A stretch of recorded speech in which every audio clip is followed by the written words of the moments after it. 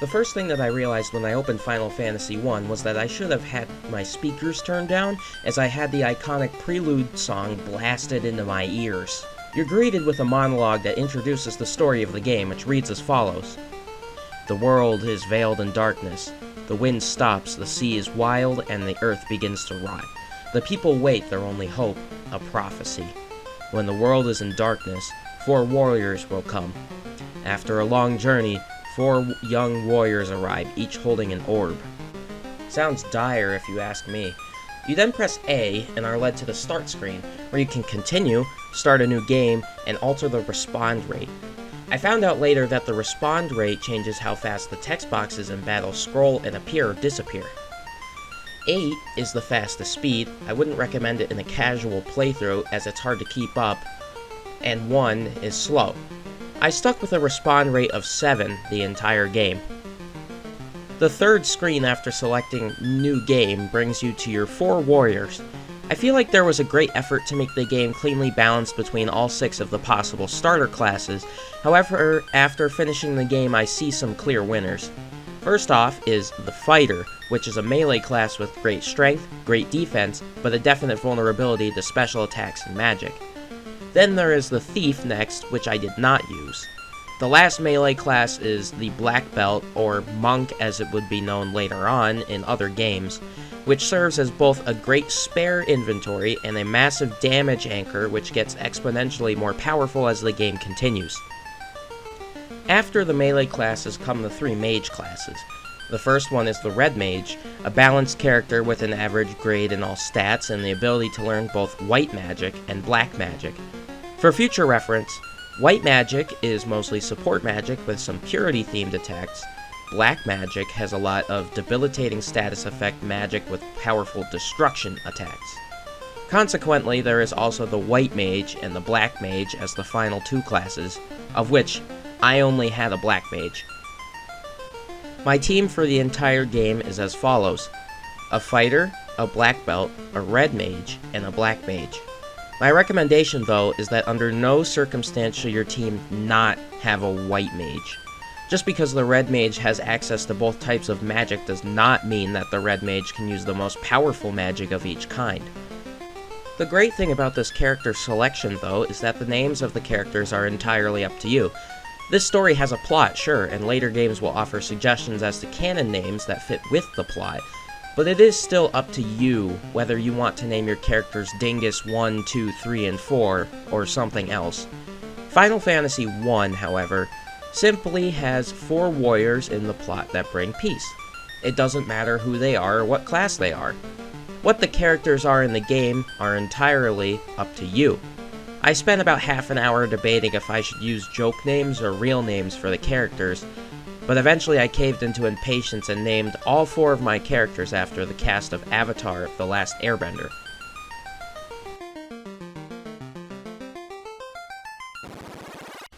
And just like that, you are immediately plopped into the Final Fantasy I map with an allowance of 400 gil and a mission to restore the orbs. That screen transition where the black borders fade in from the top and bottom of the screen will occur every time you enter or exit anywhere in the entire game. Like it or not, it's here to stay. Personally, I don't mind it, and it's actually pretty exciting to see the borders open on a new area. I had to get used to the buttons fast. I figured out how to open my character menu, and was greeted with a rainbow flash for the transition. That's the other transition, of course. You'll see that rainbow flash every single time you open your character menu, open the character order menu, encounter a monster, or close any of those 3 menus. I like this one a little less because it lengthens the time you have to sit still before you're allowed to move again within a single area, and it can be a bit of an eyesore in the lighter areas. Any part of the map will flash rainbow, and sprites plus black backgrounds will not. I guess the NES needed time to load somehow. The menu for the entire game is nice. It's simple, and you can get wherever you want to go in an instant. Out of the entire game, I had one single problem with the menu, and it was that you can't rearrange anything. I would have liked to have my healing potions in the first slot, since I used, well, a lot. Probably the funniest thing, though, is that at the beginning of the game, if you don't have anything, the game will just say, "You have nothing."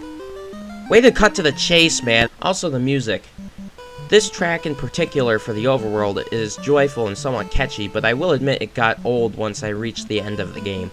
It just didn't fit the atmosphere that the story was spelling out, which may also just be an NES memory problem about reusing music. But it really isn't bad either. Well, I guess I should find out what I'm doing here. Let's head into town.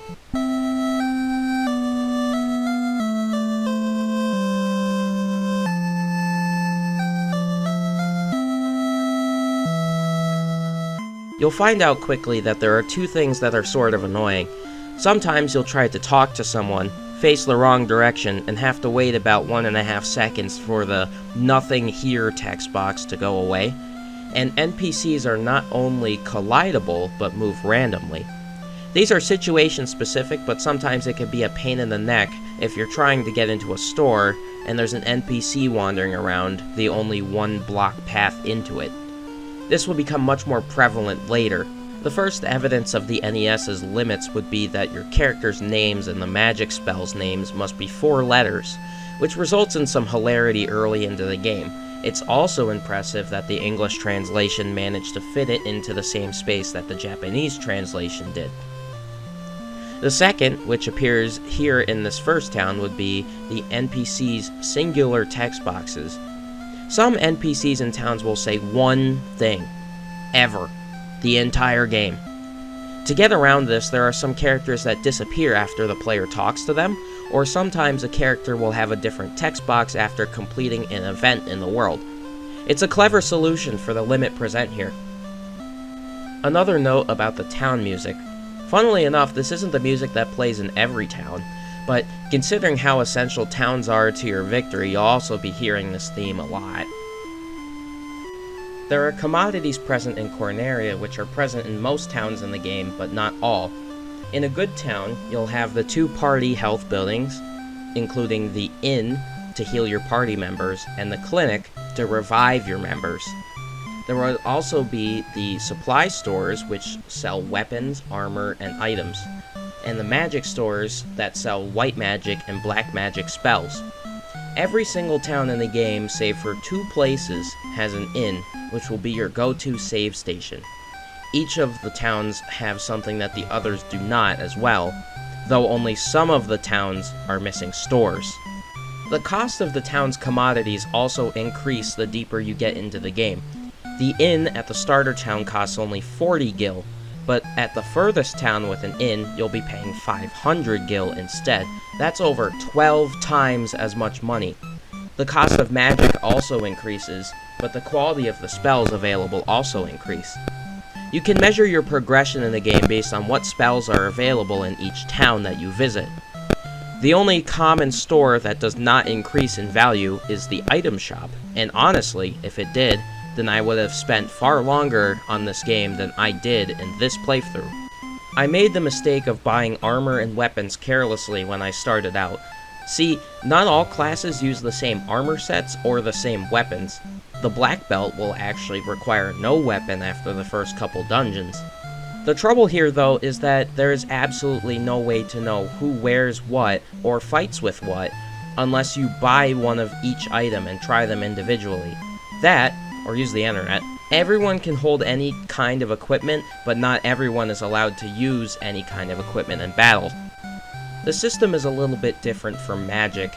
If your wizard can't learn a spell due to their class, then you're simply told so. You'll be seeing a lot of that message if you decide to pick a red mage. The entire magic system is vastly different from the magic systems of modern RPGs, and it is far, far more risky. I recommend that, nowadays, before you think about getting a spell from the magic stores, look it up to see what it does. You should also be careful of how many spells you decide to learn. This is one of my biggest issues with the original Final Fantasy I, magic conservation. For each spell level, you are allowed 3 empty slots for spells of that level. Most spells of each level will be located in a singular store so that you can gain a full scope of what you must purchase. The issue here, though, is that you absolutely cannot get rid of a spell that you've learned in the NES version. If you accidentally buy a spell, or accidentally buy a useless spell without knowing any better, that's it. you're stuck with that spell for the rest of the game. Now, what do I mean by useless spells?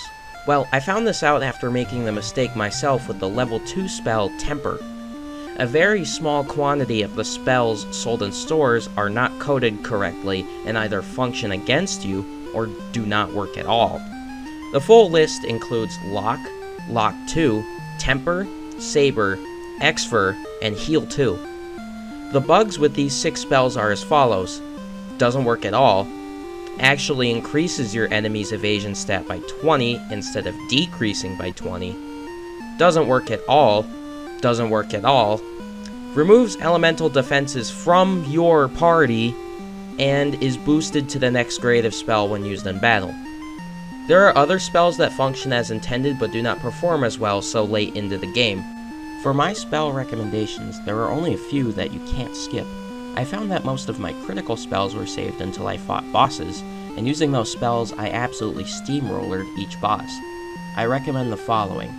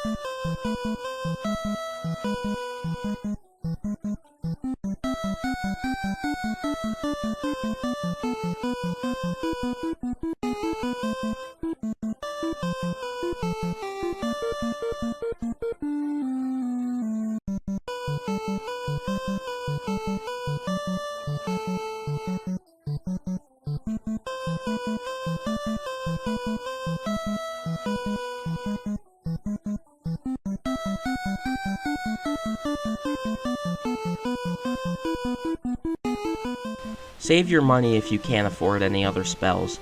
There are some other situational spells that will be useful at some point, such as Invis 2, but much later in the game you get access to magic items which can do it for you.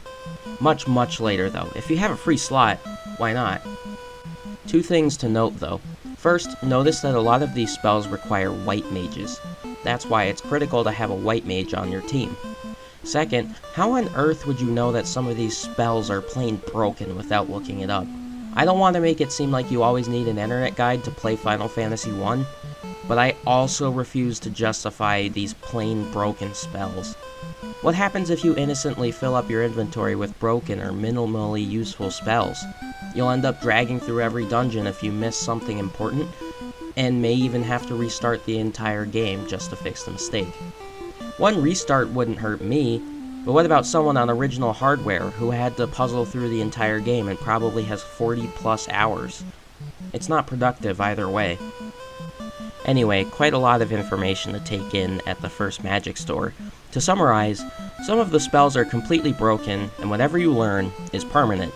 Keep this in mind as you select spells for your mages, and do your research.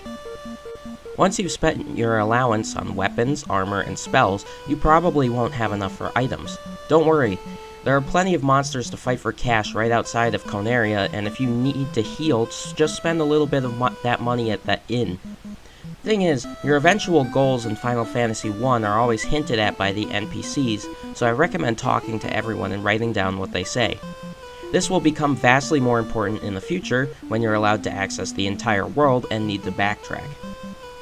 Make sure to stop in Conaria Castle while you're getting your money back. You'll learn the first part of the story after talking to the residents. Princess Sarah of Conaria has been kidnapped by the knight Garland, and it's up to you to rescue her. Sounds generic, especially since popular Nintendo franchises use the same plotline in their earlier games, such as Super Mario Bros. And The Legend of Zelda. Not much else is in the castle except for 2 locked rooms that require the Mystic Key. Make note of these locked rooms early in the game. They're super important, even if they're annoying to encounter. Then you're off. The only place to go is the ruined castle in the north. Along the way, you'll fight very weak imps and slightly stronger ponies. In doing so, you'll foray into the battle system.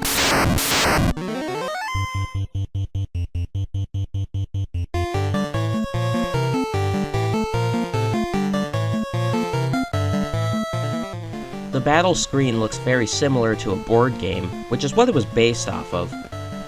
Your 4 characters are on the right side of the screen, along with their names and health. The bigger screen on the left is where the enemies are. All your actions during battle appear at the bottom of the screen for you to cycle through. At the top of the screen, there's a little border which shows what biome you're fighting in, purely for decorative purposes. You're given 5 options: to fight, use magic, drink, use an item, or run from battle. Drink may seem like a strange option, but it is actually for potions. Later games would just compile the drink option and the item option into a single thing. The person that you are deciding the action for steps forwards, then back when you've selected your option. You can also cancel an action for a character and go back to the last character in case you choose what you don't want. I like that there are plenty of clever things that you can perform with such little options. If you attempt to back out of choosing an option from your first character, your cursor will go back to the fight option, and your first character will backpedal before stepping up again. You can also choose to cast spells or give drinks to other party members, which is especially useful if you dedicate one of your members to carry items or heal the others. Using items in a fight won't become useful until much later in the game. Something else that would become important the further you go into the game: the order of the characters in your party matters. Whoever's first in line has the greatest chance of getting hit by a single target attack from an enemy, then the second in line, and etc. I recommend putting your mages in the back and your fighters in front. Black belts should also go near the back of the line, since they can't wear much armor. Basically, whoever has the most defense should go first. One thing I don't like, though, is that your party order gets rearranged whenever a member is poisoned or petrified. Usually, if your highest defense warrior gets poisoned and is moved to the back, if you forget to fix it before your next battle, your weakest member will be taking all the hits.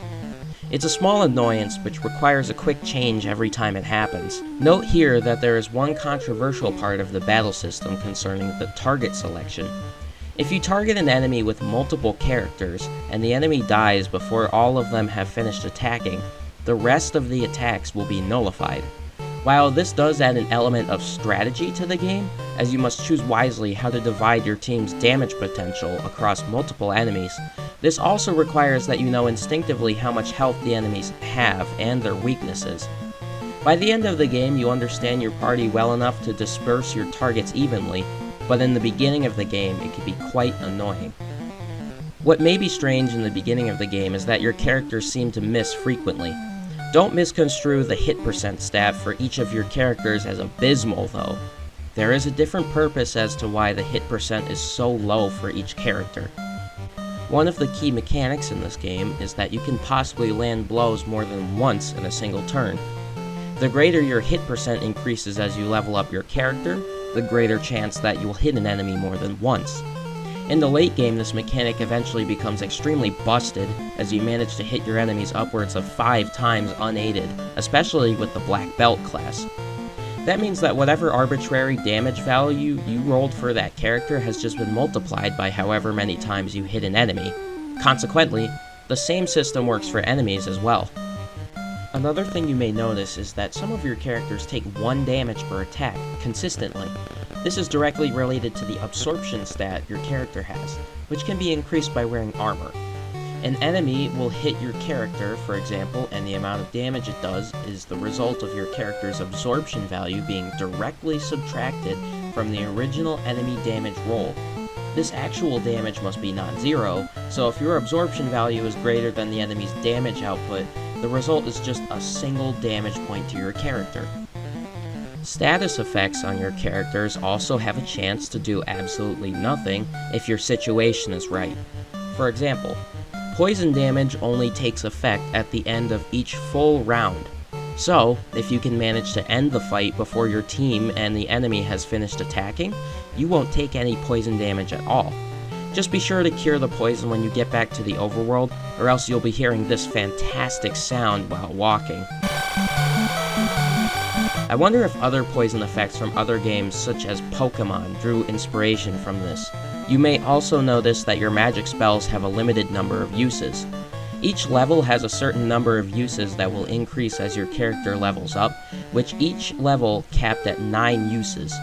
Higher grades of magic require more powerful mages, meaning that you won't be able to use, for example, a level 8 spell without first leveling up greatly to unlock a point for it. The magic points per level can't be restored without using either an inn or a house. That means that you should save your magic until you really need it. Once you run out, you're out for good. One last note to make is that there is a clear separation between magical attacks and melee attacks. Melee attacks work against basically every single enemy in the game, except for those that have a high evade stat, in which case your character will miss, wasting a turn. Magic attacks will pretty much always hit, but have a chance of being ineffective, or being cancelled out by the elemental weaknesses. In the later game, the elements you use become critical to taking down each enemy, but in this part of the game, all you need to worry about are undead enemies. They are weak to fire, and the white mage's specialty, holy magic. To use the holy magic for a white mage, grab the harm spell from Conaria. Alright, that's quite a lot of information. There really won't be a need to go over the combat system in depth again, so we'll get moving. After preparing all of your spells, armor, weapons, and items, it's time to confront the princess kidnapper Garland in the Temple of Fiends.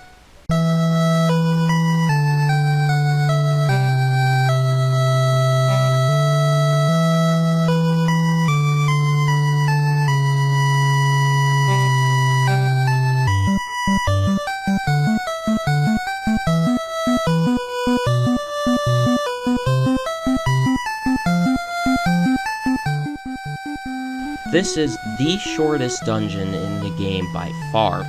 If you wanted, you could walk down the stairs, walk the 7 or so tiles into the center room, defeat Garland, and get a move on with it. Honestly, you don't need to be super powerful to beat him anyway. In the midst of grinding for money, you'll probably be level 3 or level 4, and that's plenty enough to beat him. He only has 106 hit points and can inflict 30 damage points at worst. If you do take your time in the temple, however, you'll find treasure in corners of the floor and random encounter enemies that give a good bit of experience. It's a good rehearsal, I'll say. It's hard to judge how powerful you need to be in this little dungeon. The progression is a bit more linear as the game continues, assuming you follow the game's set order of events. I really just recommend getting the best equipment you can in Conaria. Then the enemy grinding that you did to obtain that equipment will produce enough XP to be ready for Garland. You could also farm for money and experience in the little section before Garland, though I wouldn't recommend it since you'll have to either walk back to Conaria for a heal or use a tent outside the dungeon to restore your health and save your progress. Money is already scarce at this point. You don't want to be spending it on tents this early. You'll also hear one of the 3 repeating dungeon tracks playing now. A handful of the dungeons much later in the game will have unique tracks, but this track is one of the few you'll be hearing a lot. I'll present the other themes as they appear in the game. You get teleported back after Princess Sarah thanks you, and then receive congratulations from the King of Conaria, who builds a bridge for your party to cross over to the next part of the game. The princess also gives you the loot, which is an item that you seriously will not need until the literal end of the game. Inventory space for items isn't pressing, though it's nice to stay organized. Bear this in mind when you pick up the loot. Then it's time to cross the bridge, and on the bridge you're introduced to a cutscene and the credit sequence. There's actually no credits at the end of the game, it's just here in the beginning. What, did you think that Garland was going to be the end of the game? Of course not. You've only seen 2% of the map at this point. There's a lot more to play.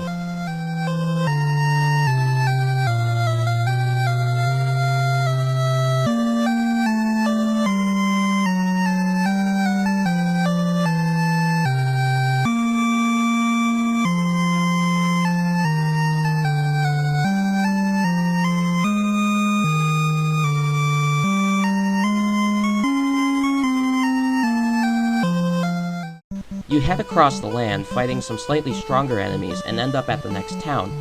There's really no direction of the game at this moment, at least it isn't clear beyond restoring the 4 orbs. You could go north to Matoya's cave and grab a couple supplies, but you're better off just heading into the next town.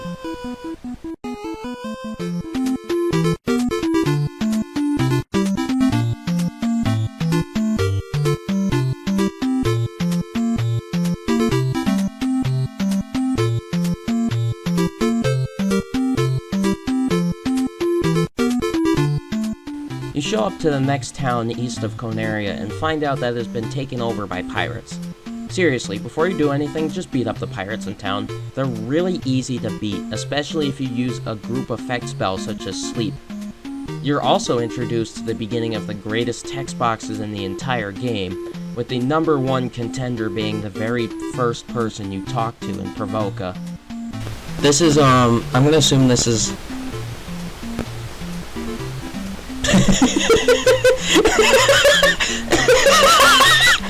Now the next thing I'd like to talk about is the topic of money. Truthfully, money is only an early game concern. At the end of the game, you'll be so full of money that you won't know what to do with it. But here, back in Conaria, and in the next town, you'll be starved for funding. I really didn't know how prepared my characters had to be in the future, so I did the same thing that I did in Conaria. Stayed at the inn, then walked out to the few grass patches right outside town to farm some enemies. My best guess was that the best equipment in each town was basically required. The only couple things that you really need to buy from Provoca are the level 2 white magic spell A-Lit, which will be important later, possibly the level 2 black magic spell Slow, and the short swords. You absolutely need to, however, get rid of the pirates. Once you do, the captain of the pirates hands over his entire ship to your party. This is one of 2 major modes of transport in the game. Remember that weird inlet in Conaria surrounded by bricks? Well, the ship that you won from the pirate captain can only park in those ports. In the starting game area, there are only 4 ports for you to dock your ship. In front of Conaria, in front of Provoca, above the forest of Elfheim, and northwest of Conaria. By the way, once you've finished the quick quest line of Provoca, head southwest to the forest port and hike through the forest to Elfheim.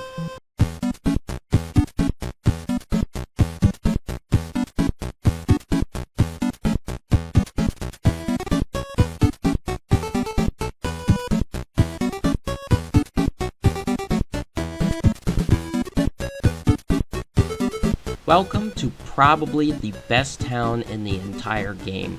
It's got every commodity you need, a clear quest line, a good bit of the most useful magic spells in the entire game, and all that for pretty cheap prices.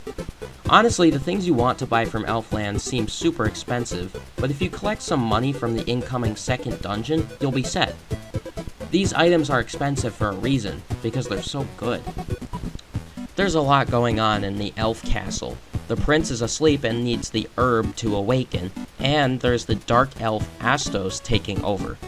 If you recall Conaria's NPC lines, you'll remember one of them saying that the elves have the mystic key, which you absolutely cannot pass up. So of course, it's time to help the elves. Just make sure you talk to all of them though. The towns onward from Elfheim usually have something on the outskirts that is crucial to your progress, so make sure to check all sides of each town for anything required.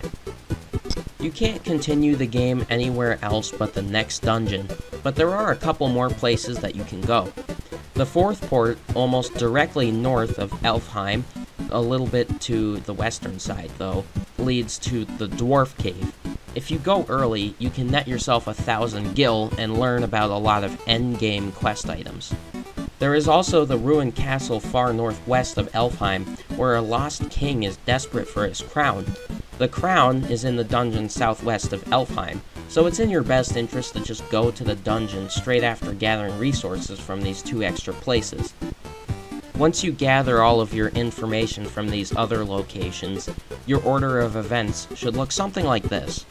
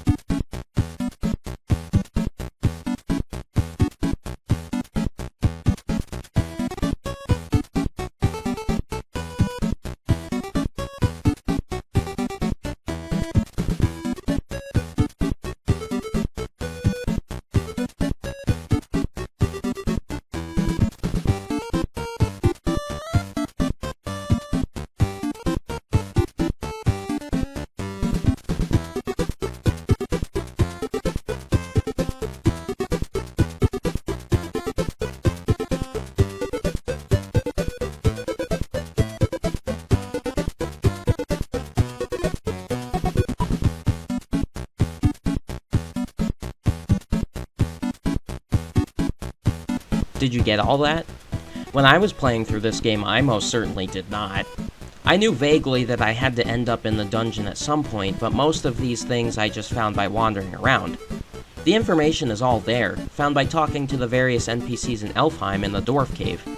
Again, pencil and paper will help massively as you play. That, and it's impossible to go anywhere else new until you complete this questline anyway. Eventually I wandered around enough to figure out the right way. That isn't such a terrible thing for early game in particular, because it isn't super far from one location to another, but I have some annoyances that I want to point out later on when the full map is accessible. Let's get a move on and tackle the first real dungeon of the game. After buying a couple heals and pures from Elfheim, I headed over to Marsh Cave.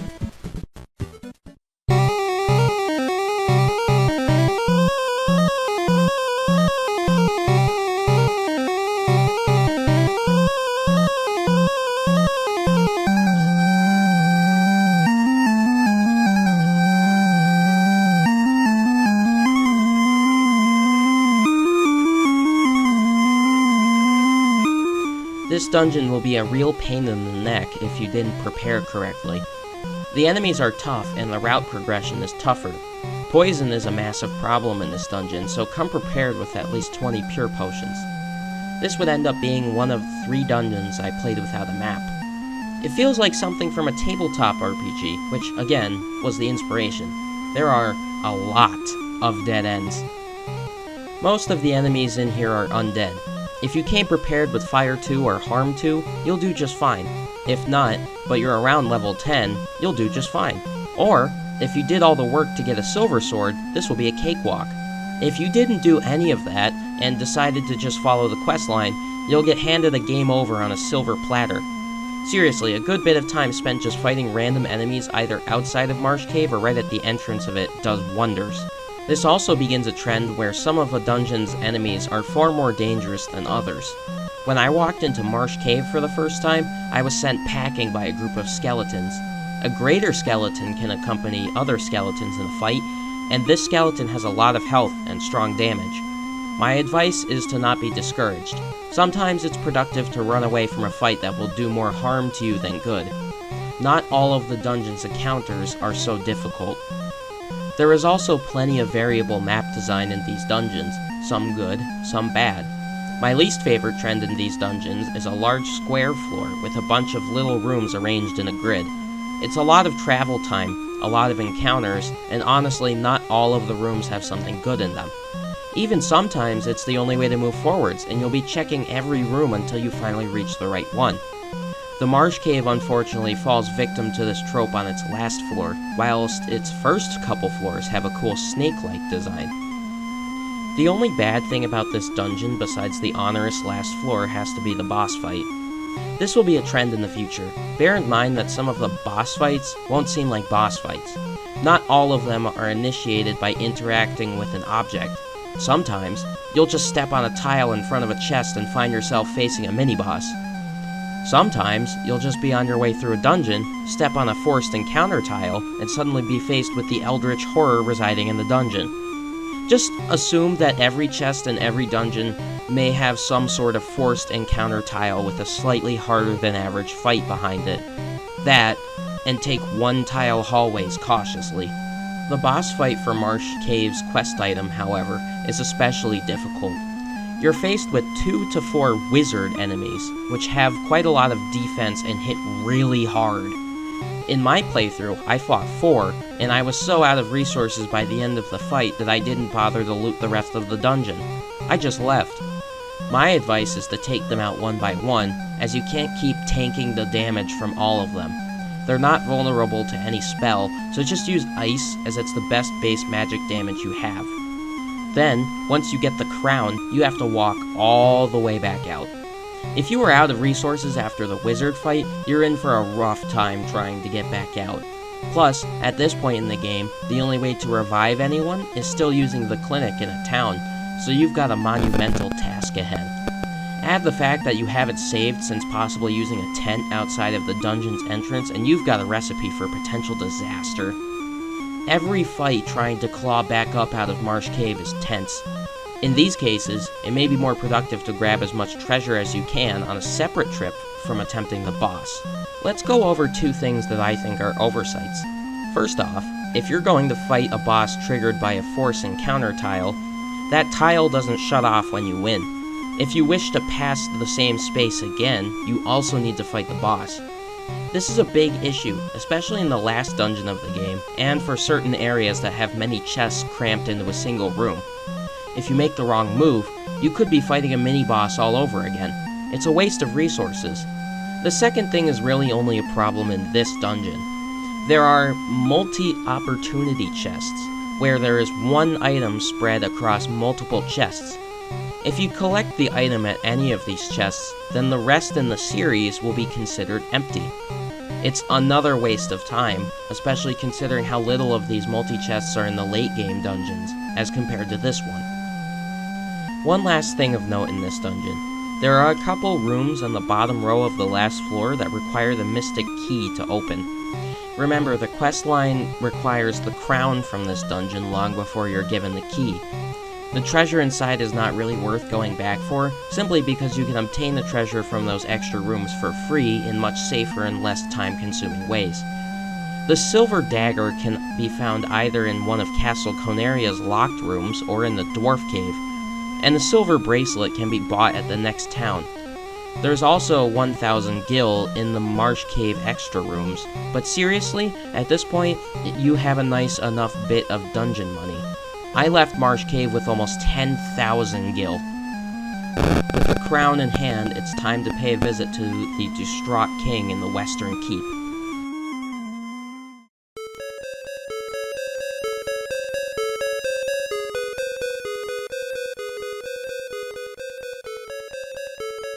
Just like the first dungeon, all you really need to do here is take a short walk up to the target NPC. But, as soon as you hand the king his missing crown, he reveals that he was the monster that was torturing the elves. You're launched into the first real boss fight representative of Marsh Cave. Astos is heavily a luck-based fight. He is one of the first enemies in the game that is able to cast Rub, which is extremely dangerous until you're able to grab Prot Rings a few towns in the future.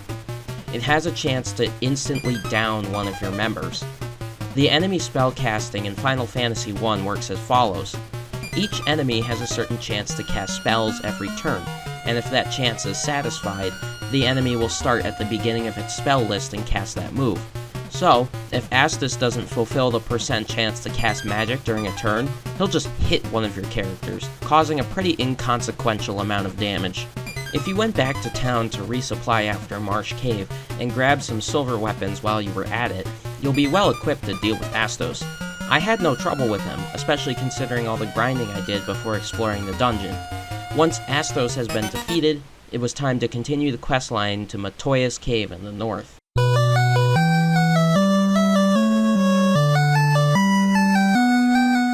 This is probably the only time you'll ever go to this part of the map.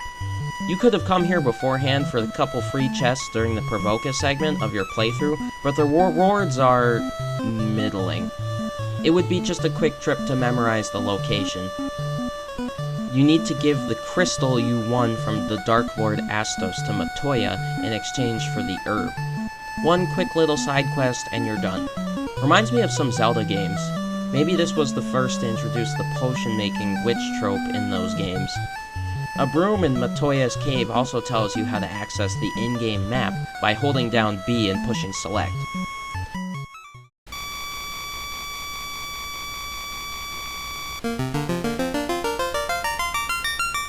I never ended up using the in-game map though. Afterwards, you sail your ship back to Elfheim and wake the Elf Prince. He then finally grants you the Mystic Key. At the point that you earn the key, the rewards inside of the key rooms are still quite good, only truly depending on your travel time. The only place not worth going back to for the key rooms would be Marsh Cave, as the silver bracelet, silver dagger, and the 1,000 gil can be obtained from other key rooms. The Western Keep even had some key rooms with decent treasure, although it's guarded. But your main goal is to go back to Conaria Castle and obtain the TNT from the locked rooms. Once you have that, if you had been scoping out the area, you may remember that there was a dwarf in the dwarf cave digging a canal.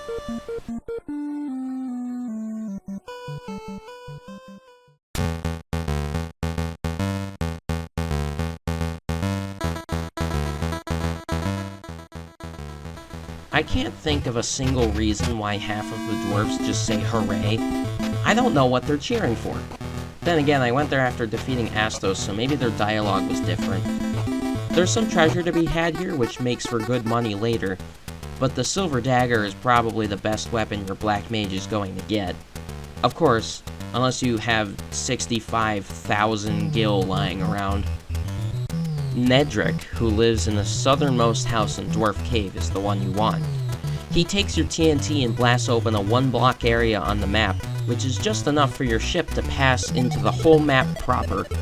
Now that the whole map is open, you can visit a whole bunch of places out of order. There is still a correct way to go, but it's possible to visit a bunch of sub-areas much earlier than intended. I only deviated from the natural order once during the last 3 dungeons. The right way to go immediately after opening the canal, though, is north to the next port and head into Melmond.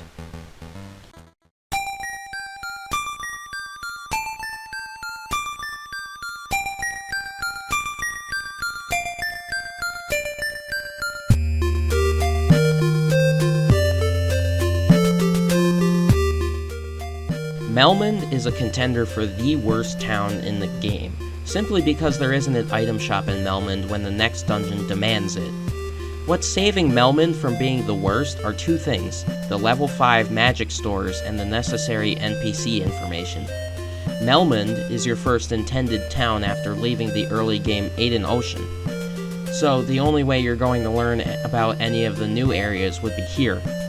Life, possibly the most important white magic spell next to Cure 4, can also be purchased here. If you don't have a white mage in your party to get life, save a level 5 slot. You absolutely must. Remember that it is one of the very few ways to revive any of your party members, and pretty much the only way inside of a dungeon. If you don't have life in the future, you'll be playing a very tense game, especially now that some enemies are capable of casting instant death spells. Your next task is to explore the next dungeon, the Earth Cave. It's pretty hard to glean that from the residents of Melmond, though, because there is another small quest intertwined with the progression of the Earth Cave. Most of the residents will say something along the lines of, "The Titan likes rubies," but it's hard to get directions. Better to wander around, since you may need a couple more levels before tackling the Earth Cave. Last piece of advice concerning Melmond: don't buy the steel armor. You don't need it. You will never need it. And there's a good replacement for it not far in the future. There's no need for you to sink so much money into something that will be completely irrelevant in the next hour or so. After buying a couple heal potions and a few softs way back in Elfheim, it's time for the next dungeon.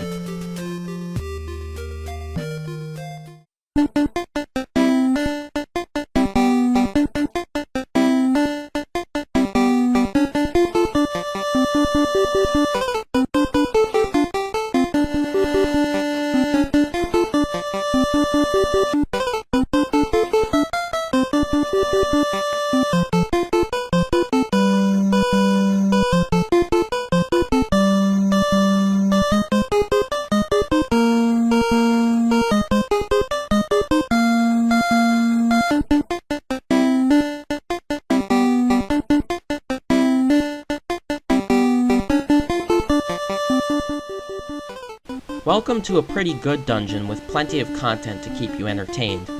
There's something on every floor that's new, mostly very out of the ordinary for the other dungeons in this game. Most of the item treasure is not great, though this is the first place in the game where you can start making all sorts of money. Not only is there a collective 27,050 gil to find in the chests, but the group battles can sometimes give over 1,000 gil alone.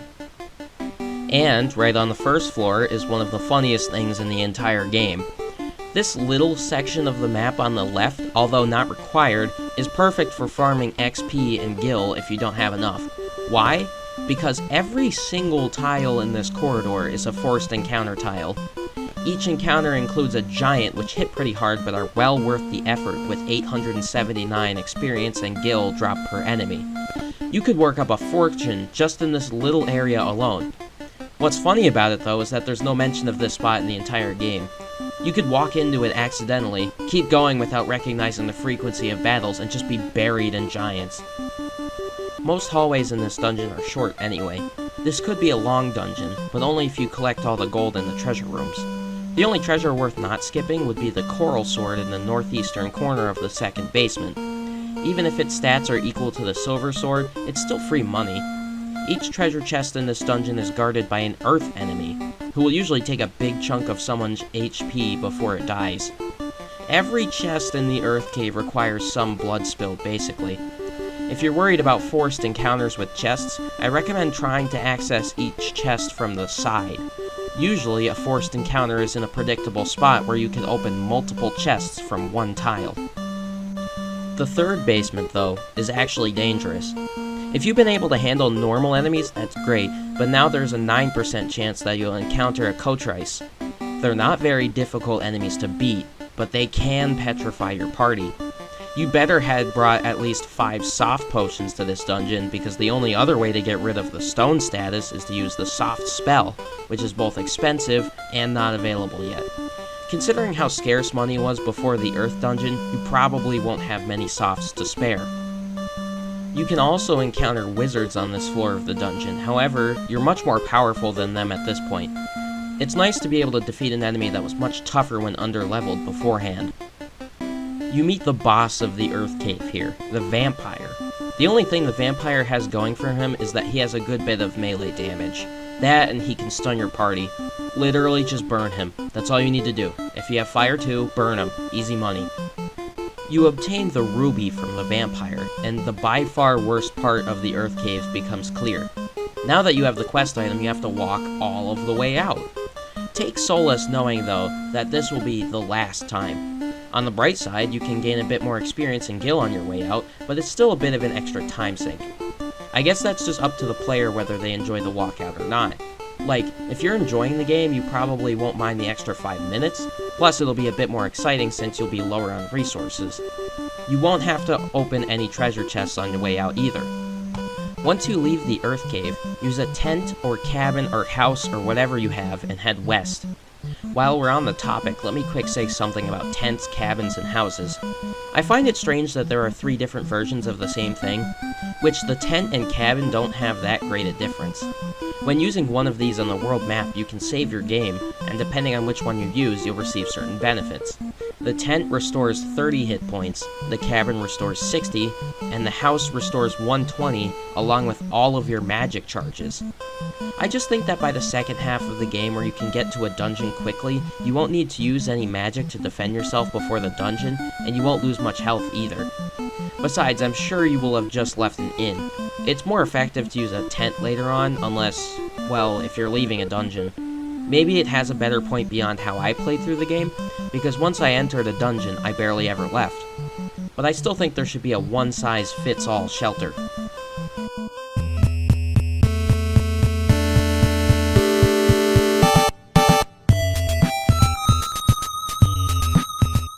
I really don't have anything to say about this. If you came in here before grabbing the ruby from Earth Cave, sucks. Just fork over the ruby and get a move on.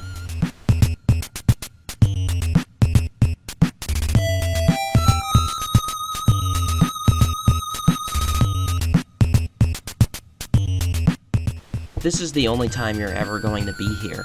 Honestly, I wish you could have just had the Titan give you the rod, because at this point you're still in the progress of completing the Earth Cave, and the sooner you can re-enter that dungeon the better.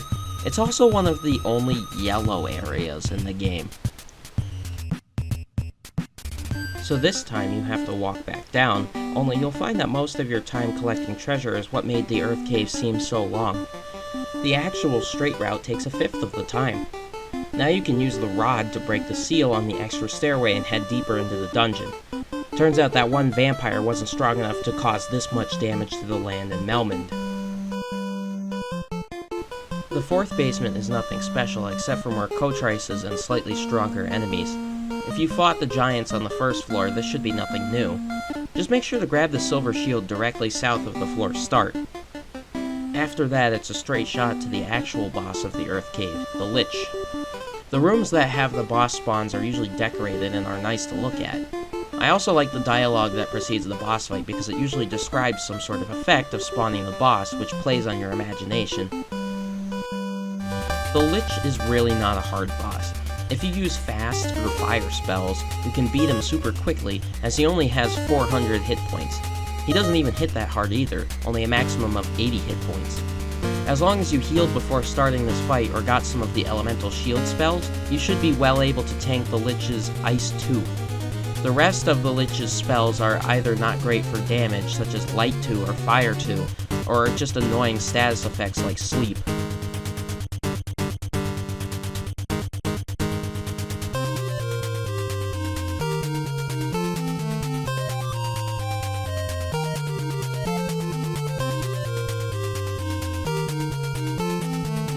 Once he's beaten, you step on the altar and a huge gray rhombus flies out from it. I assume that it is the evil being cast out of the element, and for the NES it's not a bad effect. Though, with the power of imagination, I think that effect may have a different meaning for others. That's the beauty of Final Fantasy I. It's different for everyone. Walk another tile forwards and you'll be teleported to the entrance of the Earth Cave. One of your orbs has finally been revived. Now that you've beaten the Lich, you can move to another area with your leveled up characters. You can't progress the game without completing the Earth Cave first, but the other areas are, as before, always open. This was about the time that I started using a world map to keep track of where I was.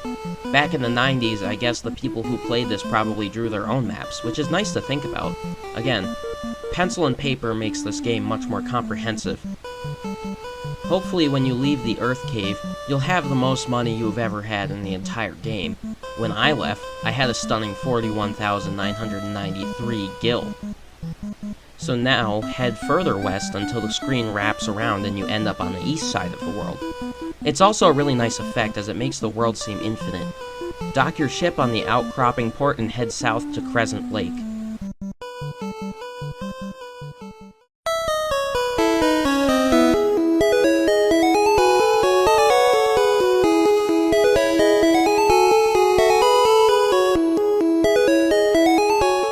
One last thing about sailing, though. I found out after finishing the game that you can dock your ship at the mouth of a river, too. It's a little cute optimization to get to some places faster in the mid-game. And if you thought rivers were annoying because they blocked you from walking directly to where you wish to go, don't worry anymore. Crescent Lake has something to say about that.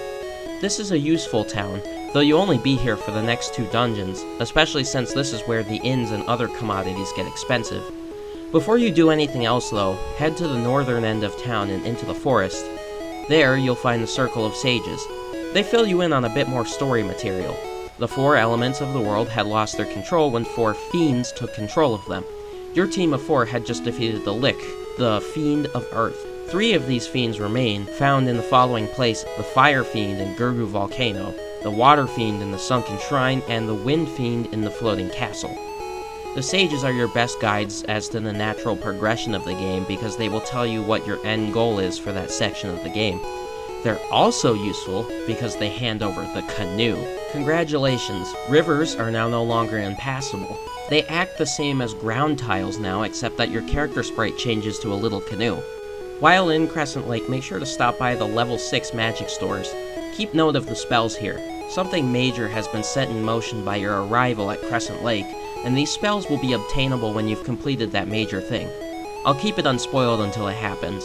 If you have a white mage, though, grab the spell Fog 2. When you reach Crescent Lake, you have a few choices as to where you want to go next.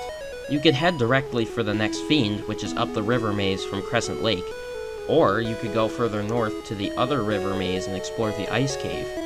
Either way, the enemies you must face are difficult. The enemies on the river tiles are styled for post-Earth Cave warriors, so they'll take a decent chunk of your health too. Honestly though, they're not worth fighting. The Hydras, maybe, but the Caribs, not worth their salt. I chose to head straight for Gurgu Volcano after reaching Crescent Lake.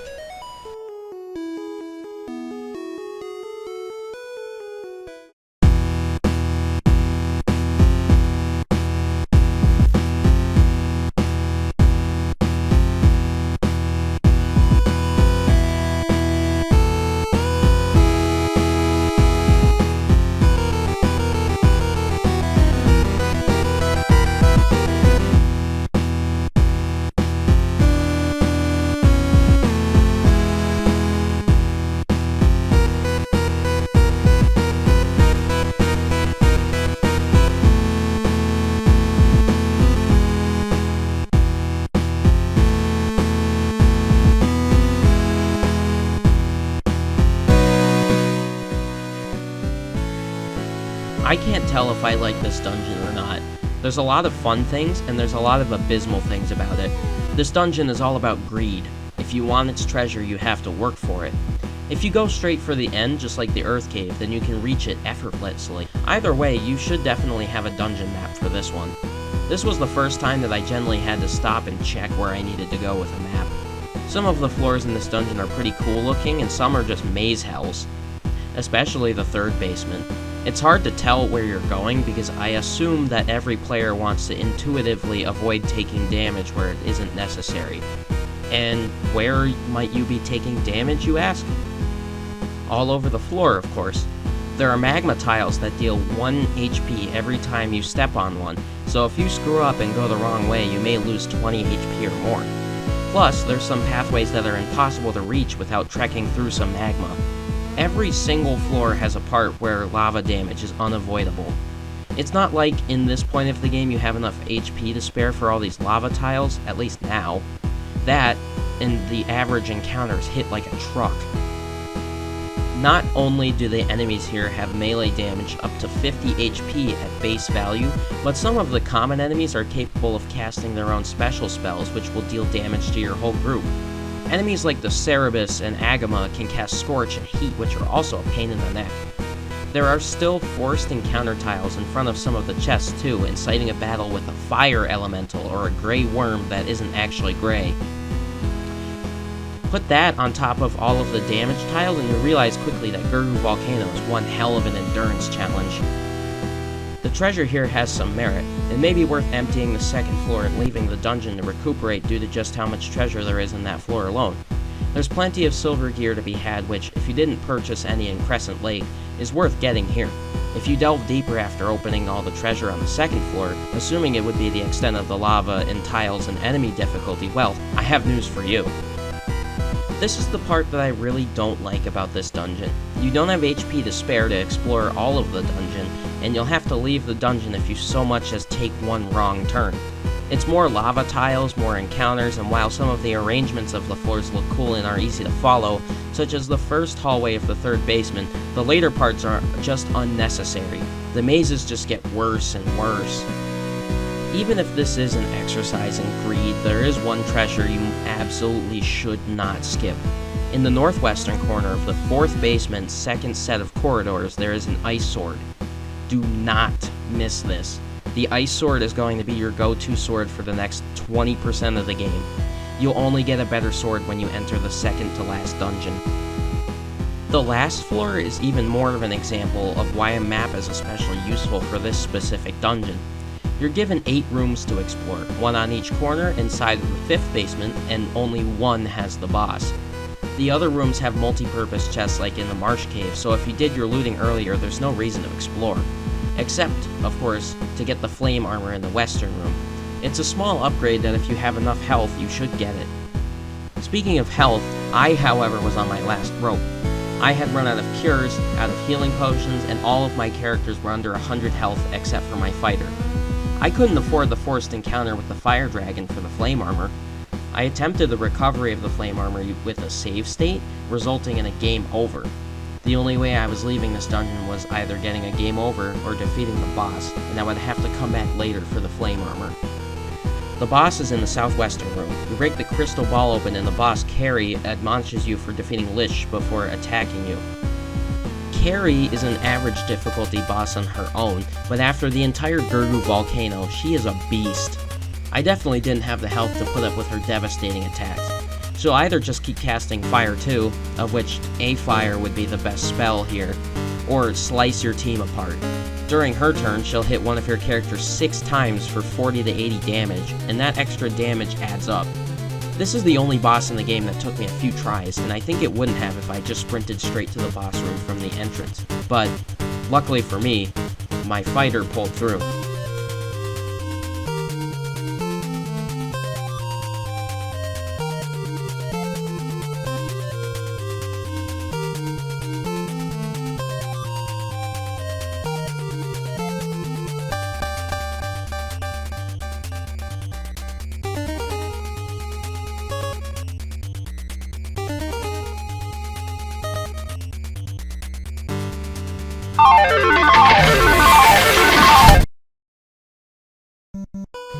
headed back to Crescent Lake to lick my wounds.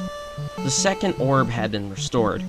I was ready for some more exciting battles, but it's too bad that the next task in line is my least favorite in the entire game and would deliver no excitement of the sort.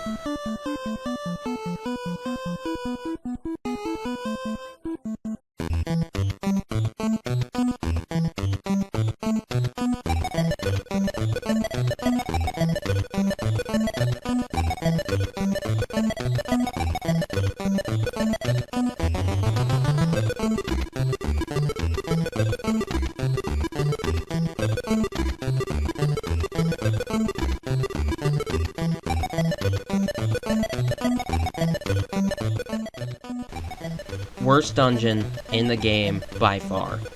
Level 19 might be exaggerated, but honestly, it doesn't matter what level you enter this dungeon if you can easily defeat a few wizards. It's the enemies in this dungeon that are terrible. You have at least a 1 in 2 chance of every encounter containing an enemy that can petrify you or just defeat you instantly. There are 3 enemies in this dungeon alone that can accomplish one of those things: the Cotrace, the Sorcerer, and the Mage.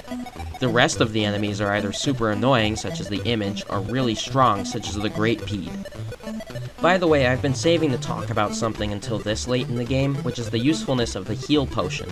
They're the only source of non-magic healing you're going to get between battles in the dungeon, and while they're fine for the early game, eventually your characters begin to amass hundreds of hit points.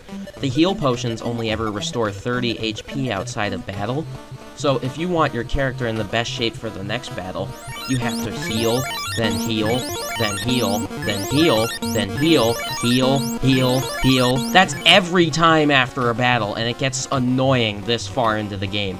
Not to mention that you have to buy all of the potions in the first place.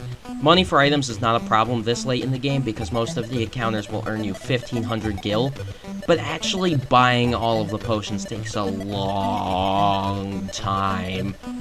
Besides heal potions, you'll never need as many pure potions or soft potions. Don't bother wasting time maxing out soft potions, you'll never run through them. Pures though, maybe. The last couple dungeons are heavy on poison. Anyway, it's another grievance on top of the grievance that is the Ice Cavern. My advice: the only treasure that's worth spending any more time in the Ice Cavern for is the Ice Armor set. There's a chest plate and a shield. They'll be good if you didn't get the Flame Armor. Your main goal, though, is the floater in the middle chest of the first area. Guarding the floater is the Eye. Remember how I said 3 of the enemies in the Ice Cavern can either petrify you or defeat you instantly? Well, guess what? This idiot can do both and more. The Eye has 5 separate attacks that can literally just end one of your characters. What's even worse is that the first spell that the Eye casts is XXXX, or just 4X. This is a power word spell, and they have their own brand of danger. There are only 3 spells in the game that are power word spells, and none of the 3 are especially useful to you this late in the game. Their hit probability is different than normal spells. They will 100% hit your target if the target is below 300 health points. So before you touch the forced encounter tile in front of the floater chest, heal your characters. If their max health is below 300 and they get hit by 4x, oh well, too bad, they're dead. You simply just have to defeat the Eye before it defeats you. It only has 162 health points, so if you're powerful enough, you can stamp it out in one shot. I recommend doing the volcano first because at least you can reliably grind for experience before progressing. In the Ice Cavern, you literally can just lose because the enemies felt like it. There is a singular good thing I'll say about the Ice Cavern. The map design is pretty good. And that's it. That's the best thing I can say about the Ice Cavern. You'll get plenty of money too, but you'll have to fight tooth and nail for it. I left that place with a combined wallet of the Volcano and Ice Cavern money totaling 193,749 gil. Before the next part of the game, I have a sin to admit to. I missed the floater when I entered the Ice Cavern for the first time. I wasn't keeping track of what floor I was on, so I simply passed the required hole in the floor by. I may have earned an extra 20,000 gil in that case, but that doesn't excuse that you have to walk through the bottom floor twice, even if you don't grab the floater. So after one pretty good dungeon and one terrible one, I had 2 orbs lit and a levitating rock. This moment right here is finally the time for pencil and paper to come in handy. I also admit that I did not have notes and wander around for quite a while before I remembered this too. There was an elf in Elfheim that mentioned the floater, and if you ask him about it, he'll tell you to use it in a small desert south of Crescent Lake. Do as he says, and you unearth the greatest thing in the game, which makes the ice cavern torture all worth it.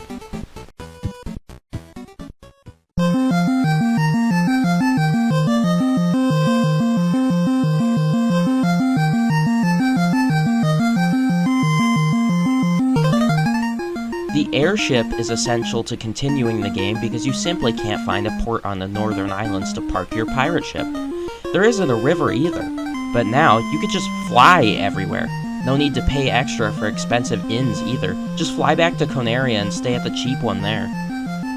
I mean, at this point in the game, money should be your least concern. Ice Cavern and Golgu Volcano were worth plenty anyway. But now you have access to the entire map and everything on it. There is a singular downside to using the airship, and it is that the airship is also subject to parking issues. The airship can only be parked on a place with 0 obstructions. It can be put down on a solid green tile, on a prairie tile, or not at all. You can't put it down on sand, on wetlands, on mountains, or water. I guess it makes sense, but this fact was used to change how you must approach the northern continent.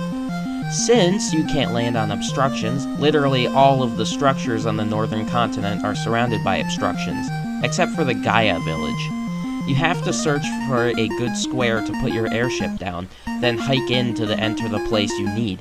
I wouldn't recommend going to a place on the map unless you're sure you can 100% it, because you don't earn enough to justify the constant foot travel in and out of these places. With the entire map open, there are many places to go, but the game still has an intended route that I recommend sticking to since the new areas are difficult.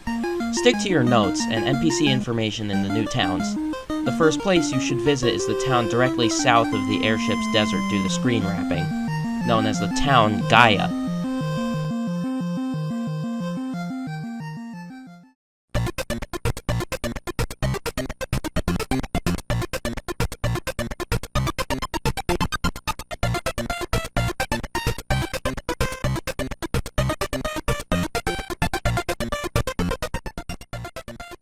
Don't bother staying in the inn or using the clinic in Gaia. It costs 10 times more than the first inn in the game, and with your airship you can literally just fly back. In fact, barely buy anything in Gaia. Everything here is worth tens of thousands of gil. I know I said that money is the least concern, but tens of thousands is a lot. The best thing you should do here is get armor for your characters. In the course of the game, you've probably run into your fair share of enemies that turned your mages into mush because they refused to wear any sort of armor. But here's your chance to change that. This is a pretty good time to talk about armor. It's super useful to have characters with tons of armor, as they'll be able to absorb most damage, save for critical hits, and turn it into a single lost health point. There are 4 different kinds of armor that your character can wear: head, right hand, body, and left hand. There's a certain type of armor for one hand, so you can't equip 2 shields at the same time.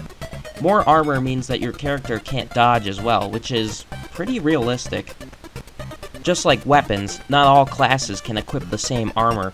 If you have a black mage on your team, you'll find quickly that the only pieces of armor you can get for them would be the cap or the gloves. But here in Gaia, there's something else: the prot ring. It's very much worth the 20,000 gil price because everyone can wear it and it gives 8 free armor points. The prot ring also stops the attacks that instantly defeat you. It's something that would have been greatly appreciated back in the Ice Cavern. Your mages, if they can't wear body armor, can instead wear bracelets. Bracelets don't take the space of the prot ring and are supremely useful because they offer plenty of armor points with little invasion penalty. That is where all your current funds from the last 2 dungeons should go. There's something more important to obtain soon after this. I imagine that Golgu Volcano and the Ice Cavern were really tough. You could just grind, but there's a better thing to do instead. If you used your airship to travel around the world and see what else there is to offer, you may have noticed a bunch of islands with random holes in them to the north. These are the Cardia Islands, and this is where the dragons live.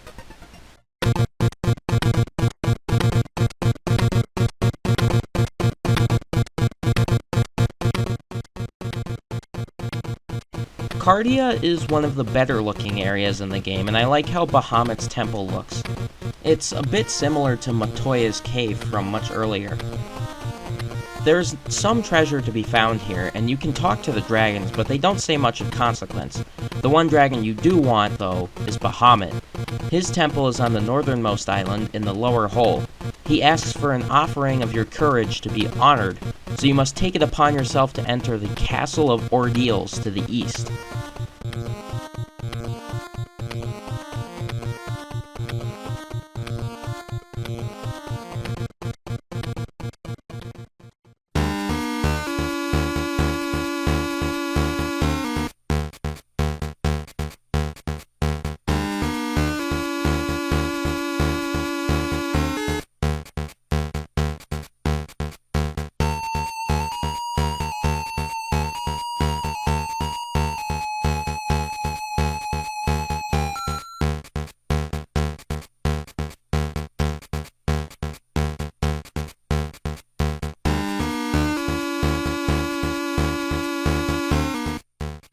The Castle of Ordeal is a bit of a letdown.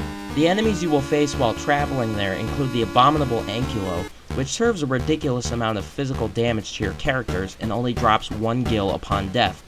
But when you get into the actual castle, the most threatening enemy you can run into are sorcerers, which if you bought the Prot rings in Gaia, are completely helpless against you. Other than that, there are Medusas which can petrify you, but if you bring a handful of softs, that's no problem either. Basically, if you take these couple extra steps to guard yourself against the dangers that plagued the past couple dungeons, especially with the new equipment, then whatever comes next will be a pushover. The Castle of Ordeal becomes trivial. Even the new enemy guarding the treasure chests, the Nightmare, isn't that difficult if you use the ice spells on them. The map design of the castle is a bit annoying.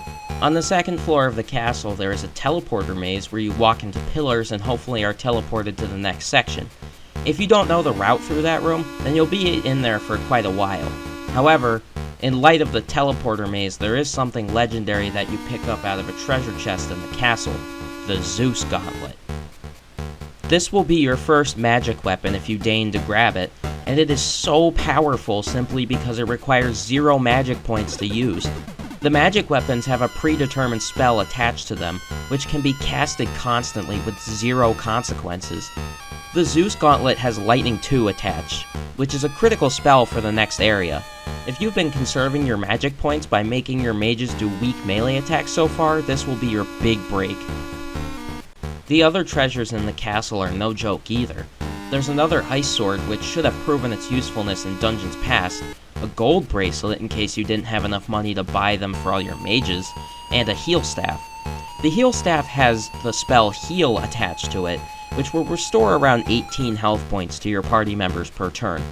It doesn't seem like much, but if you face an enemy that can only hit your characters for 1 HP, you could just spam it to make a full recovery.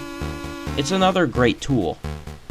At the top of the short Castle of Ordeals, there are 2 zombie dragons guarding your offering of courage. It's too bad. They're too easy too, especially if you hit them with Fire 3. Defeating them earns you the Rat Tail and ends the easiest dungeon in a while.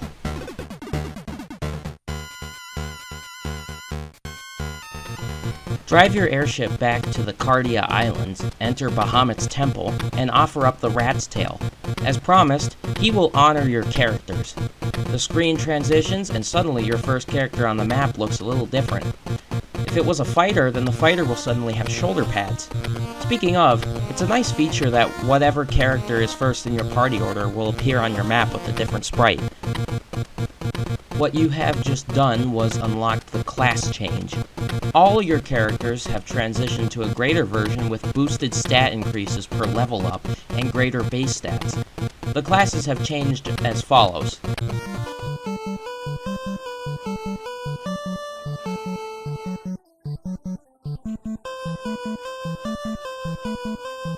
Furthermore, your characters are now capable of learning the max level spells. If you don't have a white mage, I hope you saved a level 5 magic slot because red wizards can learn life. Yeah, well, I didn't. This is probably the biggest mistake that I made in my entire playthrough of Final Fantasy I. Remember how I said way back in the beginning of the video that you can't remove spells? Well, before doing my research, I filled my Red Mage's level 5 magic with stuff I didn't even use. Again, white mages are absolutely stellar to have. Don't be dumb, think about your magic choices, and choose wisely. Make sure to also buy the level 6 white magic spell, Exit, from Crescent Lake. Funnily enough, the Knight and Ninja can use low-level magic.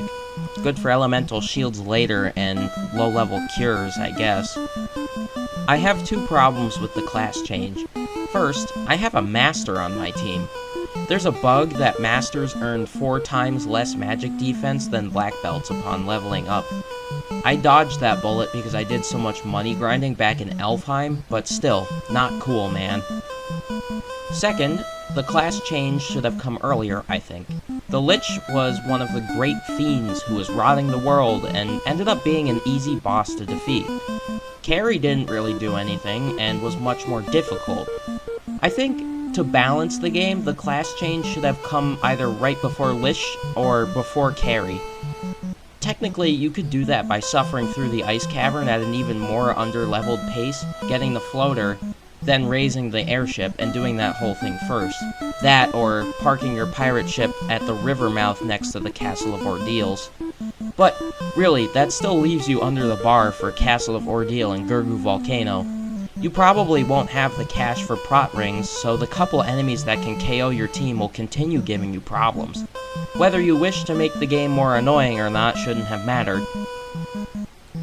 Anyway, your children have become buff adults, and now you can move on.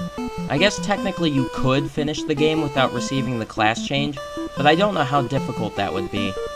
Probably not much more. What's coming isn't easy either way.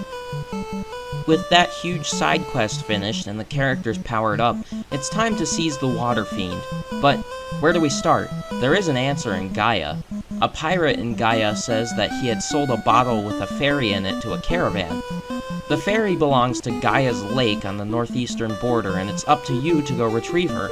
So, you take your airship to find the caravan in the western desert.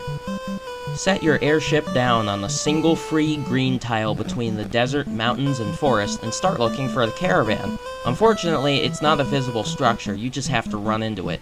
At the very least, it's in a somewhat obvious spot. The only thing the caravan sells is the bottle with the poor fairy in it for 50,000 gil.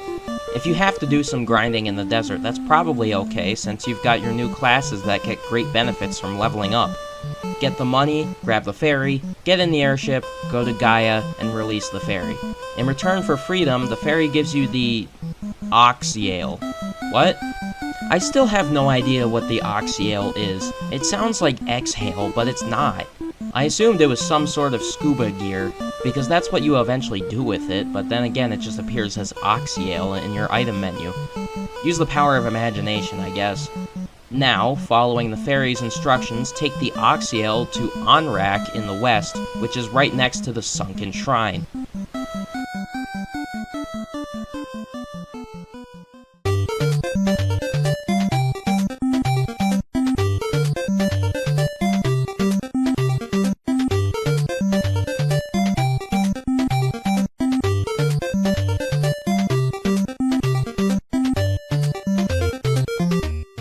I could have mentioned this place sooner, but the fact that you have to hike into Onrak every time you want to go there is a bit toilsome.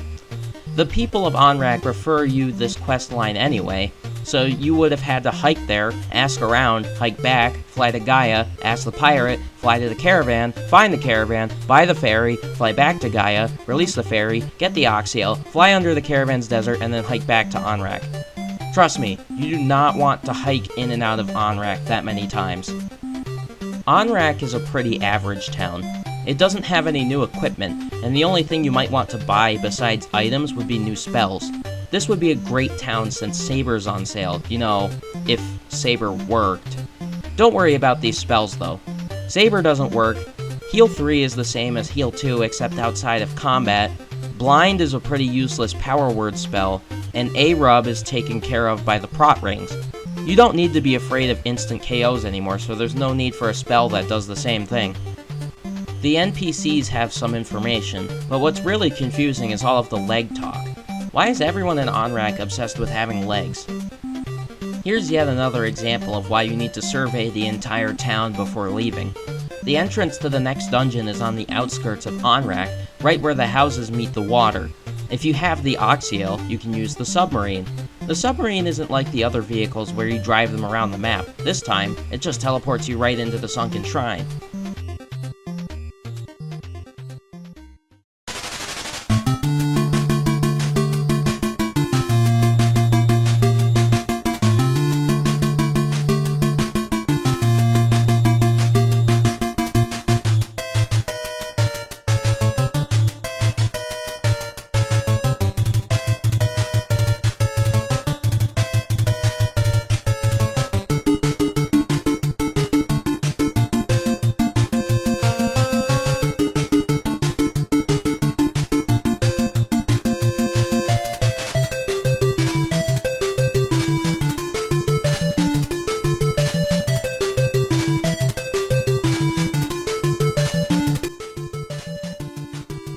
Credit is due here. I think this is the second best dungeon in the game. And no, it's not just because you can spam the Zeus Gauntlet and defeat literally everything in 10 seconds. It's nice looking is all, and the map design is pretty good. It's also the introduction of the lobster. I don't think real lobsters can poison people, nor are they monstrous. Tell that to my dinner plate. But the Zeus Gauntlet makes this dungeon super easy anyway. A lot of the enemies you face here have a high dodge percentage, but they can't dodge the Zeus Gauntlet. It does a good half of most things' health here in the Sunken Shrine. The worst enemy here is the Naga, and it's because the Naga has the most health as well as the ability to cast Lightning too, which somewhat hurts your party. There are 2 tasks in this dungeon, which would be in your best interest to do while you're here for the first and possibly last time. The upper floors contain a quest item required to access the last dungeon called the Slab, and the bottom floors contain the boss of the dungeon. I went topside first. It's better to go to the top first because you can find endgame melee armor up there, as well as 2 new elemental weapons on the way.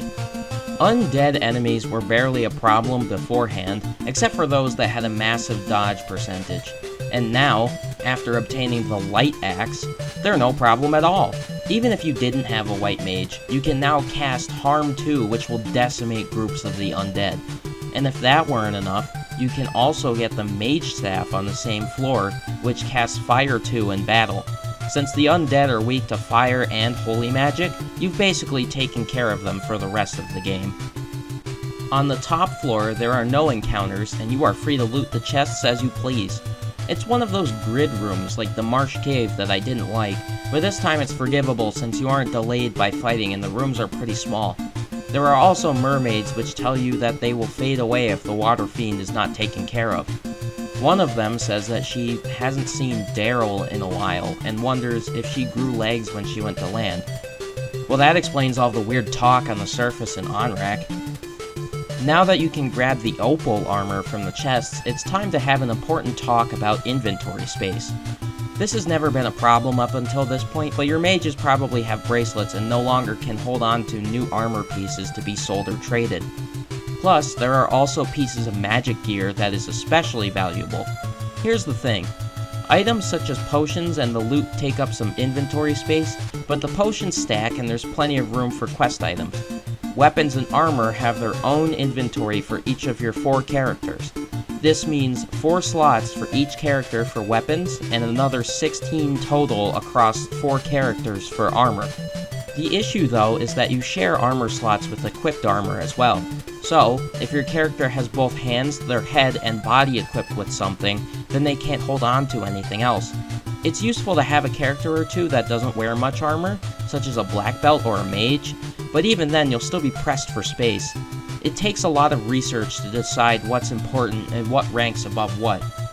I wish that I had known about the opal armor before heading into the Sunken Shrine, because I would have sold some of the ice and flame equipment to make more room beforehand. However, it's good that the prot rings are better than the opal gauntlet than you pick up in the shrine. The game at this point has gone beyond the best weapons in stores, and now you must make use of lost legendary weapons found in the dungeons you pillage. After beefing up my fighter with the new armor, I headed down to the bottom floor through some long walkways. Something I really like about Final Fantasy I is that each floor of a dungeon has different encounters, so at least when you're fighting your way to the next stairwell it's something fresh. There's also a ribbon on the second to last floor, which is awesome for mages since it provides total elemental resistance.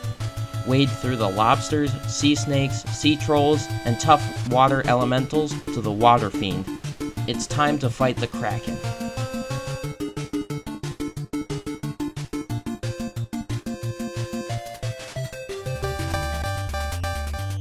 Actually, it's more like time to crush the Kraken.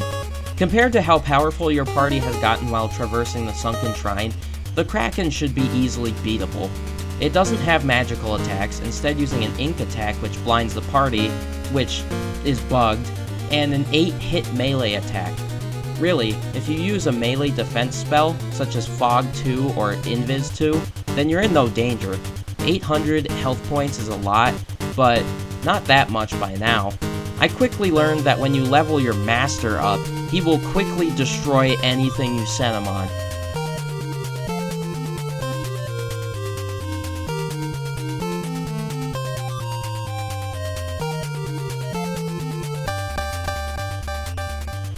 That's 3 of the 4 orbs. I say that the last one, the Wind Orb, is still second in difficulty to the Volcano depending on your level. In order to get to the Wind Dungeon, you'll need to refer back to your notes. If you talk to everyone in Melmond, you may remember that there was a scholar of Lefenish there. If you take the slab to him, he will teach you the Lefenish language, allowing you to enter a new town on the far east side of the map.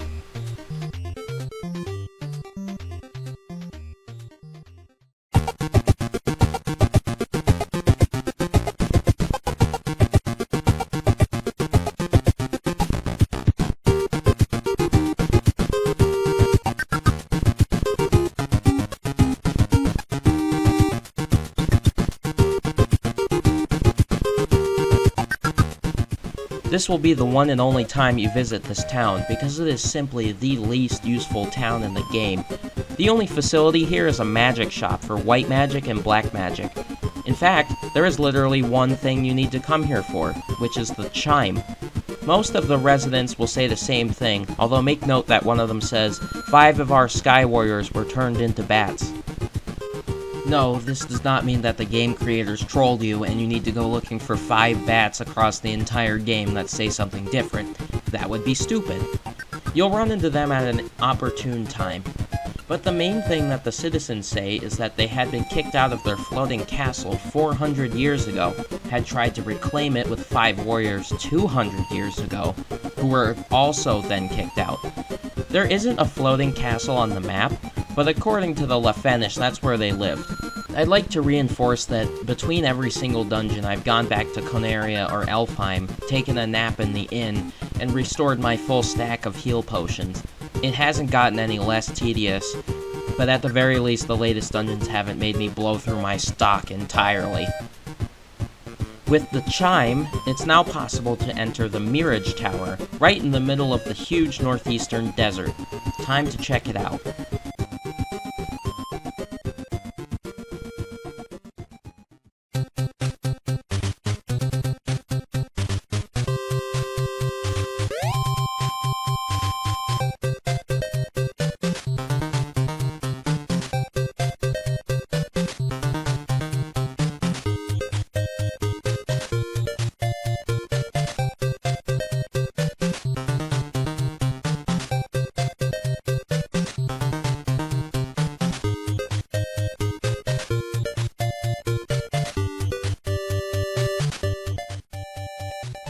Mirage Tower is a pretty cool dungeon. It's too bad that you could complete it in 30 seconds with no encounters. Don't though, because you'll be skipping some of the best treasure in the game. You get the Aegis Shield, which wards off the Stone status, the Sun Sword, which is the first upgrade to the Ice Sword, the Thor Hammer, which also casts Lightning too, and the Heal Helmet, which also casts Heal. Basically, now you have extra spells that you can cast over and over. If you combine the effects of the Heal Staff and the Heal Helmet, then you can heal about 30 HP per turn per character. However, I recommend that if you're running out of armor slots, drop the heal helmet. You'll have spare weapon slots to keep the heal staff around. You'll also get the dragon chestplate for knights. Definitely wear this. It'll keep you alive way through this dungeon. Head to the top of the Mirage Tower and you'll meet a robot that says, "Transportation operation requires a cube." So, now what? Well, first you have to do the annoying task of fighting the blue dragon again, since you just walked through the forced tile, and then you have to figure out what the cube is. Well, there are a bunch of small NPC hints about some sort of waterfall cave that you haven't been to yet. There's only one waterfall on the map, and it's in the Northwestern River, so you pack up and head to your airship for a quick detour.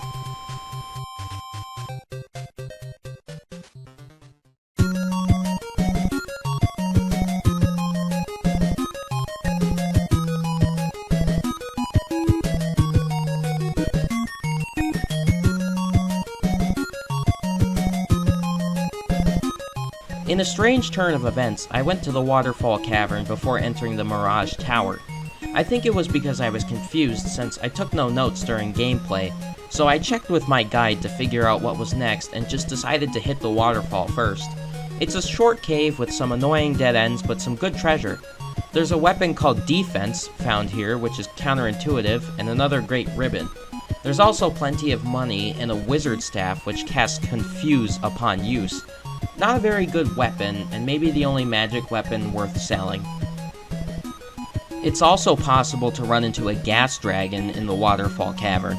Only a 2% chance, but it's only good for the 40,000 experience and 5,000 gil it drops on death. Once you have the cube, there's no point to staying, so head back to the Mirage Tower and plug the cube into the transporter in the middle of the top floor, after fighting the blue dragon again. Suddenly, you find yourself in the floating castle.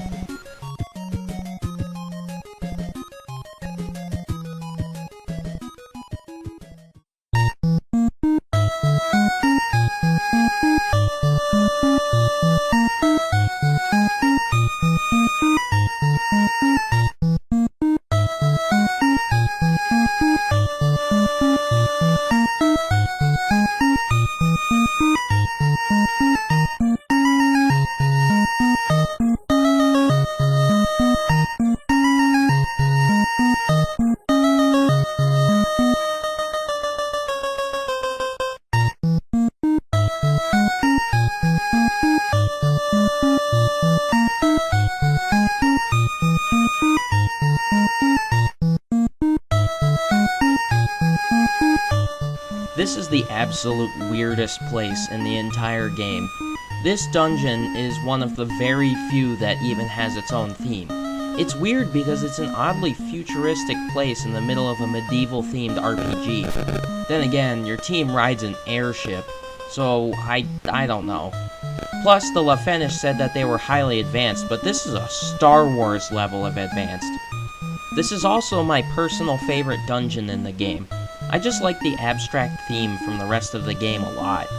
I have two problems with it. I didn't get to fight Warmech because I didn't know it was there, which is not anyone's fault really, and the layout of the fourth floor. Otherwise, this is a perfect dungeon for the NES and for the game as a whole. The encounters in this dungeon are mostly renewed versions of enemies you've fought before. Nightmares, Nagas, vampires, mages, and more make a return in their GR or wizard form. If you remember the wizard ogre, it's something like that. There is a chance that you will run into the Eye from the ice cavern, but you've got all sorts of protection from getting instantly destroyed this time. The only dangerous random encounter is the sentry, which can do 200 damage in one turn. Spoils from this dungeon set you up nicely too. There's 4 magic weapons here that should not be passed up, especially since one of them casts an instant death spell. Armor slots are hard to spare this late into the game, but you absolutely cannot pass the black and white wizard robes in any sort of playthrough. The black robe casts Ice 2, and the white robe casts Invis 2. It's a free set of extra damage and melee protection. That new treasure is mixed with a lot of outdated treasure that you don't have the space for, though. Don't be worried about money, as you'll be dropping pieces of armor just to make room for the new ones. Gil is plentiful in the chests and in the encounters. Just Don't open the middle left chest in the 3rd floor east room. You don't need cloth. Cloth hasn't been useful since the start of the game. You'd be sacrificing a precious armor inventory space for something useless if you open the chest. The Lefenish called this a floating castle, but really it looks more like a space station. The only thing that seems somewhat castle-like are the borders that show up during battle. Besides that, it's all metal walls and floors. There are also plenty of robots up here, so go figure. If there was ever a certain map in the game that you could easily complete simply by skipping everything and walking in a straight line, it would be this one. In fact, I'd say that this dungeon has the simplest design in the entire game. If you want treasure, just deviate from the single vertical line of teleporters to one of the hallways on the side, and there it is. It's not even a long walk to get to one of these treasure rooms. You might run into a couple encounters, but besides that, it's free loot. The only floor of this dungeon that does not have the plus shape would be the 4th floor. The 4th floor is a looping grid of squares that is easy to get lost in, and there's nothing to be found while you're looking for the next teleporter. Honestly, just go northwest. Don't bother scoping this room out for ages, especially since the hardest normal encounters are on this floor. By now I'm sure you've noticed that a lot of enemies have elemental resistances and weaknesses. Since you have extra magic weapons, you can test what enemies are weak to an element. It's easy to tell which enemy would be weak to an element, such as mummies who can be burned or dragons that are weak to ice. This late in the game you have developed an intuition for it. Most of the level recommendations I've given for each dungeon are simply for a first-time casual playthrough. But if you know each enemy's weakness, you can enter these dungeons a lot sooner, like 3 levels sooner. You'll also know what enemies to fight and which to run from depending on their rewards. The 5th floor is a straight walkway to the Fiend of the Wind. On this walkway, you have a 5% chance to run into Warmech, who is honestly way more dangerous than the boss of the dungeon. In fact, Warmech is probably on the level or higher of the final boss. The problem with Warmech is that its attacks are so powerful that they usually bypass any of your team members' defense, magic or physical. It can also use its nuclear ability, which can decimate your team in a single turn. It can do up to 320 damage. At this point, 320 damage is plenty enough to sweep your team of mages. Beating Warmech is a battle of attrition. If you got the Adamantite from the 2nd floor and took it to the Dwarf Cave, you could attack Warmech with the new Excalibur. Excalibur is the 2nd best melee weapon in the game, and can do upwards of 400 damage in one turn. For Warmech, though, you'll only be able to do about 100. If you can outlast the Warmech's 1000 HP, then you're supremely rewarded with 32,000 gil in experience. I wanted to fight this boss after I beat the game. Sure, if I had accidentally run into it when I reached this area for the first time, I probably would have gotten team wiped. But it's a man-made destruction machine. Who wouldn't want to fight it?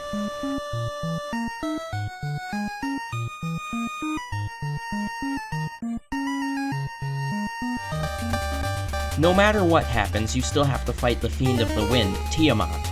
I don't understand what this boss is, nor how it's any different from the Hydras that were in the rivers or even in this dungeon. And I feel like Tiamat got robbed.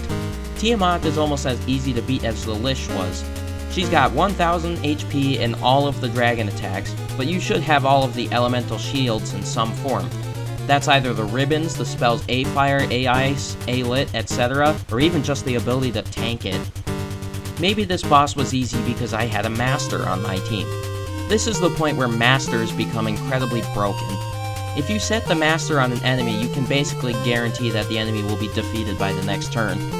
During my Tiamat fight, my master literally just did enough damage to surpass Tiamat's 80 defense points and kept landing 200 damage attacks on her. Not to mention that I also had a black wizard use Nuke, which did another 330 damage in the first turn.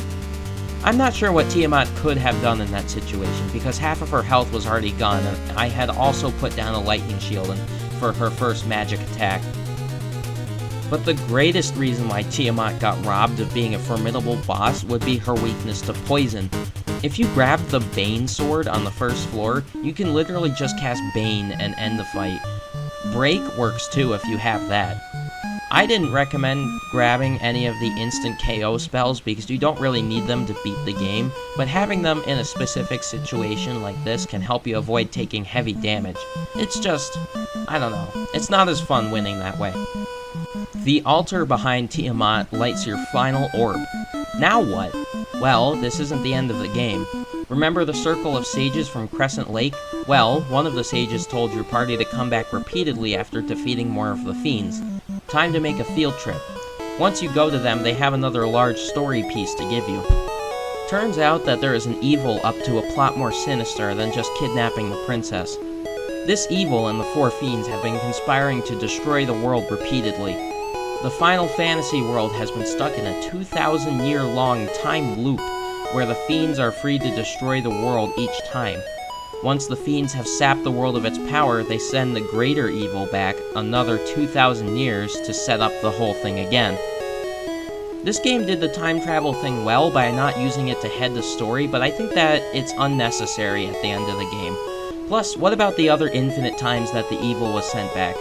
Were there no light warriors any of those other times to stop it? Or is this the first time that a time loop has capable warriors that could stop it? It raises a ton of questions that really don't have answers. It's just like, time loop and you have to stop them, yeah. At the very least, the title of the game makes sense now. So the Circle of Sages say that in order to confront the evil, you need to also travel back in time. There is a place to do that, actually, and it's in the middle of the Four Fiends dungeons. That is the first dungeon of the game. You know, the one that was 10 seconds long. Prep your warriors and head on back in your last airship flight. There is a magic orb here, which your 4 light orbs override, and you're able to travel back in time.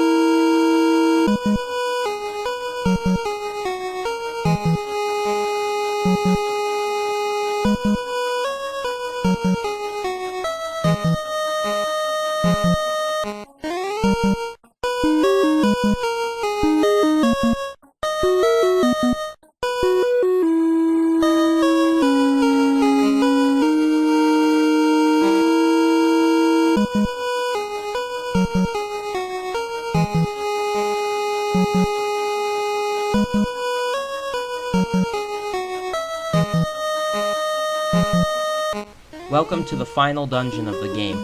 This is honestly not a bad final dungeon, though it is just a straight shot to the final boss.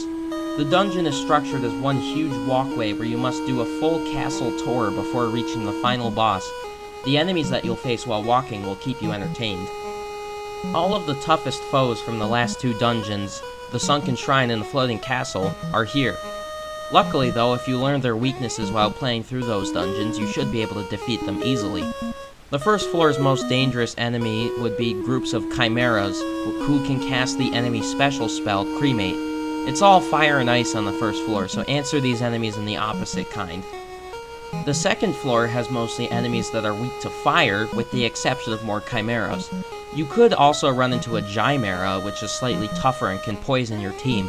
But at this point, everyone in your team has some sort of elemental resistance armor, so who cares? If you picked up the 3 ribbons and buffed up the odd party member out, you won't need to worry about any status effects for the rest of the game. The top floor is not where the final boss is. Up here, there are a bunch of group enemies that you should take out fast before their damage accumulates on your team. Gas dragons are weak to ice, which you'll see up here too. Once you reach the middle of the floor, you must use the loot that you've likely carried the entire game for the first time. The beautiful music is so beautiful that it destroys the slab. It's sad that you never get to hear the beautiful music, you're just told about it.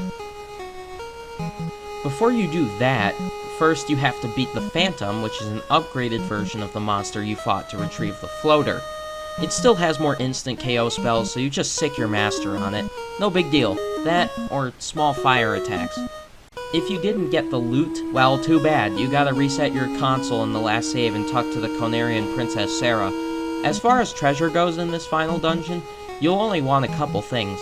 3 of the chests in the dungeon have gil for some reason. I mean, you're 2,000 years in the past in an inescapable dungeon. Whatever gold you got from the floating castle, for example, my wallet had 547,000 gil after the final dungeon, which is just too much, is plenty. You can't even use the gil in the past, so why bother grabbing more?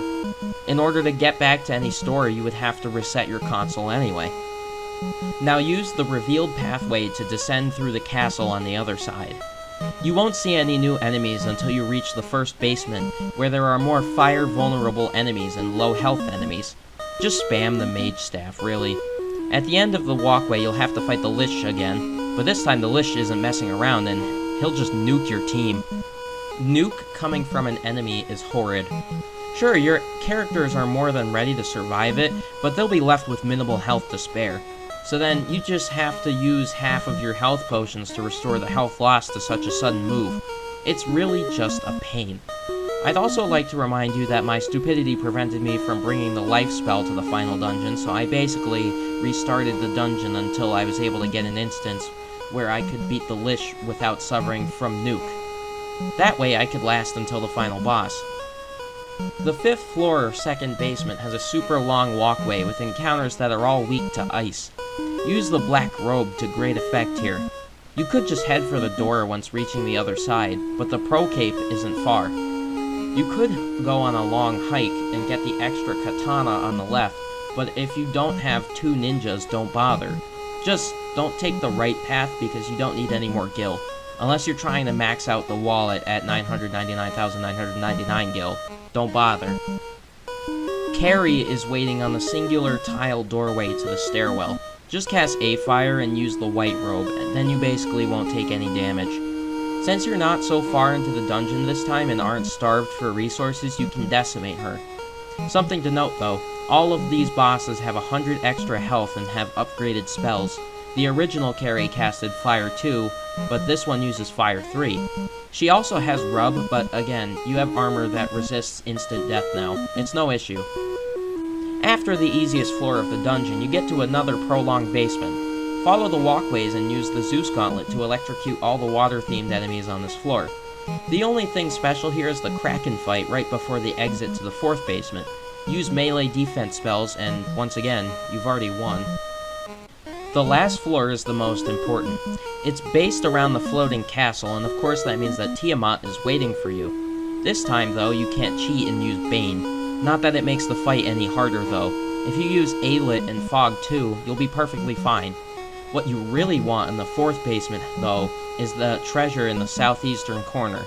Go down from the entrance and follow the walkway to the right until you get to the peninsula with the one lone chest in the small room. In it is the greatest weapon in the entire game, the Mazmune. I really wish that you got the Mazmune a bit sooner, like from the Circle of Sages before ever entering the Temple of Fiends Past. The only 2 things that you can really test its might on are Tiamat and the final boss. It's anticlimactic, really. Spread out the damage on your team, though. You'll have the Excalibur for knights, too. The Mazmune can be used by anyone. I like that the journey through the Temple of Fiends Past resembles your journey through the game. All enemies on each floor are themed around the fiend you fought in that area. It's a nice touch for an otherwise empty dungeon. The last floor is the coolest looking floor of the dungeon and possibly in the top 3 of the best looking floors in the game. There's no encounters here, it's just you and the final boss. Heal up your team and head into the center of the pentagram where you'll find Garland. You know, that one guy at the beginning of the game who you tapped with a couple toothpicks and he went down? Well, guess what? He's the final boss.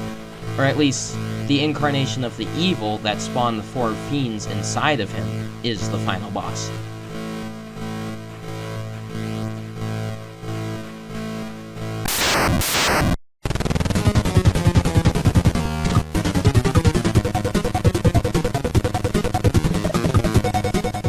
This is the final boss of the game, Chaos. I've never fought Warmech, so I can't make a good comparison, though he is definitely the hardest enemy in the entire game otherwise. He has a staggering 2,000 HP, which is twice as much as anything else in the game, not counting the Tiamat refight that has 1,100 HP. All three of his abilities, whether they are physical attacks, magical attacks, or enemy special attacks, are equally devastating. And that's not even the worst part. Chaos also has 100 defense points. If you can't do more than 100 damage in a single hit, you'll barely be able to hurt him at all.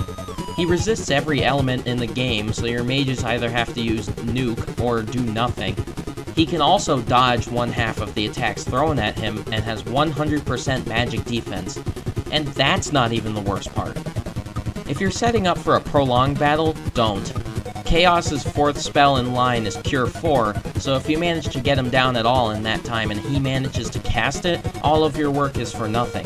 If you manage to survive long enough for him to cast the next 2 spells, he'll then use Fast and just end your game entirely. Nuke is next in line after that. The best strategy is to beat him as fast as physically possible. If you can cast Nuke, it'll help somewhat, but your mages are better off supplying whatever defenses are possible in order to keep your melee attackers alive. Cast A Ice, cast A Fire, cast A Lit, Fog 2, whatever. It's not worth trying to dodge Chaos. He has a 183% hit rate, so you'd need to cast Invis 2 at least 3 times. And, considering all of the other things in Chaos's repertoire, you can't afford to waste that many turns. The best thing you can hope for is that you have elemental resistances to earth attacks and Chaos decides to waste a turn on the enemy's special attack, Crack. But after that, his special attacks are group wipes that do hundreds of damage. You'd only get 1 wasted turn. So that's all you can do. Don't waste any time and take him out fast. The MVP of my team goes to my Master, since he did 90% of the work even with the Excalibur and Masmune on my team. Then again, I did land the defeating blow with the Masmune, but getting there was nerve-wracking. Honestly, I think Chaos is unfair to put at the end of the longest dungeon in the game, especially since you'll have to walk all the way back from a save at the door of the present Temple of Fiends. However, it is really thrilling to get that far and take a crack at him.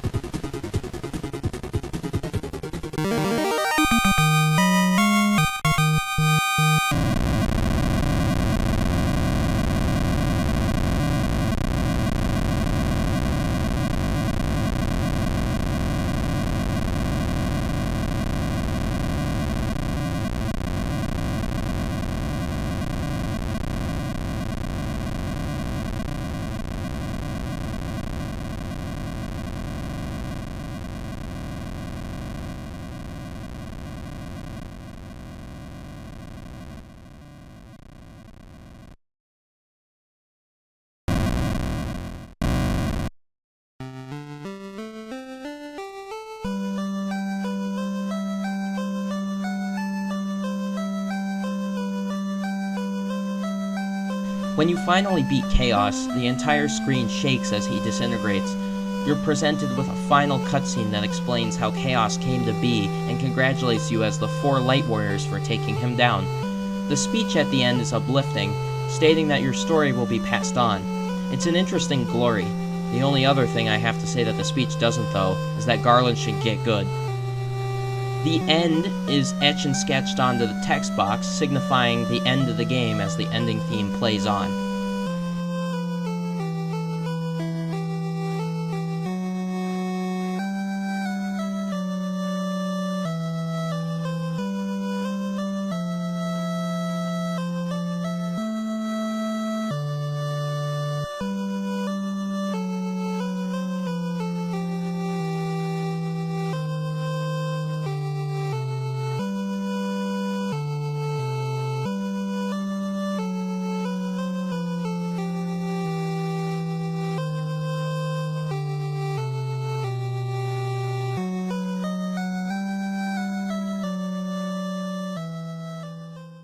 At the end of these reviews, I will rank the game that I am reviewing out of 50. There are points to be earned in a bunch of subcategories that will make up the final score out of 50. Some of these games vary by the system they are played on, so I will measure their merits accordingly. These subcategories are as follows: sound design, gameplay, story, graphic design, and world design. Final Fantasy would serve as a baseline for a ton of other RPGs, and for good reason. The battle system in this game specifically is super solid. I haven't seen any other game use the multi-hit system where you can double your damage, but I wouldn't have minded if that became standard practice for other RPGs. The fact that you can choose your classes and name your characters specifically for your own story is something I wished more RPGs could do. Sometimes, imagination is all you need. One thing though, it's not cool that some of the combat mechanics are just plain broken. This would be corrected in later versions of Final Fantasy I, and none of the combat mechanics that are broken really destroy the game, but it's too easy to make an innocent mistake and stumble into a broken mechanic. Like temper, for example. If you didn't know beforehand that it was broken, why wouldn't you get it? That, and some of the enemies get cheated out of their abilities too, simply because the dark status effect doesn't work. I also think that the magic system is better off acting on a shared magic cost where more powerful spells cost more to cast. You just don't have enough magic to use it that often, and that's disappointing. Same thing goes for ether usage that would show up in later games, and the Phoenix Down item. I have one more praise, that the grinding in this game wasn't too bad. If you wanted to grind, you could, and you would receive great benefits for doing so. But if you didn't, you could learn enemy weaknesses and be rewarded just for being smart. That, or if you explored each area to its fullest, you need not grind at all. And I also have one more strike against the gameplay. Walking constantly is never fun. Luckily, the battle system is addicting enough so that it isn't boring, but running into a dead end and wasting more time is still irritating. This story is pretty bland. I think saving Princess Sarah was supposed to be a way of poking fun at Super Mario for being bland, but generally just going to charge the orbs is also bland. What saves this story from mediocrity, though, are NPC tidbits and the interesting time travel part at the end. I like that progression requires you to interact with your world and meet all sorts of new people and species, and that helping them eventually helps you to the next dungeon. This story is far from the best on the NES, though. That trophy goes to Mother, or in the US, Earthbound Beginnings.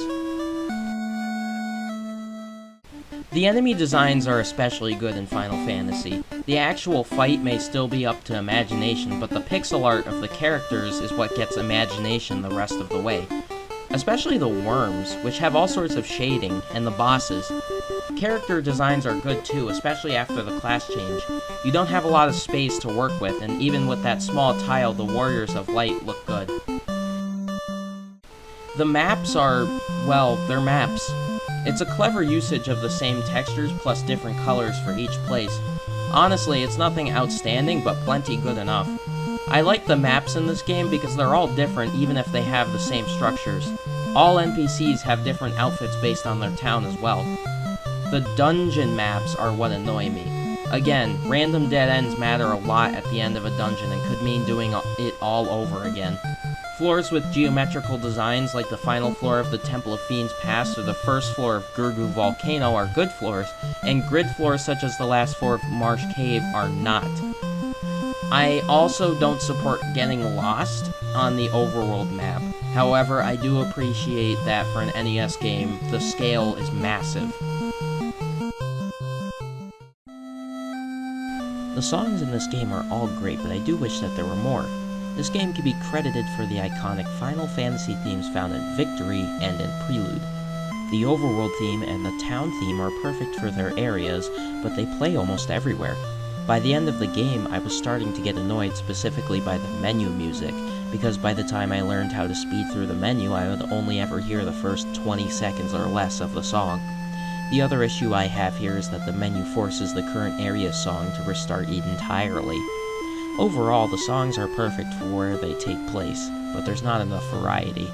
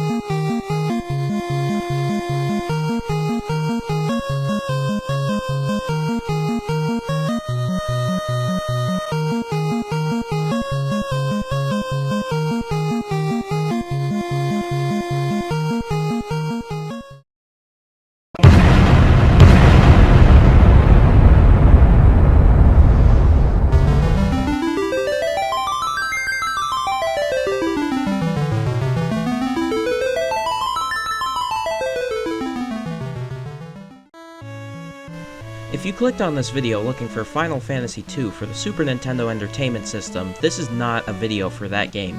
This video is a review of Final Fantasy II for the Family Computer released in Japan in 1988.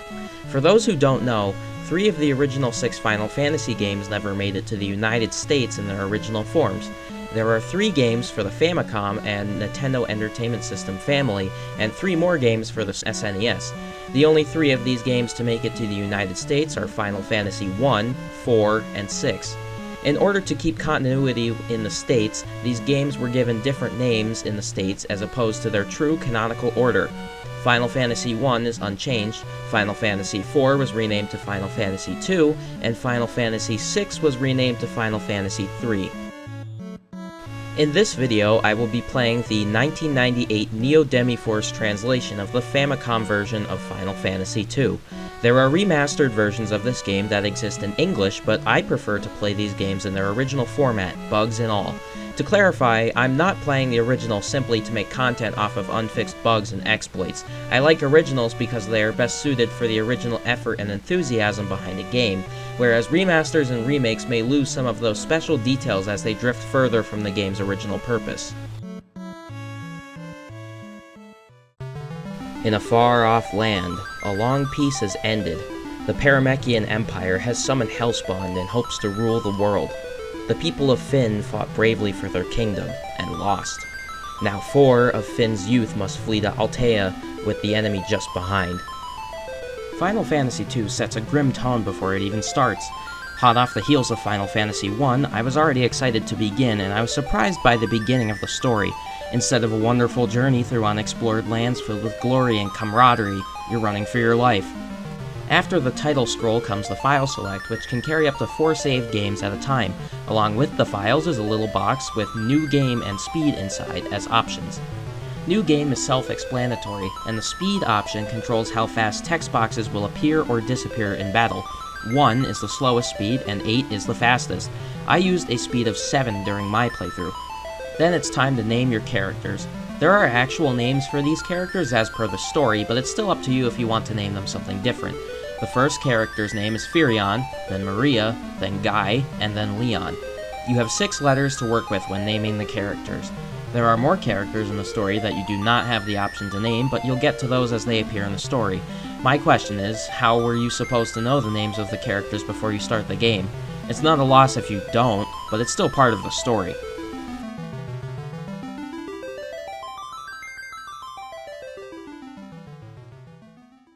Once you press New Game, you are immediately launched into a battle. There really isn't any messing around. The only option you have is to either run or fight, so select either or. Then, your characters heroically step up to defend themselves from the horseback riding demons and...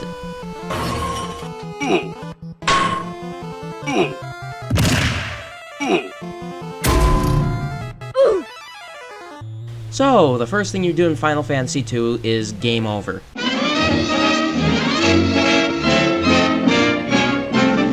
After being mortally wounded by the horseback riders, you find yourself in a white brick room with a woman and a man standing over you.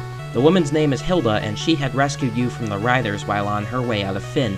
The man's name is different around translations, but I'm going to call him Min simply because that's what his name is in the translation that I played.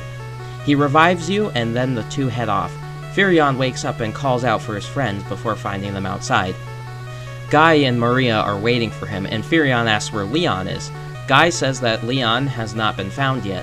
Yeah, I mean, those riders did a little bit of damage, just a little bit, when they knocked the party down, so he's fine. Hilda is waiting for you in the northern room. She gives you permission to stay in the town you recovered in and provides you with a password for the rebel army. In giving you the password, you're introduced to the NPC dialogue system in Final Fantasy II. This will be a reoccurring mechanic critical to the game. I also am not sure if this system is exclusive to this game, but it might be. A character will say something to you, and in certain cases where their dialogue is important, there will be a little tone that plays along with one of the words being encased in brackets. When this happens, you need to choose the Learn option to commit the word to memory. Now that you have a keyword, you can use it with certain NPCs and objects to cause events to happen or for the NPC to say different things. Hilda tells you to try it with all the NPCs in the Rebel Army base, though there are only a couple you can use it with. You'll collect plenty more keywords as the game progresses, as well as key items which also trigger events and special dialogue options. I think that this system had good intent. You no longer have to keep notes of what NPCs say in certain places, as you'll be given plenty of options, all conveniently kept in the game for you. That, and it somewhat keeps you tied to the current quest to progress the game.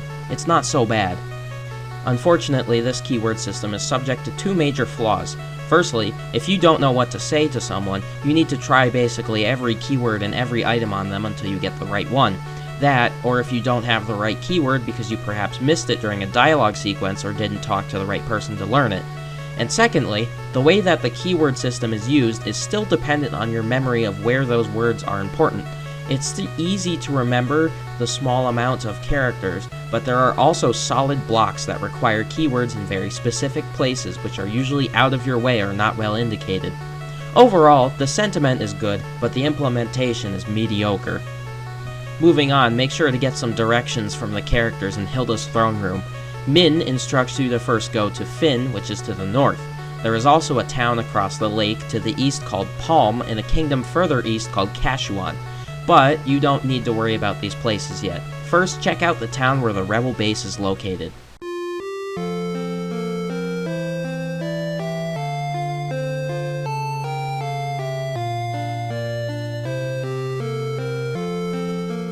This is the first town of the game, and it's very beneficial if you memorize the layout because you'll be back here a lot. There are shops here that sell armor and weapons that you can buy from, but all your characters have been equipped with the gear you could have bought from these stores. The item shop has 3 cashiers that all sell different things, especially some items which found their origin in this game. Potions restore your health, antidotes remove poison, eye drops remove blindness, crucifixes remove curses, echo screens cure sleep, maiden's kisses cure the toad status, gold needles cure petrification, phoenix down revives members, ether restores magic points, cottages refill health and magic on the map, and elixirs restore magic and health to full.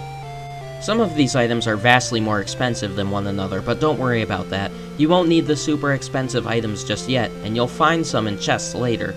Either way, if you get hurt outside of town, you can use the inn. The inn in Final Fantasy II requires you to pay an amount based on how injured your characters are. If your characters are hurt or missing a lot of magic points, the cost of the inn goes up. If you're in tip-top shape, the cost of the inn will be minimal. This also does matter how powerful you are. It's based on the amount of health or magic you're missing, and not a percentage. The more health points you have, the more injured you could be, and the more money you'll need to pay off the inn. And to top it off, you will have a really hard time coming by some gil in the beginning here.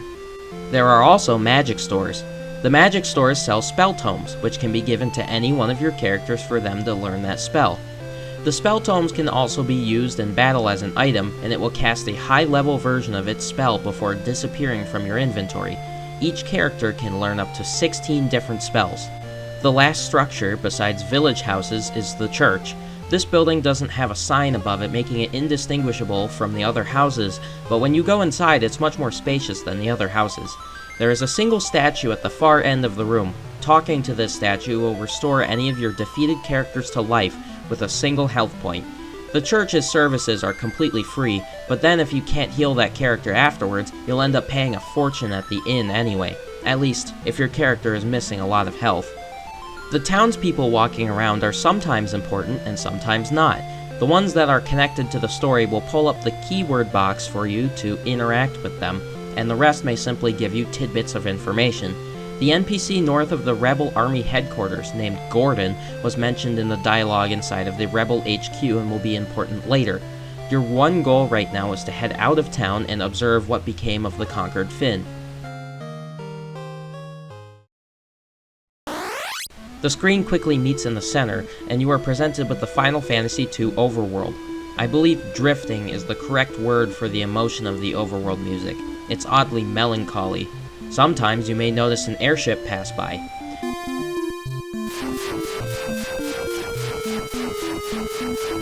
Before we get into the world though, let's talk about the menu. When you press start, you bring up the character menu. The character cards shown display each of your character's health and magic, as well as their names and portrait. Below the character cards are 5 options: item, magic, equip, stats, and save. The item option brings up your inventory where you can access up to 32 different items. The magic option for each character allows you to use some spells while in your menu. Equip brings you to the equipment menu for each separate character with 7 slots for gear. The stats menu shows a character's attributes including intelligence, vitality, agility, and so on. Finally, save is self-explanatory. You can choose one of your files to save your game. You can sort any of the items in your inventory, use them, or throw them out. Certain items can't be thrown out, and inventory space is shared between items, key items, and unequipped gear. You can equip 3 pieces of armor, 2 weapons, and 2 items to each character. Bear in mind that the only items you can use in battle are the ones that you equip to a character's item slot. Finn is to the north, so it's time to take a hike up there. On the way, you'll run into hornets and snakes. When you do, you'll be presented with the Final Fantasy II combat system. In any battle, the biome border will first materialize on top of the screen before your adversaries appear on the left side. Then, your characters will walk into the screen on the right side before the text boxes containing your health, magic, character names, and enemy names appear. You are given 4 options: to fight, run, use magic, or use an item. Choosing fight allows you to pick an enemy and inflict physical damage. Run causes all 4 of your characters, on account of the character that you chose this option for, to attempt to get away from the battle. Magic lets you use spells you applied to your characters via spell tomes. Finally, items allow you to access the weapons equipped to your hands, as well as the items you may have equipped in your item slots. When you choose for a character, that character will step forwards on the screen. Once you have selected, the character will step back and the next character in line will walk up. When you have selected an action for all your characters, they and their enemies will commit to their action based on a turn order decided by the agility of each character or enemy.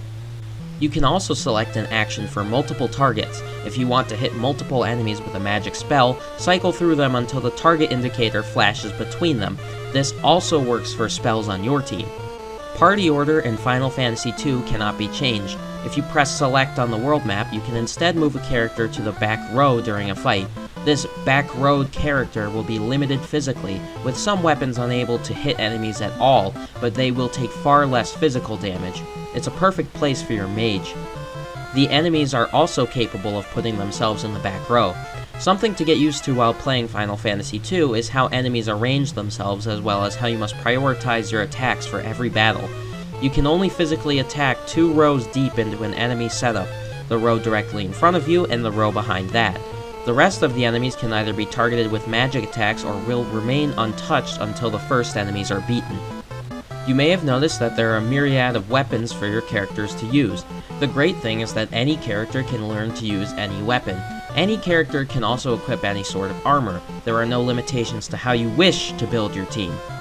However, there are limitations to how you need to build your team. Something you may have noticed when looking at the stat screen is that your party strength in Final Fantasy II is not based on leveling up. Experience points in this game work quite a bit differently. I think the best characterization for this system is the saying, "Practice makes perfect."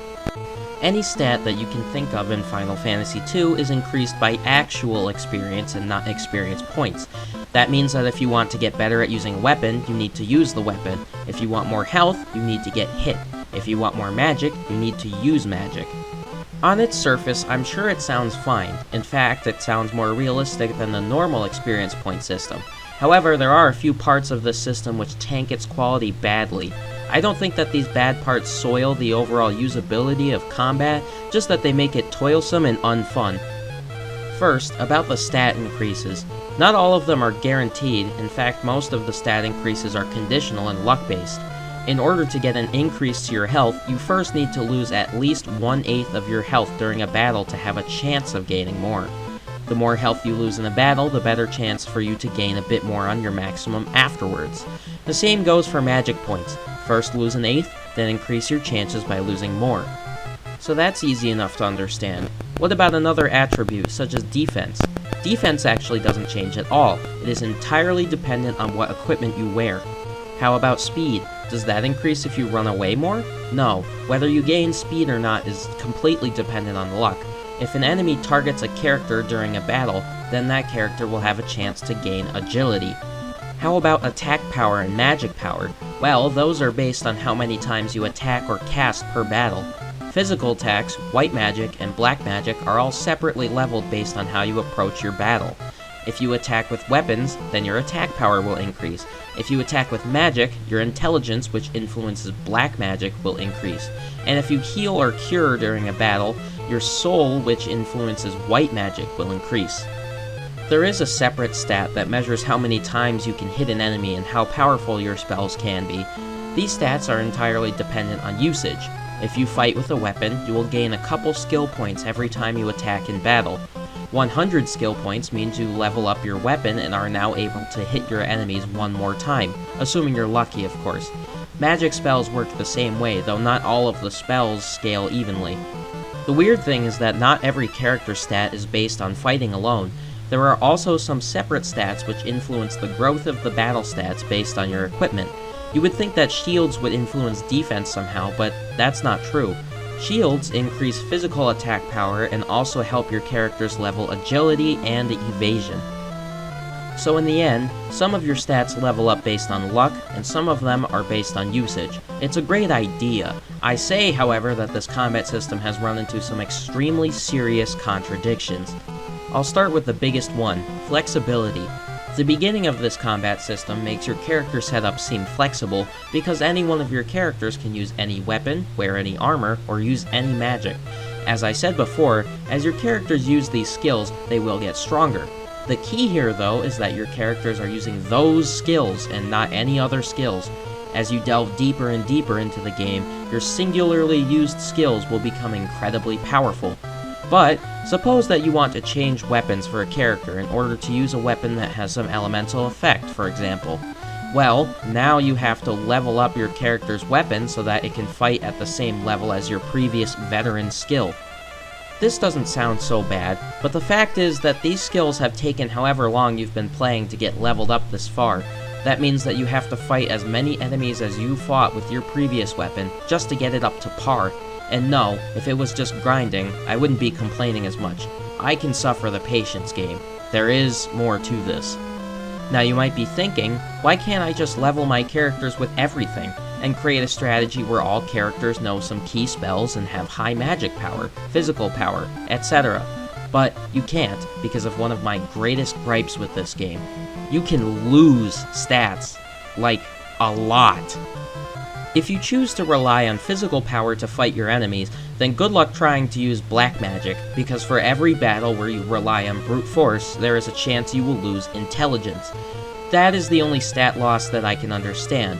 It's also possible to lose soul points, meaning you weakly heal anyone as well, regardless of magic level. So, if this system is trying to replicate a real situation where you would be fighting on the front lines, maybe you would get dumber if you get hit a whole bunch, right? So I don't understand why the other stats decrease. It's like the game gives you the chance to be flexible, then punishes you when you try to change. No matter which way you look at it, you'll be leading a team of one-trick ponies into the final dungeon. And I get it, that doesn't sound too horrible, but the enemies that late into the game have multiple functions which can devastate your characters if they're not set up right. Final Fantasy II requires a lot of time spent just training to meet a bar. Even speedruns of this game rely solely on a single skill. You better hope that your team is balanced.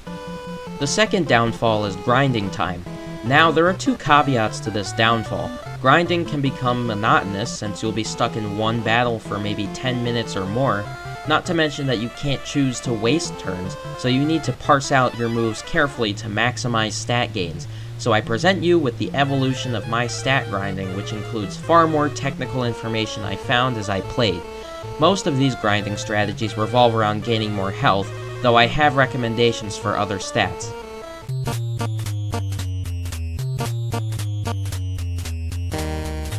So in order to lose health, you have to get hit. Well, the best thing you can do is leave as many enemies alive as possible so they can attack you. However, it is impossible to waste turns unless you have a magic item, which you probably won't until halfway through the game, so you'll still be systematically taking out the enemies one by one until nothing else is left to get your health down. It is possible to waste a couple turns by having the entire party target a single enemy. If a character attacks an enemy that has already been defeated, then their attack will be voided entirely and move on to the next character. You can also waste turns by casting spells on your party such as Cure. However, the maximum health increase is judged by the fraction of health you're missing at the end of the battle as compared to the start of the battle. Healing yourself will hurt your chance of gaining more health. Another problem with this strategy is that there is a big gap between the strength of enemies that may do minimal damage on the doorstep of Altea and extreme damage much further outside of town. As you gain health, you'll have to take many more hits just to reach the 1/8 quota for the lowest possible chance to gain health. So if getting targeted by enemies won't help, how am I supposed to lose health? Remember that you are able to cast any sort of spell on yourself. This also means that you can physically attack yourself.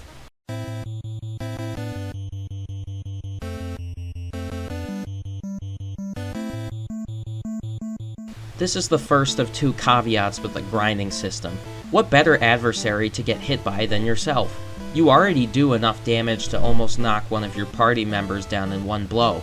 Not only that, but your physical damage output will also increase with the amount of damage that you do, so getting in plenty of damage on your characters will work as a self-sustaining cycle.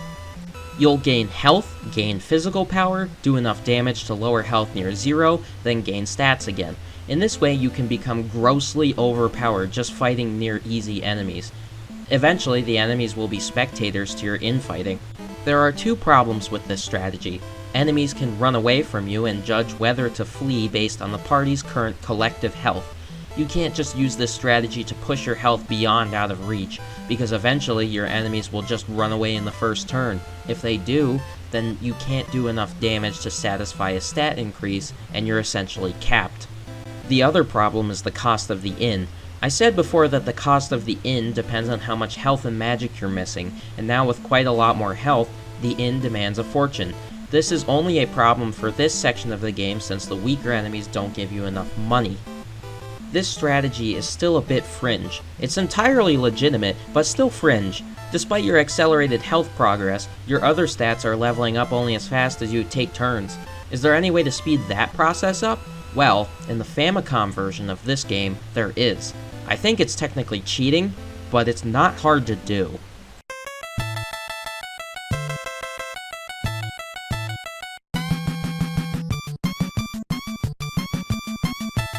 Here's the second caveat to grinding.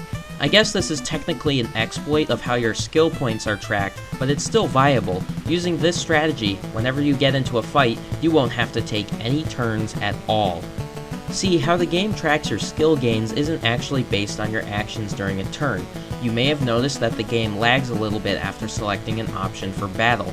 The game does its calculations for your skill after you have finished selecting an action for your character, and not when you perform that action during battle.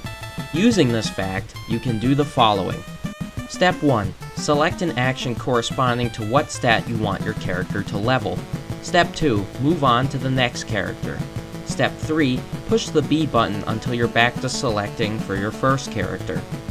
When you back out of an action, the skill point earned for the action is saved.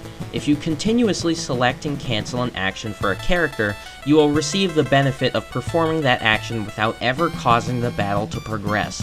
Note that your skills will not level up until the battle concludes, and any training done after a skill has reached a new level will not count until you finish either.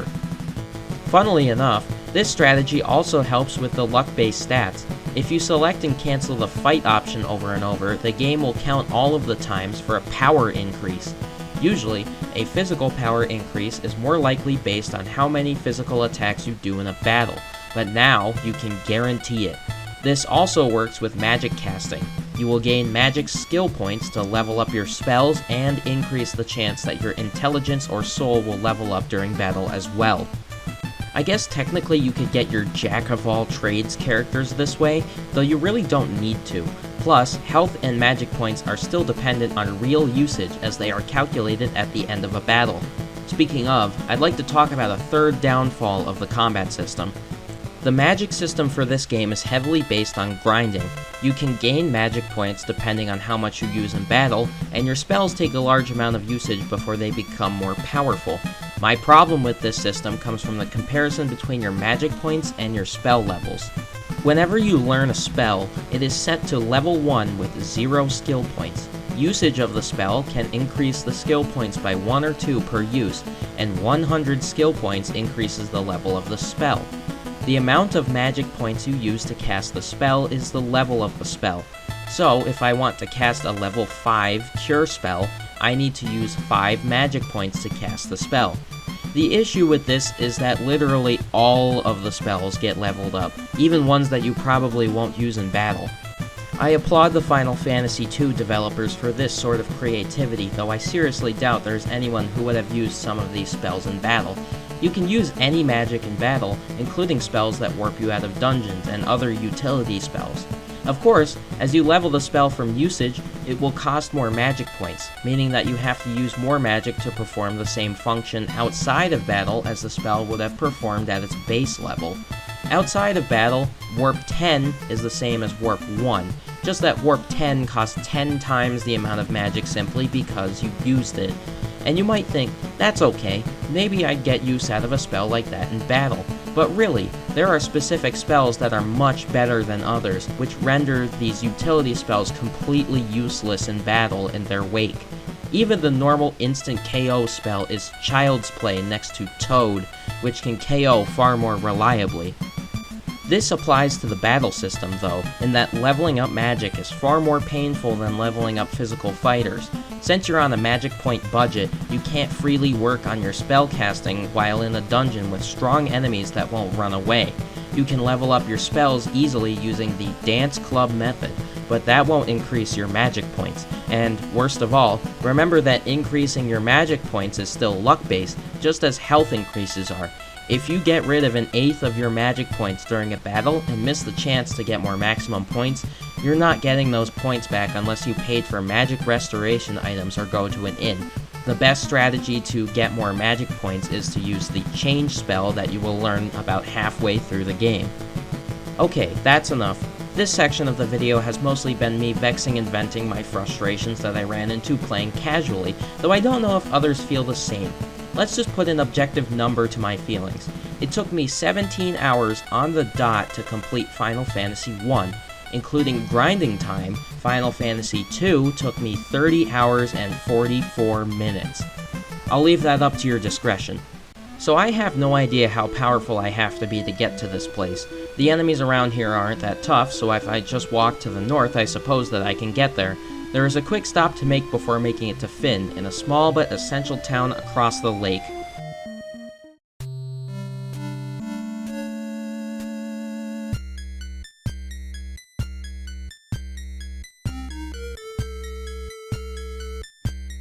Gatea is situationally useful.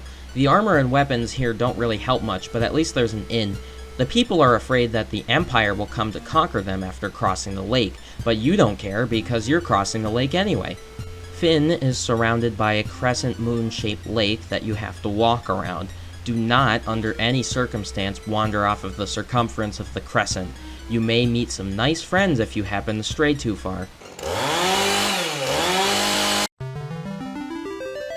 That wasn't so bad, was it? Fynn is right here, and you'll need to slip in to avoid the Paramekian troops.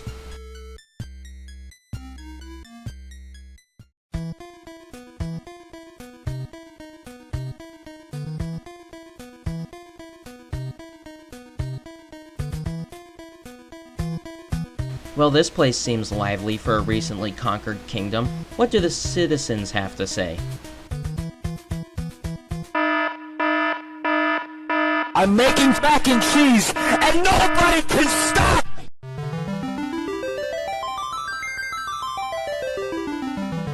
When in Fynn, do not disturb the townsfolk. They do not play nice. I guess I should have seen that coming, and thankfully you can still save on the overworld right before walking into that trap. Anyway, all of the NPCs here are captains that will personally hold reset and press the power button on your Famicom for you if you ask them. There is a very easy solution here, just don't talk to anyone. All the stores are empty, except the pub on the edge of town.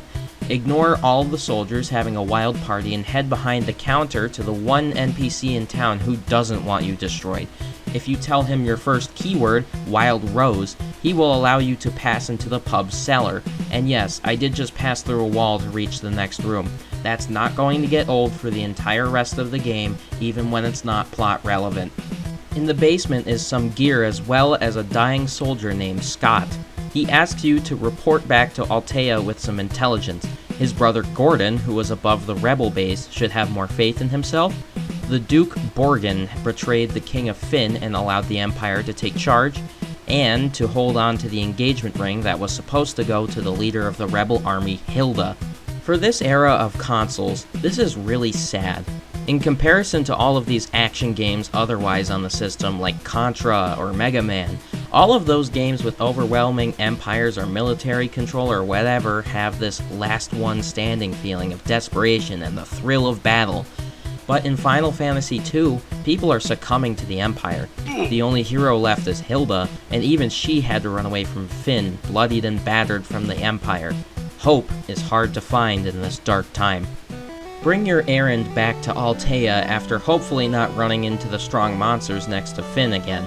Gordon and Hilda express despair once they find that Scott has passed, and Firion offers the engagement ring to Hilda for her to keep, which she turns down.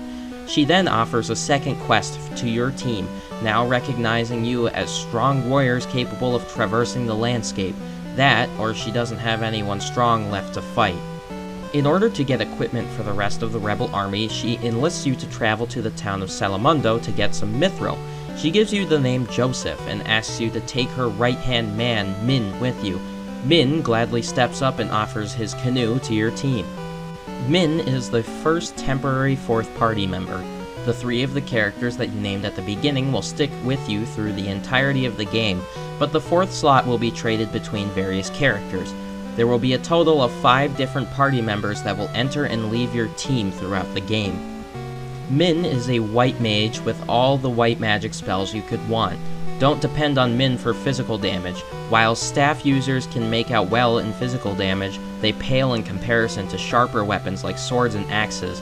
He may also be lacking in health points when you get him, though, really, you should probably have as much health as he has, unless you over-prepared. If you want to test what spells will be useful for you in the future, now is the time. You won't get another great chance to use these spells without spending a lot of money, not to mention time leveling them.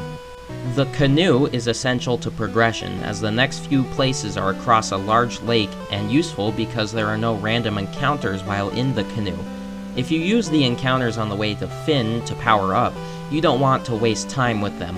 It's strange that you will want to avoid random encounters that might offer good experience and upgrades, but remember that it's still based on luck. Any benefits that you might earn from fighting random enemies may not come to you at all. Head northeast across the lake to reach a town not very far from Finn. If you're lucky, you can reach this town without having a single encounter. You may notice the ship parked outside of this town. The sailors are useful to you.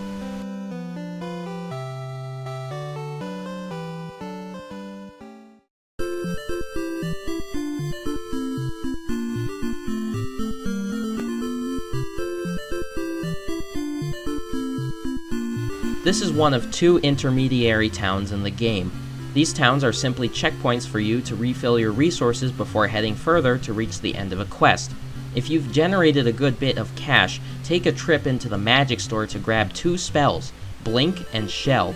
Blink increases evasion and Shell increases magic defense. Both are useful spells should you decide to have a mage. There is a man in town ferrying people back and forth to the next town, Poft. You can pay a small amount of money to hop onto his ship, but it's also possible for you to walk there. In fact, 3/4 of Final Fantasy II's locations are accessible by foot travel. The map is deceptively small. If you don't have the pocket change lying around to give the ferryman, you could take a couple minutes just to walk to Poft.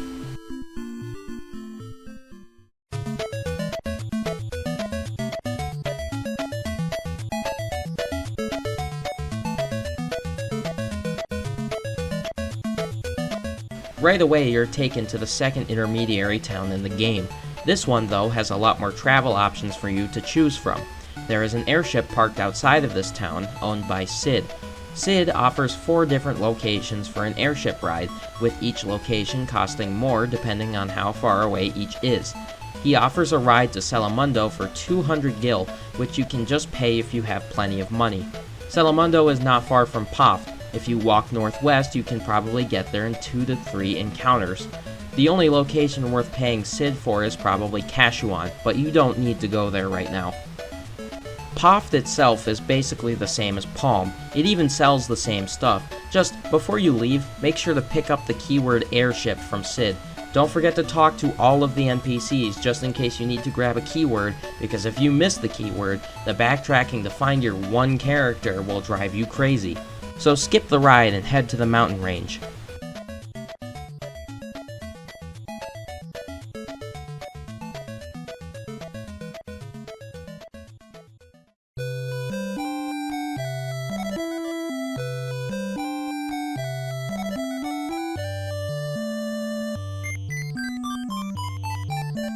You'll be in this town at least twice for 2 upcoming dungeons, including the first one in the game. Armor here is stronger than the armor than you started the game with, so this will be your first significant upgrade if you didn't bother to buy the bronze armor in Poft or Palm. Your man, Joseph, is in the northeastern part of town. All of the men and Joseph's daughter were taken from Selamundo to mine mithril for the Empire. Now that you're a bit more powerful and have Min on your team, it's up to you to take them back. Before you leave, stop in the magic store. Warp and Life are extremely overpowered spells that you shouldn't leave without, especially Life. You can teach everyone in the party to revive the other members with magic, and it will save you so many times later. I wish I could say more about some of these towns, but they really don't have much going on in them.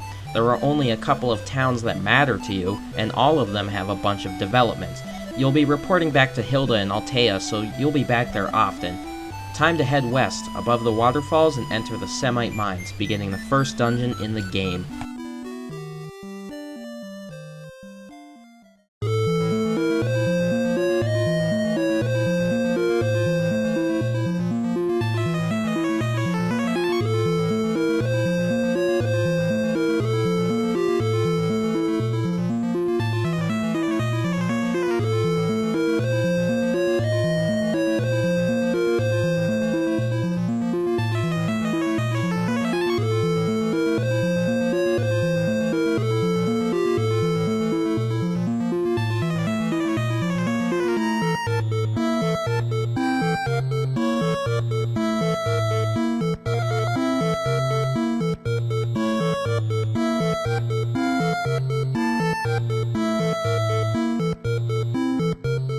The dungeons in Final Fantasy II are sometimes fun and sometimes not.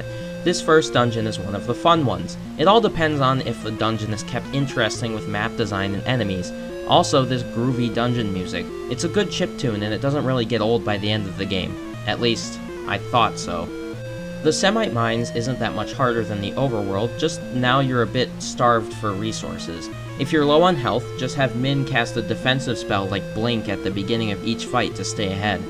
There are no enemies that are especially worrisome down here either. Most of the enemies have no vulnerabilities or resistances to any sort of magic, so you can use the time to whet your appetite with magic attacks, just to see which one works for you. Otherwise, one good sword hit should work for basically everything. Right off the bat, you should notice this weird blue rock next to the entrance. Ignore that for now, but make a mental note of it as you'll need it later. Most of this dungeon will be a straight walkway with a bunch of random encounters that you'll walk into. Most of the chests here have some gil for you to pick up, but it's not really enough. The enemy encounters also don't give enough for when you leave, even if there's a whole bunch of them, which, by the way, I should mention. Random encounters when you're not grinding actively are not worth your time. Eventually, you get to a point where you have more money than you know what to do with, and have no need for any more extra stats. It happens with every dungeon. Eventually, the encounters become useless to you and are just time wasters. If there was ever a game that needed an option to turn off encounters and have an auto-battle function, this would be the one. Think about it this way. Are enemies that you're on par with going to do enough damage for you to get more maximum health? And Considering the length of this dungeon, are you going to use magic when you know you need to conserve it for the boss that comes later? Those are two questions that you should ask as you play each dungeon, because sometimes the answers change.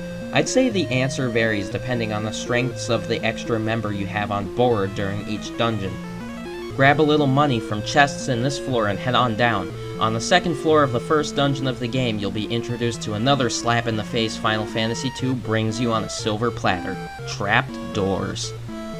Look, it's a dungeon, and yes, there will be traps of some sort, I get that, but I just explained that most encounters you run into when proceeding with the actual story of the game have zero purpose to you. So, if you choose the wrong door, congratulations! You now need to waste 30 seconds of your life trying to get out of the monster closet just to try again. I don't think this is good game design.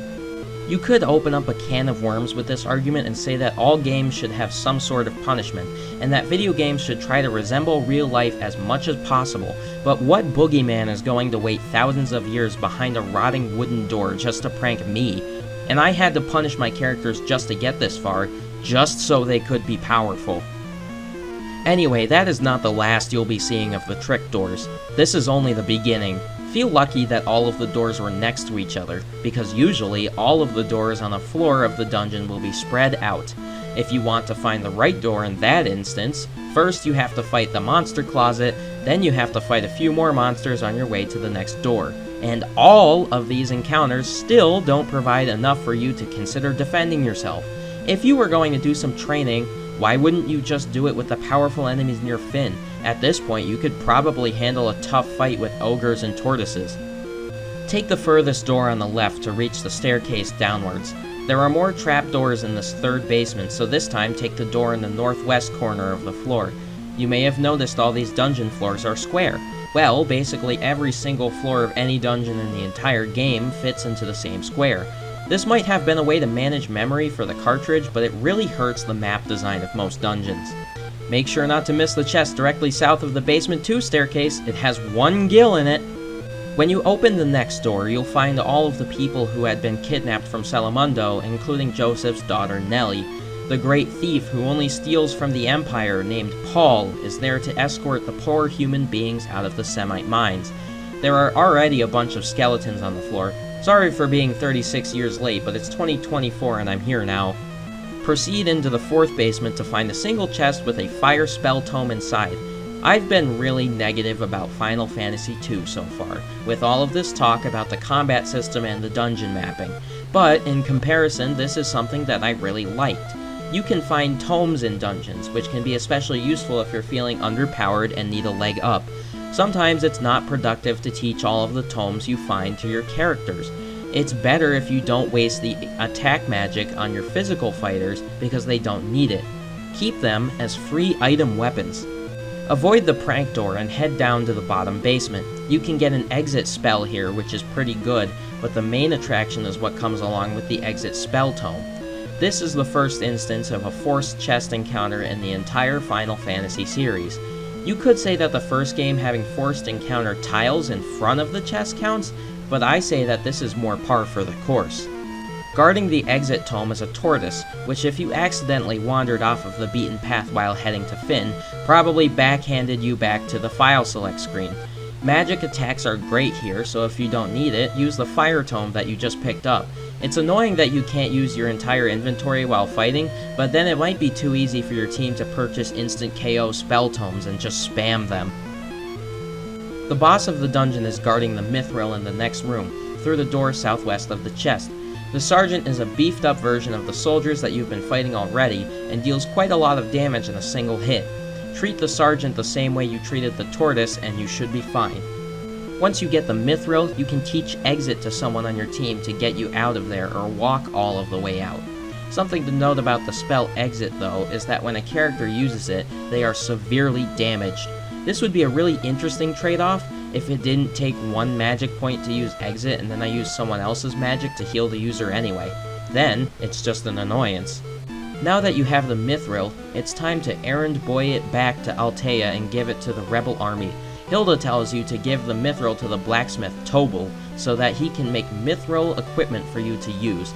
She then tells you about the Empire's warship that is being built further east of Salamundo in the town of Bofsk. Time to get more powerful. Never mind. All of the mithril equipment costs a lot for how much money I have in my wallet. Why wouldn't they just lower the cost for the people fighting for them? Do the laws of supply and demand apply when the world is going to be engulfed in deadly hellspawn? What would Tobal even need the money for? What a cheapskate. You don't need it right now anyway. So that was useful for the rebels, and completely useless for your party. Whatever. Third quest time. If you blew all of your money on mithril armor, just keep walking east to reach Bofsk. Otherwise, Sid's airship will take you there.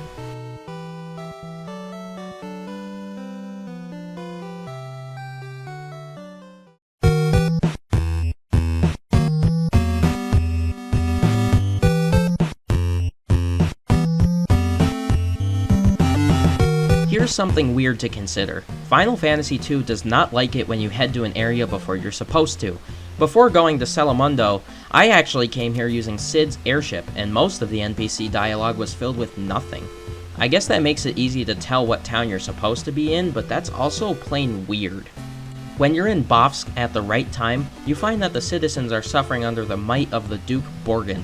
Borgin has been spoon-fed wealth in order to build the Empire's warship, which he has gladly enslaved the entire town of Bofsk to do. Even the soldiers are fed up with him. One of the citizens near the entrance to Bofsk says that you need a pass to get onto the warship, so bear this in mind. In the southwest corner of town, there is a soldier that is so fed up with Borgin's nonsense that he provides you with a secret passage to the warship when you ask about it. So, head into the corner to access the Bofsk sewers.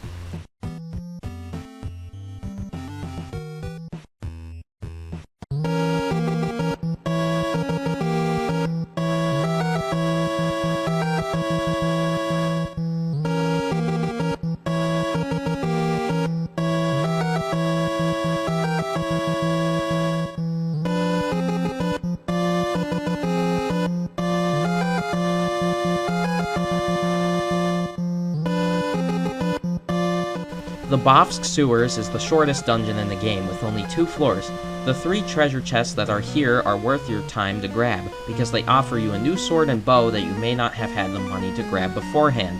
If you're looking for the most efficient route with all treasure and no dead ends, follow the right-hand wall, starting downwards. I don't even know if you can consider this a dungeon. It really doesn't feel like one at all. Even most of the enemies that appear in this dungeon also appear in the overworld, except maybe the balloon. There is a very low possibility that you will run into an enemy that can poison you, but that's really it.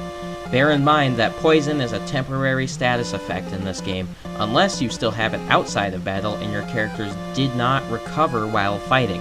Then, you get to hear this wonderful noise. Near the exit of the Bofsk sewers, the Dark Knight is waiting.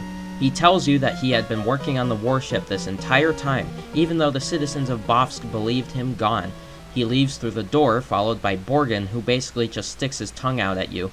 Pursue them, and they leave with the warship. Does that mean that this entire dungeon was a bust? Not yet. Head back into the dungeon and into the room on the right. There is a warship pass in the chest and a teleporter out of the dungeon. That will be important much later. So that's that. Time to report back to Altea again. Honestly, I got annoyed by this back and forth nonsense. Hilda is basically using you as an errand boy. There's no transport out of Bofsk, so now a hike is in order. If you follow the warship to Poft, you find destruction in its wake. A lot of the NPCs are missing, and the pub is completely empty save for Sid and his partner. Back in the rebel base in Altea, you can talk to a whole bunch of people that had been displaced by the warship. These people are a good reference to find out where you need to go next, as their dialogue will update every time something big happens in the world. Without warning, the king's wounds deteriorate and Min leaves your party to ease his pain. What you don't know at this point though is that when Min leaves, he also takes all of the equipment that he had with him. I hope you didn't leave any valuable armor with him, because if you did, it's all gone for good now. This happens every time a 4th character leaves, and every single time it's hard to judge when they will leave with all of your stuff. And maybe you kept all the important equipment with your 3 musketeers, but what else is a huge concern right now? Money. All Min took with him could have earned you enough cash to buy mithril armor. Anyway, in order to destroy the warship, you need to find a way to harness the Sun Flame. Hilda tells you that her father's condition has stabilized and that the Sun Flame is in Kashuan Castle, but it cannot be stored by any normal means. You're supposed to take this to mean that the king has information that you need, but I missed that and went all of the way to Kashuan for nothing. From this point on, read the dialogue between the lines, because the amount of people you can talk to is only going to increase, and only one of them will have the answers you're looking for. If you see a name, that's probably the name you need. The king says Kashuan was sealed before the Empire arrived, but that seal can be broken with another item called the Goddess Bell. Min then says that Gordon knows where the bell is. Hilda then tells you to talk to Joseph about the Goddess Bell, meaning that you have to take another trip to Salamundo. After being led around to a bunch of people that drip you information like medicine from an IV tube, you finally have an answer. Maybe Hilda didn't know that the Goddess Bell was some sort of key for the freaking place that we need, but I find that being leashed to the keyword system and then performing more errand work between people is irritating. If these people bothered to talk to each other, then at the very least you could first get all of the information you need in one go, and maybe second, send a messenger to my team so I don't have to cross a continent to get intel every time. And a reminder that encounters when you're traveling and not training are basically useless, especially since the enemies from Altea to Salamundo are still the weakest in the game and have no money to give you. Now walk all of the way back to Salamundo, in case you've been bleeding money to pay for Sid's airship rides in the sailing ship between Palm and Poff, to meet Joseph. When you ask Joseph about the Goddess Bell, he tells you that it's hidden in the mountains above Salamundo and that you need his hidden snowcraft to reach it. The snowcraft is hidden in the Semite mines in a secret chamber on the beginning floor. He offers to take you to it. Joseph is the second temporary party member to join your team. He's a melee fighter who punches the crap out of everything.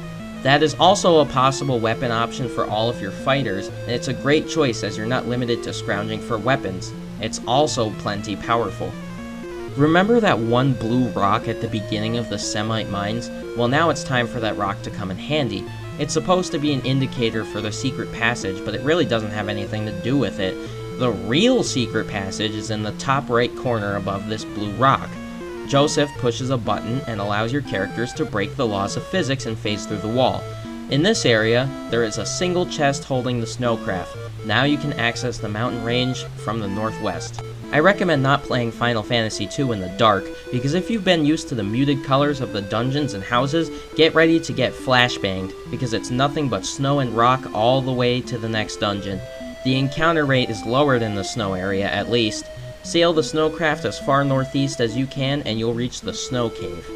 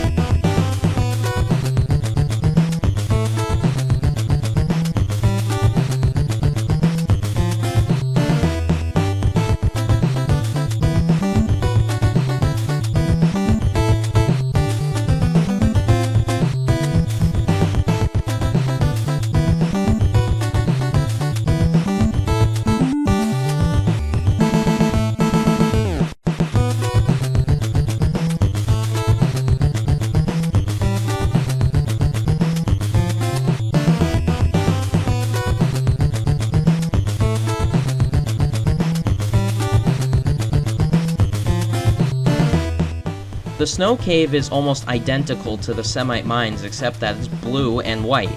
I think most of the cave dungeons in this game are only distinguishable from each other by the color. If all of the cave floors were made black and white then put together, I would not be able to put the right floors together to make a dungeon. I went into a lot of detail with how the Semite Mines dungeon worked, because all of the cave dungeons work that way too. One passageway filled with some fake doors, maybe a side route for some treasure, usually flooded, and so on. Your party doesn't take any damage from being neck deep in icy water. I guess they're just better than that or something, I don't know. So, since the cave dungeons are so similar, I'll keep this section short. There are a few features to this dungeon which is arguably more than some later dungeons have to say. There's not much of note about the enemies of this dungeon, just that they give a little more money than the ones outside. The first interesting part of this dungeon is on the bottom floor. If you go to the southwestern corner of this floor, there is a trapped chest with an ancient sword in it. There is only one ancient sword in the game, but I would argue that it is the most useful sword in the entire game. I kept it in my item slots for Firion the entire rest of the game. Here's the thing with status effects. Most of the spells that you cast have some sort of element, and there are plenty of enemies that can resist that element. As time goes on, you will obtain armor that will allow you to become immune to status effects as well, but elemental resistances and weaknesses only apply to spells. If you have an effect tied to a weapon, then that effect is universal, resistance or not. This applies to the Ancient Sword because the Ancient Sword has the status effect called Curse tied to it. Even if the Ancient Sword has bad accuracy, the fact that it can inflict the Curse effect on enemies is devastating. The Curse status cuts the victim's defense in half. Now this might not sound amazing at first, just pretty good, but Final Fantasy II works off of a combat system with multiple hits. Defense is cut in half for all of the hits. If you hit an enemy 3 times, each hit dealing 10 damage, and the enemy's defense was chopped in half from 8 to 4, you're dealing 18 damage instead of 6. By cursing the enemy with the Ancient Sword, you can basically multiply your damage output by the amount of hits you do twice. This is how you collapse Final Fantasy II. There are bosses that are meant to be really tough and block all physical damage, but if you hit any of those bosses with the Ancient Sword, they will become like paper mache. It's unfair. What's also unfair to the enemies is that whoever uses the Ancient Sword can keep it in their item slot, and once the enemy is cursed, can switch back to a sword that does far more damage. Long story short, it's a keeper. The next interesting part of the Snow Cave is the room at the end of the 5th basement. You open the one real door into a waterlogged cave filled with beavers. They all say random things, but if you talk to the one in the northwest corner, Guy says, "I can understand him." Guy can apparently speak the beaver language. I didn't know beavers had a language. That's news to me. The beavers tell you to break the laws of physics again and phase through a wall on the right side of the room. In the next room, it's a short walkway to the boss of the Snow Cave, the Adamantoise. The boss is supposed to be tough, but you have the Ancient Sword by your side. Bear in mind that the Ancient Sword's effects do not stack, but they most certainly do enough for the Adamantoise's formidable armor to be broken. If you don't want to do that, you can always use the Ice spell to get the Adamantoise down. You earn the Goddess Bell and use the door next to the boss to get back to the first floor. Now that you have the Goddess Bell, you can unlock Kashuan Keep, and wait, hold on, there's another boss fight. Somehow Borgin managed to barge his way into the Snow Cave and wants to pick a fight with you. Borgin may be rich, but that's all he's got going for him. He can heal himself, but you can easily outdamage whatever healing he does. You just kinda beat him. But once Borgin is defeated, unequip Joseph immediately, because when you take 2 more steps down the stairs, this happens.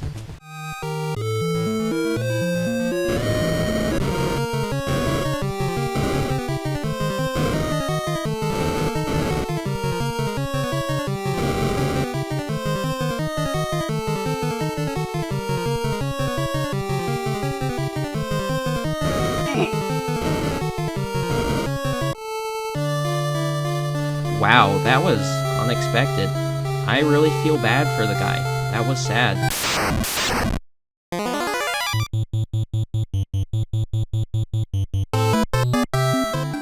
I'm not going to admonish the Final Fantasy II developers for trying to make a sad cutscene, because for the system, it's done well. But nowadays I found it funny. It was so completely out of the blue.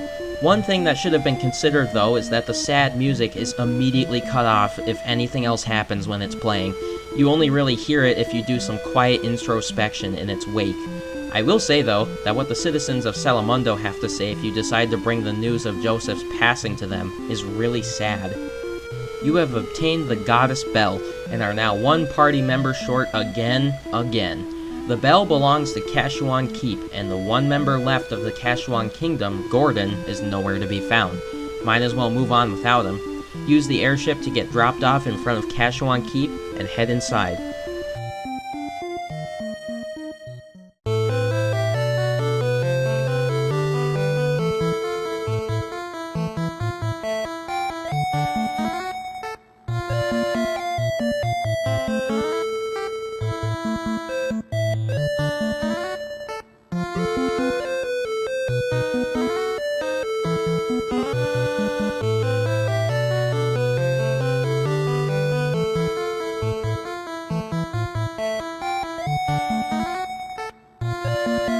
The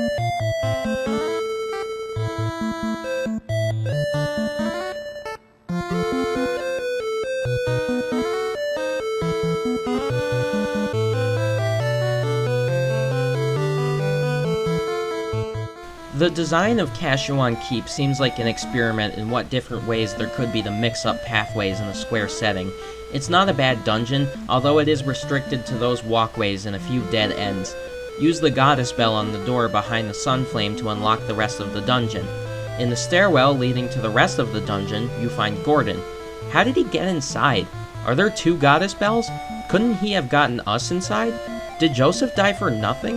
Is Gordon even on our side? And the biggest question of all, who cares? Well, whatever. Your cursed 4th party slot has now been filled for the 3rd time as Gordon joins your party. Everyone kept calling Gordon a coward, even himself, so it's about time he redeemed himself. Well, guess what? He sure joined the right party to redeem himself. He joined the Fight Club. He really is underpowered when he joins. The past couple dungeons provided enough money to get mithril armor, but Gordon is still rocking that bronze. His health is also way behind par. I mean, I did a lot of health grinding, but he's almost start of the game level. At this point, he may not be able to take a hit from anyone, unless you have Maria trained on a bow to shoot him. There are a lot of poisonous rats to fight on the way up. Poison still doesn't really have any consequence, rather than being annoying, and you should only depend on antidotes that you win from monsters. Speaking of which, the topic I'll talk about during Kashuan Keep will be monster drops. Getting items from monsters is not important right now because you don't need half of the things that they drop. There might be antidotes and eye drops, but those status effects will most likely cure themselves during battle. After the halfway point of the game, however, monster drops are awesome for you. That's when they start dropping armor and weapons. Some monsters have a % chance to drop an item after a battle has been won, in which case you can choose to put the item in your inventory or leave it. My advice is to leave most of the things that you find. It isn't until the very end of the game that monsters start dropping the best gear in the game, and any of the things that you pick up from these monsters is extra luggage. If you get lower level armor and weapons that what you have equipped, you can sell those for even more money. Don't prioritize making money over your inventory space. You'll get plenty from the encounters now that they give more than 2 cents. Back to the dungeon, you'll want to grab the gold gear in a couple of the chests. You may also get the Werebuster, which is a great staff for this section of the game. I think staff users got cheated out of being good, because staffs don't do a lot of melee damage, and despite their lowered magic penalty, you're better off leaving a mage barehanded. Staffs also cannot hit from the back row. Walking, encounter, walking, encounter, walking, try door, fake door, encounter, leave, walking, encounter, it goes on and on. The encounters are still minimally useful to fight right now, so this dungeon slowly becomes boring. At the end of the dungeon, you face the boss called the Red Soul. This boss is yet another reason why magic is just the wrong choice for Final Fantasy II. Magic attacks either don't work or heal the Red Soul, and the Red Soul will just spam elemental attacks. If you still have the Ancient Sword, you can make quick work of the Red Soul because that weapon's curse still penetrates the Red Soul's magic armor. For your toils, you receive the Eggle Torch, which can pick up the Sun Flame. Now you have to walk all of the way back out of Kashuan Keep, that is, unless you kept the exit or warp spell handy. Once you reach the first floor again, you can collect the Sun Flame with the Eggle Torch. It's here that you might notice something. You're beginning to build up a stock of key items. These key items cannot be sold or put in the trash. Once they've served their use, they just take up extra space in your inventory that you are getting close to full.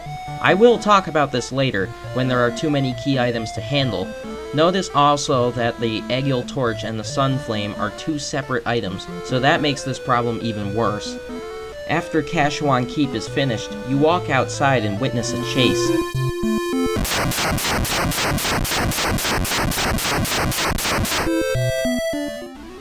Well then, you can no longer get airship rides to anywhere. What a pain! You'll still have to walk back to Altea again. After so much pointless walking, it's time for even more pointless walking. I seriously wish you could just get teleported to Altea after a dungeon, because you already have all of the money you could get from fighting and looting in the dungeon, and unless you're grinding for stats, these battles have no point unless they sap you of your stats. It's really annoying. But, just this once, there is another solution. I don't know how in the world you would ever find this out, but if you head a little south of Kashuan to this forest square, you enter a secret area. It's time for the debut of a universal Final Fantasy mascot, the yellow ostrich called the Chocobo. In this little area filled with grass, the little chocobos poke their heads out randomly and you need to catch them. It's not hard to grab one, just remember that it is random. When you get your hands on a chocobo, the bird will wait for you on the overworld. Walk up to the chocobo and press A to get on it.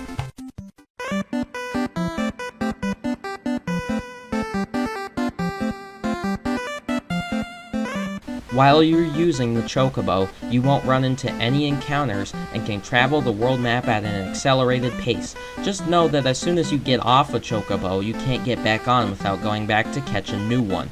I thought that the whole chocobo thing was really funny. The chocobo itself has a really goofy walk cycle that makes it seem like it's going far faster than it actually is. It also seems like the people riding on top of them are getting knocked around senselessly. The song also makes it seem that way, because the song is the definition of insanity. It's a 4-measure tune that will get stuck in your head if you listen to it for too long. Hopefully you can make it back to Altea in one piece. Once there, you find out that Princess Hilda has been captured by the Empire and was being held captive aboard the warship. Fortunately, the warship is parked forever for maintenance very far northwest of Altea. It's time for another hike, on foot this time. Remember that Sid was also captured, so you can't use his airship to cut the travel time. On the way, you'll fight some stronger enemies, including Big Bird from Sesame Street. If you can't beat these enemies, it may be in your interest to turn back and strengthen yourself before attempting the warship, because it does not get any easier.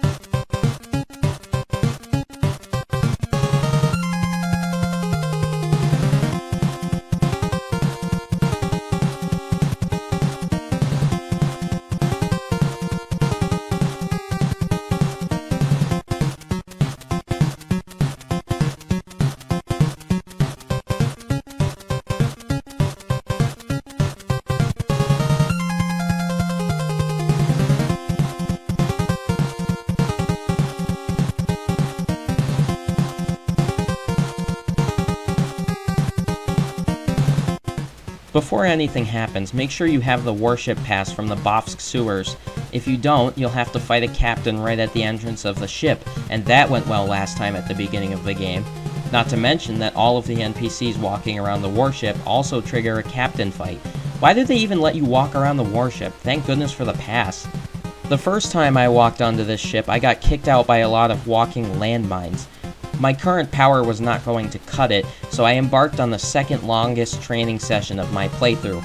Indication of whether you're good enough for a dungeon is usually fine for this game, though I think it could be better since your team's strength almost entirely depends on you spending time training. So, I'll do you a favor and skip all of the time I spent preparing to storm the warship. I was now ready to tank the damage from the landmines, although I couldn't quite take them out in a single hit.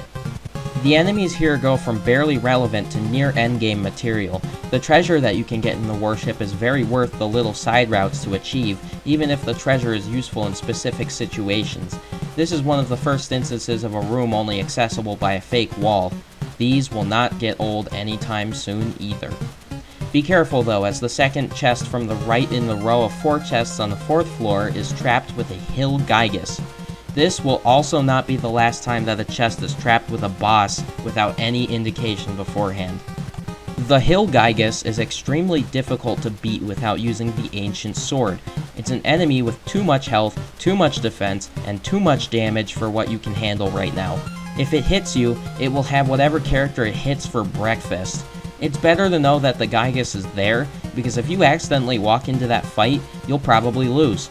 Beating it rewards you the Ice Shield, which is honestly a small upgrade not worth fighting the Gygus for. You have 2 objectives on the warship. Save Hilda and Sid from the holding cells and throw the Sun Flame into the engine. Hilda and Sid are located on the second floor, and you need to go to the northeastern door on the first floor to get there. They're locked in a cell which you need to find a way into. Well, guess what? I don't need no key, I'm just gonna rip the iron bars apart. The rest of the warship is mostly walking, followed with fighting the same things over and over.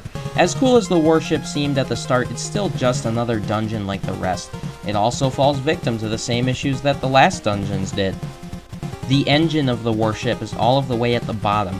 First you need to pass this maze room with a bunch of captains at the corners. And no, when you try to fight the captains, they don't leave if you beat them. You could use this opportunity to get equipment from the captain's loot table, but I was lacking power to get rid of the captains easily, so I decided to skip it. You get down to the engine and throw the sun flame into it. The warship starts exploding and the Dark Knight comes down to the engine room to stop you, but far too late. Maria says that the Dark Knight's voice is familiar. Then comes the most epic escape cutscene ever conceived in gaming history.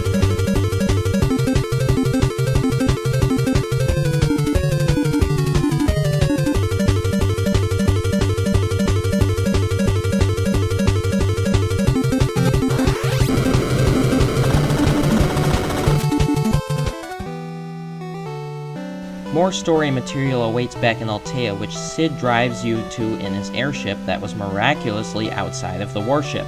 The king's health is failing him, and the time has come for him to give you his final requests. Gordon is made commander-in-chief of the rebel army in place of the king due to his actions in Kashuan. The king secondly instructs Min to break a forbidden seal, which we will learn later contains a powerful magic for our use. His third instructions are for your party to enlist the help of the survivors of Deist. The Deist kingdom is located on an island to the east and is the home of the Dragoons and the Wyverns. It was yet another victim of the growing empire. Then the king asks you to look after Princess Hilda and is Thanos snapped away by his injuries. Gordon tells you that one of the Wyverns might still be alive in Deist, and it's up to you to find out. By the way, I hope you remembered to unequip Gordon before entering the king's room, because whatever you left on him is unobtainable now. Oops! To stop some confusion, every other translation of Final Fantasy II calls them Wyverns, but in this game they're called Hiryus. I think this is a literal translation, but I'm going to call them Wyverns as a concession to remain consistent with the rest of the Final Fantasy series. I'm not going to mince any words. All of the 4 jobs that the king instructed his army to do are basically your jobs now. In fact, everything that the king said basically lines up with the next 40% of the game. And you can probably guess that the last 10% will be confronting the Empire directly. Might as well get started on our quest backlog and find a way to Deist. Deist is an island in the northeastern quadrant of the map, and is one of the few places that are inaccessible by foot travel. You'll need to find a ship that can take you there, and luckily there is another ship parked next to Palm. The captain of the ship, named Layla, is next to the entrance of the town. She offers to take you to Deist for free. There's something that's actually free around here? That's suspicious. But you decide to get on the ship anyway. You sail south to the only exit out of the first area's ocean and transition to a cutscene with Layla. Her lackeys appear one by one and she tells you to stick 'em up. Yeah, that couldn't have possibly been real, especially since she offered it for free. Staying at the inn already requires you to mortgage your house. The pirates then attack you. What any normal human should know, however, is that this party of 3 has been part of the Fight Club for this entire journey. The pirates are of zero consequence to you, especially if you could handle the Hill Gygus and the warship. After backhanding all of the pirates off the ship, Layla concedes to you. I don't know why she then joins your fight against the Empire, but she does. Layla is the 4th temporary party member, and probably the most important of all. She not only gives you the ship, but is also the most dynamic fighter you get, and stays with you for a good while. If you picked up the gauche from the warship, put it in her left hand. She is a good knight fighter and depends on evasion. This is a good time to talk about dual wielding. I will say that dual wielding does not work as it's supposed to, but it has some nice applications. It also looks cool. When you attack with dual-wielded weapons, only the hit from the first weapon will count. This also means that if you have a weapon with a status effect tied to it, it will only work if it is the first weapon to hit the enemy. Dual wielding is still useful though, because you still gain the skill points from both weapons. If you ever wanted to train evasion, well, put 2 shields on one character and they'll dodge anything. Getting to Diced is weird because you have to navigate around the screen wrapping map. Head straight south from the exit of the first area until you hit the Snow Mountain range, then follow that range to the east until you begin heading south. Diced is southeast of that corner. Along the way, you'll fight new sea monsters and eagles. The eagles are called Helldivers in other translations, which is only funny now because there's a game with the same name. These monsters take a good physical hit or two to go down, and Layla might perish a few times on the way to Diced. How is she able to navigate the seas if the general fish was enough to take her out? But that's no problem anymore. Layla has joined the Fight Club. Keep this in mind, if a character is too weak to get hit by any of your other characters' attacks, you can always have them hit themselves. I don't condone this behavior, but I'm not the one that made the stats based on getting hurt either. She also knows some magic, and considering how long she'll be around, it may be useful for you to level her up as well. One last thing before Diced. Note that you can park your pirate ship basically anywhere. It's sometimes better to scout for a close spot to land so that you're not stuck fighting more land enemies. The encounter rate is higher on land than the sea.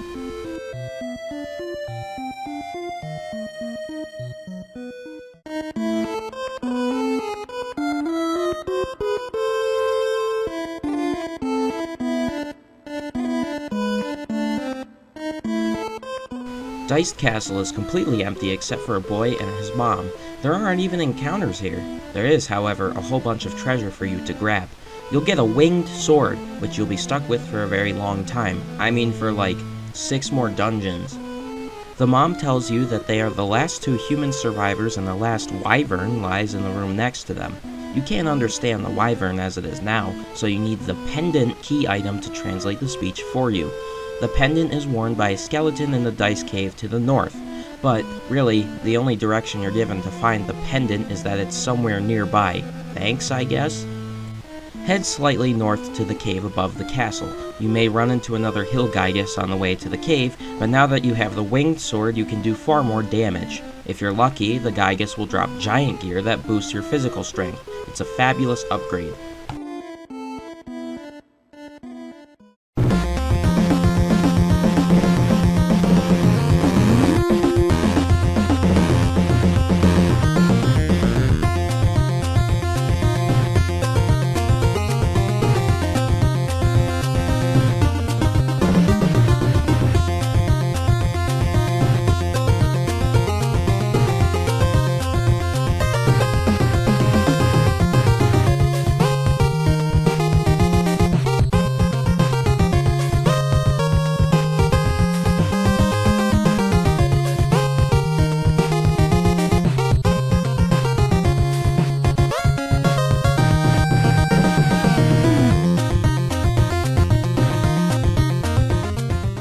This is the 3rd cave dungeon in the game, and it's no shorter than the rest, coming in at 5 floors. It's also basically identical to the rest.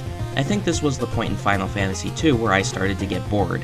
You're infiltrating dungeons designed the same way, fighting enemies which still don't have much reason for you to fight them. If you're working on your own stats, maybe you can stay in a battle, but all of the grinding you do will probably have no reflection on what you're fighting. You could have done that outside of the cave and it would have made no difference. It's basically a glorified walking simulator.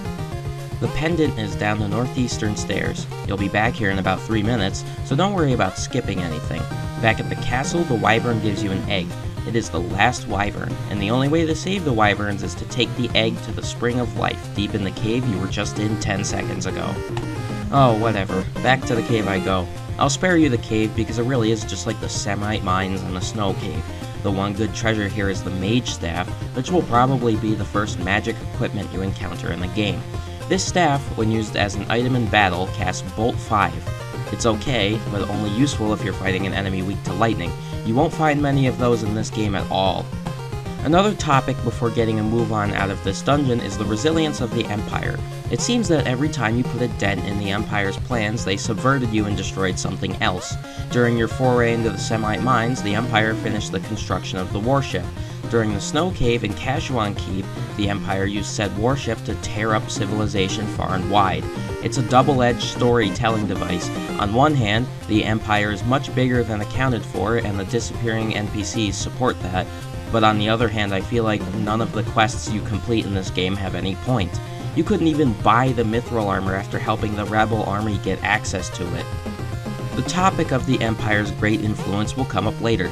For now, suddenly we're at the Spring of Life.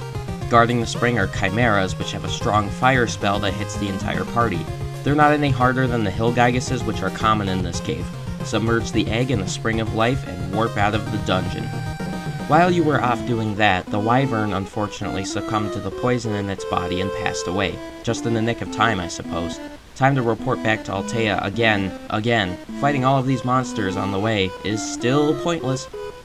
The reason why I'm so irritated by the encounters is that you are losing stats with the more monsters that you fight.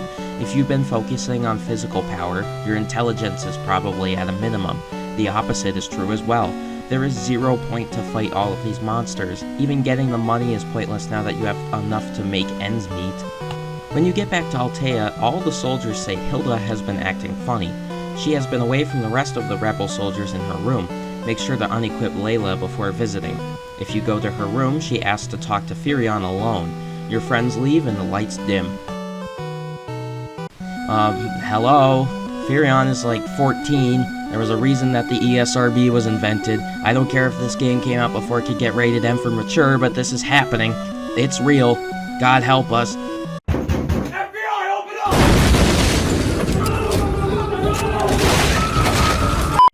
Never mind, Hilda was being posed by a snake lady. Hand her a restraining order and get her out of here. Hilda has been captured for the second time and is being held at the Colosseum south of Kashuan. Fine. You're much better off sailing to the little forested area beneath the huge desert than walking there. Just park your ship as far above the warship spot and below the desert, then head along the eastern border to reach the Colosseum. The enemies in the desert aren't that hard to beat.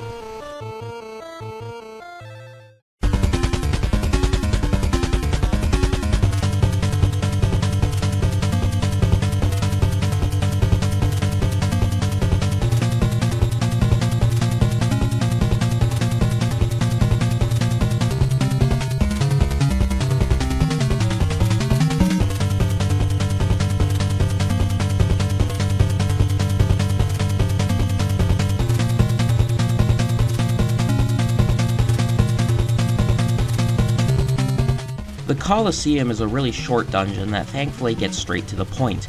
You walk up to the center of the Colosseum and see the Emperor for the first time. After hearing about all of the desolation that the Emperor has caused, as well as all of the quests you've done to follow in his wake, there's some massive beef to work through. But the Emperor does not want a piece of you right now. In fact, the whole reason he captured Hilda was to measure you up and to entertain him. He's super egotistic. He basically says, "Dance for me," and the behemoth walks out of a cave to attack you.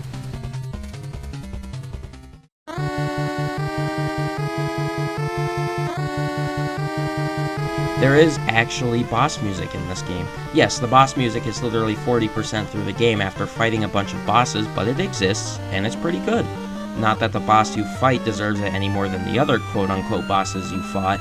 I think the boss music is somehow tied to the enemy you're fighting because you may have noticed that the bosses of before have become normal enemies. For example, the Adamantoids in the snow cave became a normal enemy in Diced. The behemoth is nothing to worry about. Slap it with the ancient sword and you've already won. The gate to the Emperor opens, but before you can do anything to him, you're captured by the Dark Knight. You sit in prison for a long sentence of about 40 seconds before the thief from the beginning of the game, Paul, breaks you out. He really wailed on that guard, like he hit him with the comic book sound effects. Hilda is being held on the floor below, and you need to fight a bunch more enemies to get to her. Before you go into her cell, though, unequip Gordon again. So unfortunately, Hilda and Gordon could not take you with them back to Altea, so instead you have to sail all of the way back there, while fighting even more encounters. I wish the Colosseum was just a boss fight, because this is just another dungeon. The thing about Final Fantasy II's story that I don't like is that it is barely broken up, and what it is, you're given more of the same content. The entire game so far has been going to a new location to play either a cave dungeon or a castle dungeon with no unique design, then coming back to Altea just to get sent out again. The only two things that change are the locale and the enemy strength. You just end up doing the same thing for the entire game. Even the one-time events are dungeons. It just gets dull. Back at Altea, you find out that the rebel army is now strong enough to advance on Finn. Hilda and Gordon have set up a tent outside of Finn where they ready themselves for an attack. Who am I even kidding? They're going to sit there while you attack. Whatever, I don't get paid enough anyway. Let's go.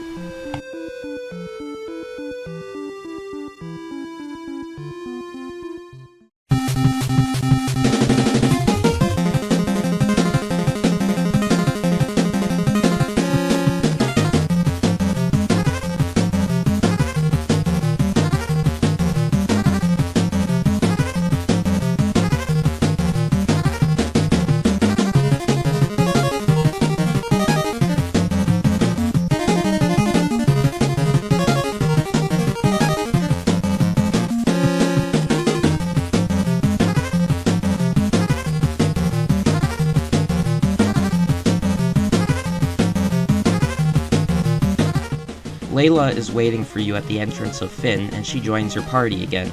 I hope you didn't sell that good knife from the warship, assuming Layla wouldn't be with your party again, because she's here. She'll be with your party for this dungeon and the next two. The encounters in Finn do not mess around. I recommend you just make a break for the boss room, because you can get all of the treasure later when the rebels occupy Finn Castle. Strength of the enemies was never the problem. The Hill Gygus can take more hits and deal more physical damage than anything in this castle, and that enemy is easily handled. No, the enemies in Finn Castle are devastating because they have access to all sorts of horrible spells. The three enemies I'm specifically referring to are the Spectre, the Death Flower, and the Wizard. The rest of the enemies have decent defense and damage, so they'll whittle you down while the magic casters do their work. The worst part about this is that these enemies have plenty access to spells that can cause a game over in a single turn. The Death Flower's hit causes confusion, which isn't so bad since most players may use the Fight Club method to raise their HP. The characters can take a couple hits from each other. With Firion and the Winged Sword, however, it gets dicey. Sometimes Firion can one-shot one of the party members. The Spectre is worse than the Death Flower because the Spectre can cast Break. Now, if one of your party members is petrified, that's okay, because you have access to Gold Needles or the Heal spell, assuming you level up the Heal spell to a point where it would be effective against petrification. But, I think that there isn't a single instance where an enemy casts a spell singularly. It's always group-wide. If a Spectre gets a turn off to use Break, then all 4 members of your party can get petrified and cause a game over. And if that wasn't bad enough, sometimes you'll run into massive groups of soldiers and wizards. This is probably the most dangerous encounter in the game for where you run into it. And I don't mean that endgame encounters aren't difficult, but this one is just unfair for how powerful you are when you attempt it. You better hope you get a preemptive strike and that, if there is one, then the wizard is in the front row. Wizards have a 20% chance of casting a group wipe spell, and a 40% chance to eat your health and magic points away. Look, I get it. It's cool to have all of the spells linked to battle in some way. The spell used to go back 1 floor in a dungeon can also be used to delete enemies from battle. But truly, honestly, I wouldn't consider that a game over. If warp is used on you, then shouldn't the battle end with you on a different floor of the dungeon or something? When you use warp, it doesn't just destroy you. How come being 1 floor down in the dungeon counts as a complete loss? It's not like the spell works any different for the enemies than it does for you, especially since the wizard is the #1 source of magical tome drops. So if you're going to have a utility spell in battle, make it perform the same function as it would outside of battle. But anyway, I had no idea how short the walk is up to the boss room.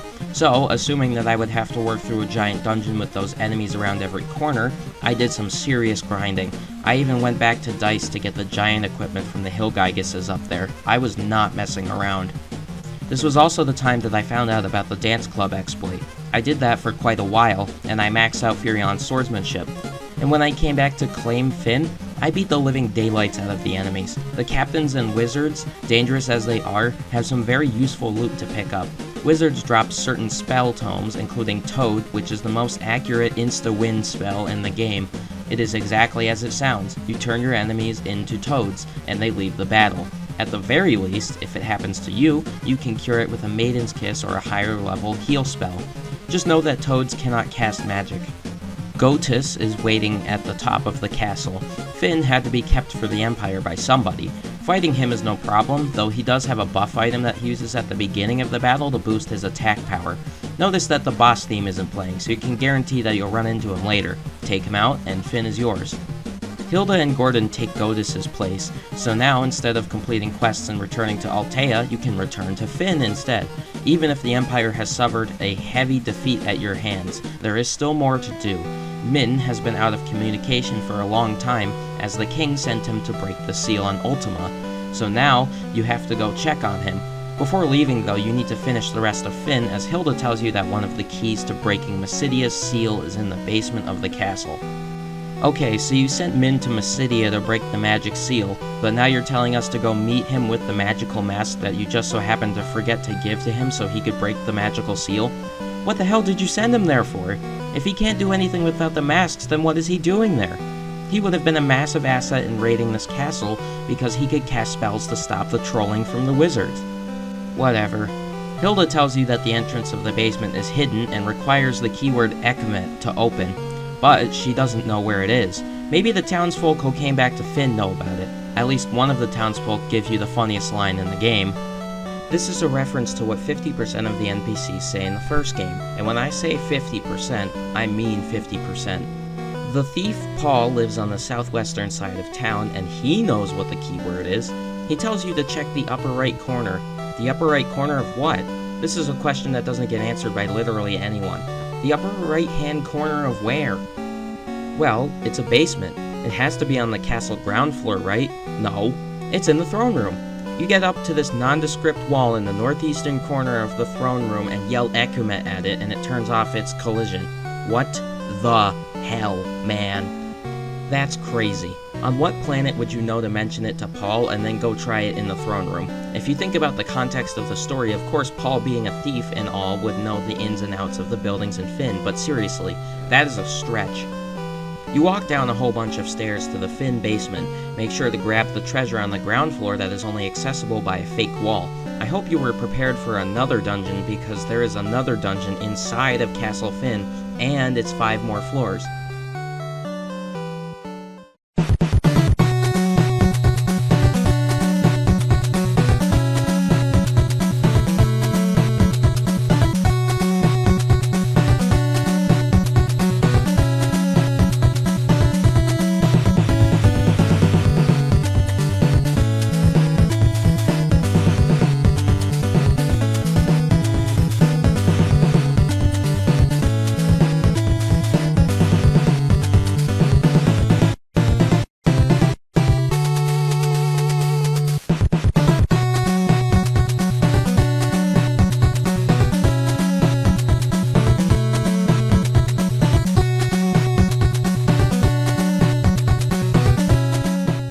I don't think you could get any worse with the fake doors than here.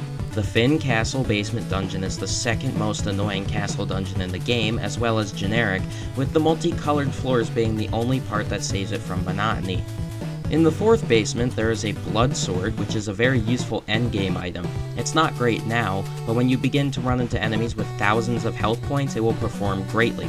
Each hit with the blood sword does 1/16 of the victim's total health. It can also hit multiple times, so keep it in your sword fighter's items. Other than that, grab the white mask and use the teleporter to leave Finn. You now have to either walk to Mysidia or sail there. It's basically the same travel time considering how far you have to sail to get there.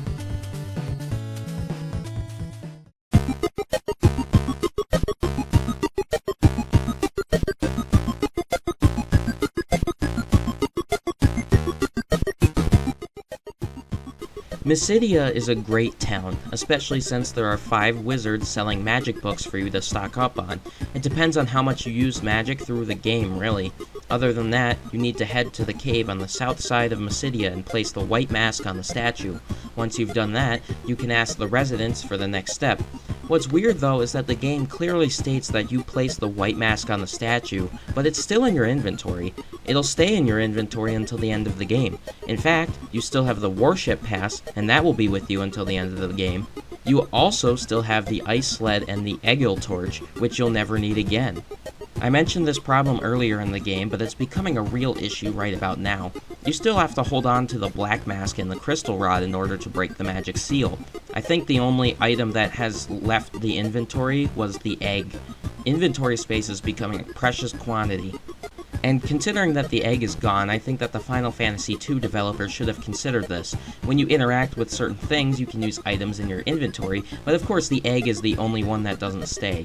I can understand some of that, like the worship pass being reused in case you leave that dungeon, but shouldn't there be an NPC after you've used the key item that takes your stuff or something?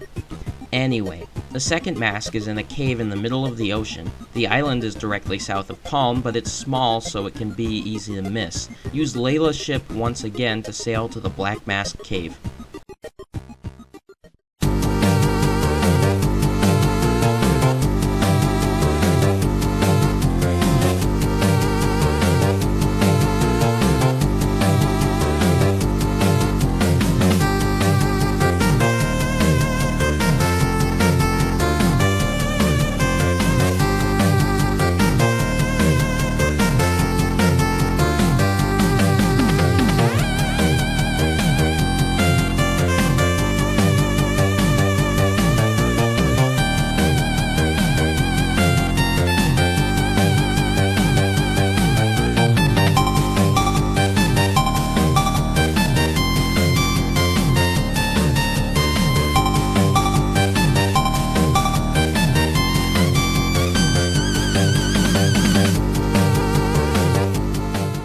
I sincerely hope you like the color green. Like, I hope you absolutely love it to death, because if you don't, your eyes are going to suffer here. I think this dungeon is really lackluster, so much so that you could probably beat it if you come here right after obtaining the ship. The enemies here are not hard to beat. Despite the new theme, it's the same cave design as all the other cave dungeons before it. I stopped playing for a little while during this dungeon because I was so bored. There is one thing in this dungeon. If you take a certain pathway through this dungeon, you can reach a town full of the slime enemies that you've been fighting. If you switch to using a spear at any point in the game, you can grab the demon spear from the shop here, but otherwise, it's not worth your time. This dungeon was definitely for a weaker party, because the boss is not even tough enough to survive one hit. Get the black mask and leave before your eyes explode. That's one side quest down. The third item to break the seal is located southeast of Mysidia around the big mountain range. It may be worth doing both of these dungeons in one shot because this one was too easy.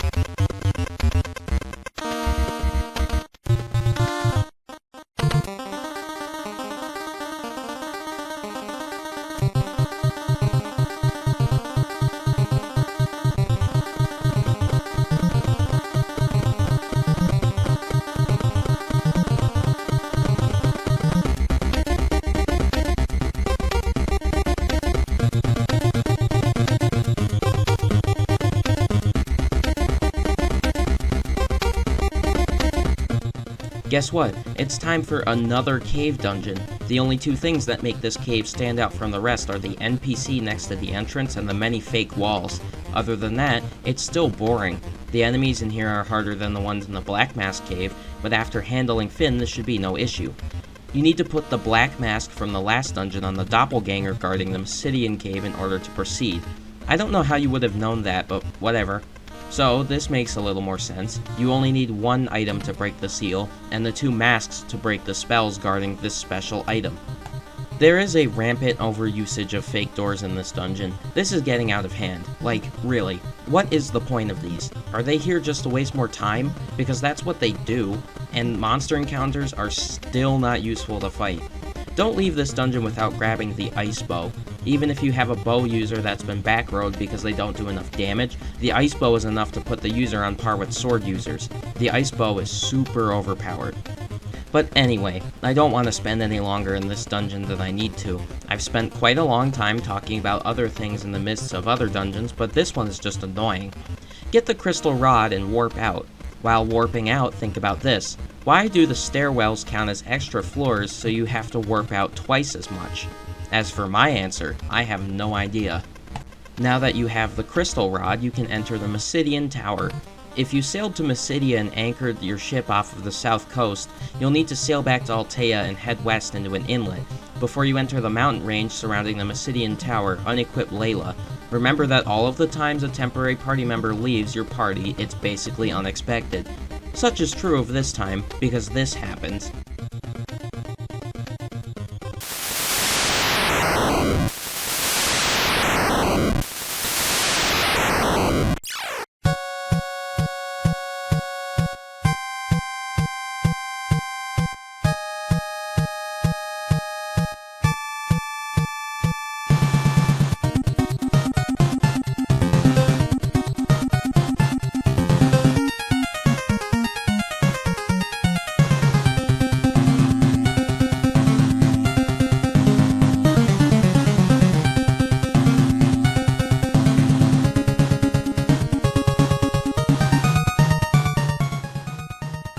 Alright, so the tsunami that hit your ship was actually a giant sea monster that ate you, and Layla is probably gone for good.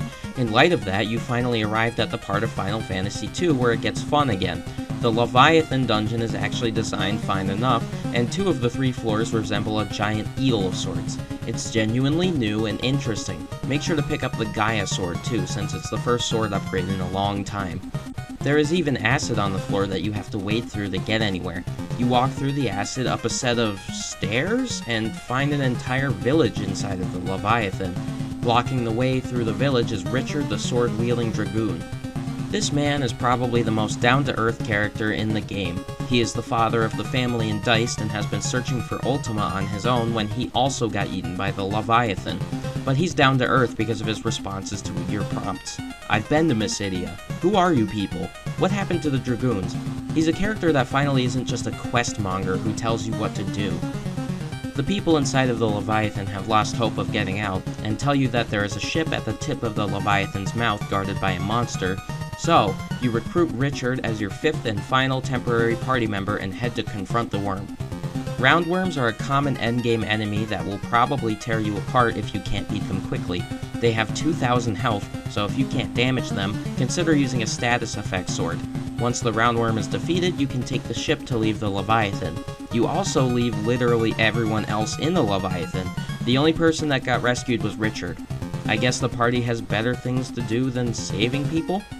After refueling if you need it, the quest to obtain Ultima still awaits, so continue past the Leviathan's lair to reach the Mysidian Tower.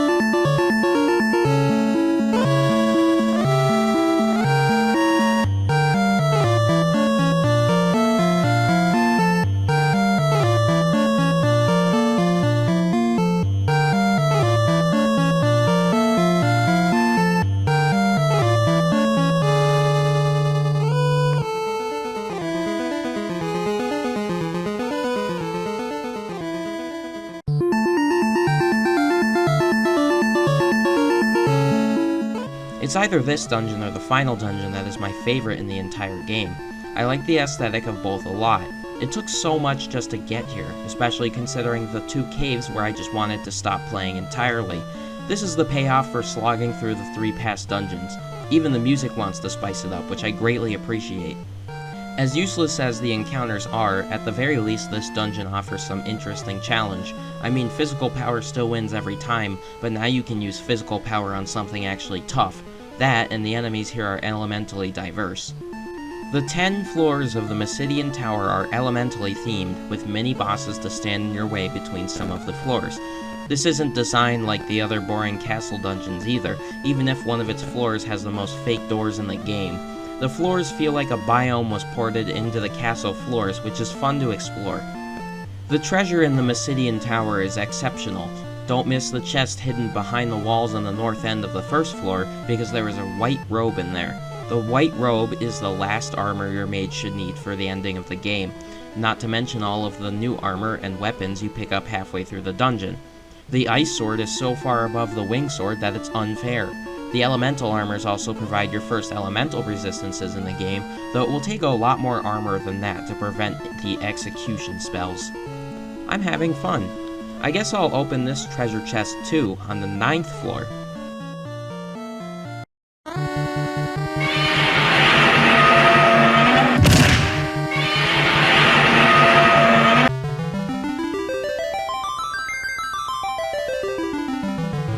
After that happens, you can go up to the 10th floor where Min is waiting. Now this one I have even more of a problem with than I did with Gordon getting into Kashuan. Do you know what I had to go through to get to this freaking castle? I had to play 3 of the most insufferable video game dungeons known to man, and you think that you can just ignore that? What the hell were the last 4 hours for anyway? Min is standing in front of the magical seal guarding Ultima. He tells you to stand back and watch him focus his power on the door. So, I want an answer now. The crystal rod, which we were specifically sent to get from the Mysidian cave after dealing with like 4 extra dungeons, was supposed to break that seal. Why? Why did Min do that? We have the freaking key to the door. We could have just unlocked it, but no! Min had to be a hero and fight the impossible door. This makes no sense. Also, the sad music is once again circumvented by entering a door. Inside the Ultima room, there are 5 spheres arranged in an X shape. The 4 spheres on the outside give you stat boosts, and the 5th one in the middle gives you an Ultima tome. Congratulations! You just obtained one of the most useless spells in the game. Now, why would Ultima be useless? Let's think about this. It actually comes from a disagreement from Final Fantasy II's programmer and director. The programmer had the idea that Ultima should not be a good spell because it pales in comparison to the might of magic today. The director did not like this idea and tried to fix the code so that Ultima would be powerful again. But this programmer was not messing around. He ciphered the code so that it could only be understood by him. And that's why Ultima is the way it is today. The funniest thing? He did not get fired and proceeded with the next Final Fantasy game.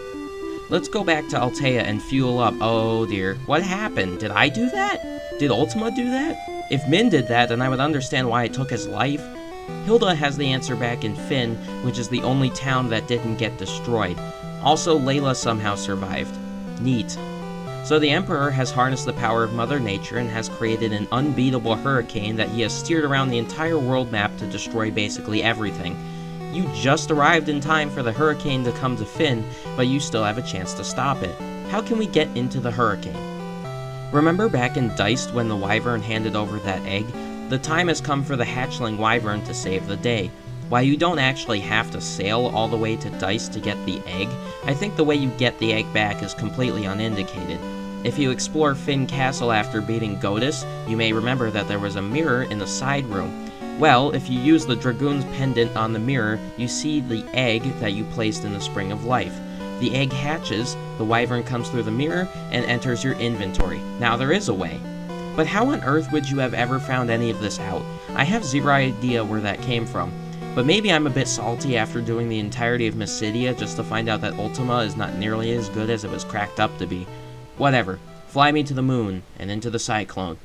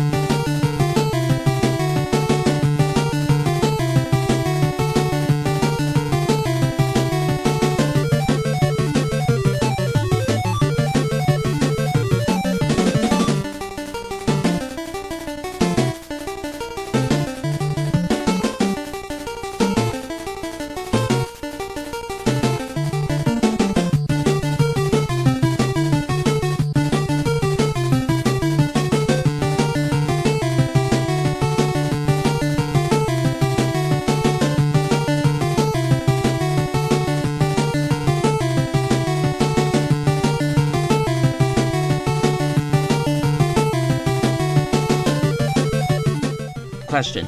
If you use the Wyvern to fly into the eye of the Cyclone, why would you land at the bottom of the Cyclone? Why wouldn't you try to land on the floating palace at the top of it? It's gotta be magically suspended in the air somehow. Not only that, but you don't take the Wyvern into the storm's eye. By flying the Wyvern into the storm, you end up at the bottom of the wall of the Cyclone. The Cyclone is actually another dungeon. The overall map design is really good and really bad. The Ascending Cyclone, where the dungeon expands from the bottom, is an awesome idea and is evident by the increasing size of the dungeon floors as you near the Emperor's seat on the top. But to get there, you need to weave through a whole bunch of different passageways, not to mention a certain staircase that leads to a room with all fake doors. Can you tell that Final Fantasy II is irritating me? Maybe. Enemies in the Cyclone are tough. They all have quite a bit of defense, especially the Golem. The treasure is fine. If you haven't been finding diamond gear already, you'll find it here. That, and a new knife. The Emperor is sitting nicely at the top of the Cyclone, which is somehow unaffected by the strong winds below.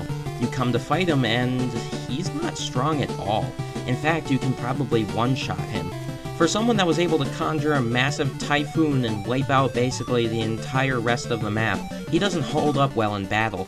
Even the spells he can cast increases comparatively weak physical power to moderate physical power. Keep this in mind.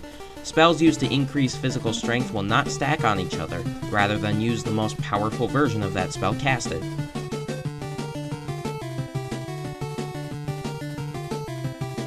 After defeating the Emperor, you leave the castle and are granted an epic victory dance with all of your allies.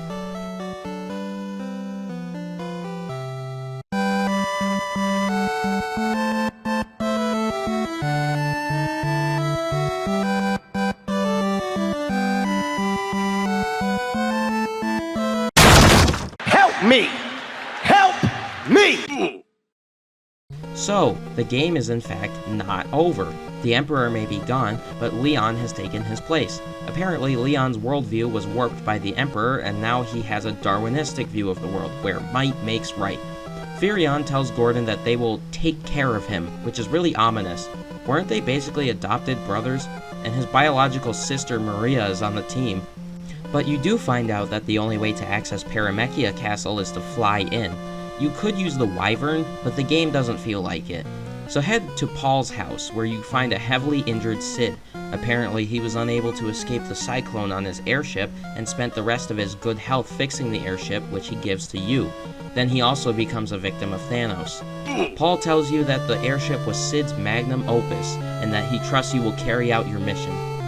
It's time to take on the big bad for the second time for the last time. At this point, the airship is nearly useless to you because all the other places besides Fynn and dungeons were demolished.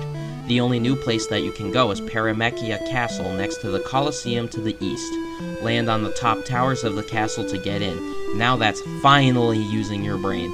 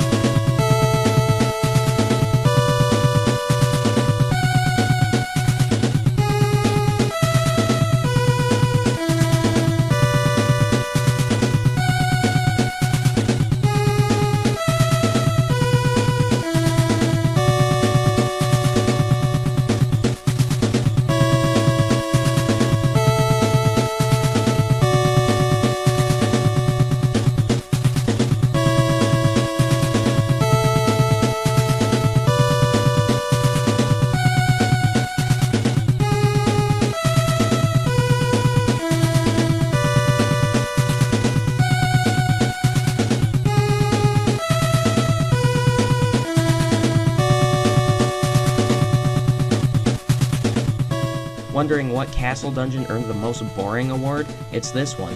I have not seen a more infuriating set of long-reaching pathways in an RPG except for Duncan's Factory and Mother. Have you noticed that basically every castle looks the same? Well, now you're in a castle, but yellow. How's that? And after all of that hard thinking that maybe I should land at the top because I want to confront my enemy as soon as possible, goes out the window on the floor you land on because the first thing you do is fall all of the way down. I think this is some sort of sign that you're not allowed to be smart when approaching these dungeons, but now you have to walk all of the way back up to where you were just to get to the Dark Knight. Along the way, you'll fight generals, which are super buffed versions of captains, and the knights riding horses from the beginning of the game. There are also a good bit of enemies that can confuse your party, which is especially dangerous now since your fighting characters can probably one-shot the others. I don't even want to talk about this dungeon. It was so much more of the same. At least you can get the Sun Sword by doing a massive side path. Climb all of the way back up to the 7th floor where you dropped in and head up to the throne room. So in real life, I guess that most American forts and medieval-era castles in Europe may look the same, and are built out of the same stone. That may be an excuse to have all the castles look the same, but this is a video game fantasy world with magic in it. It's supposed to be fun, but wait, I forgot I'm playing Final Fantasy II.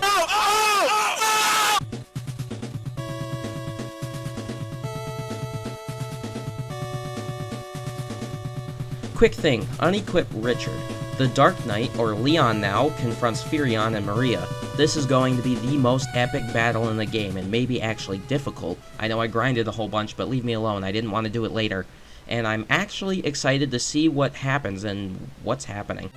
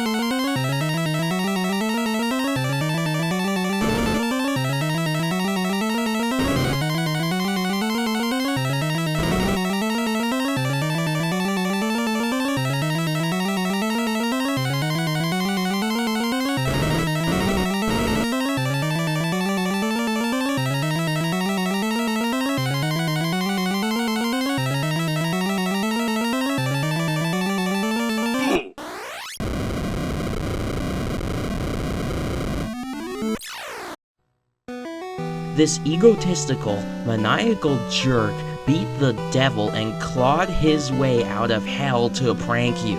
And then we lose the most based character in the game, the man who had no idea what was going on but came along for the ride anyway.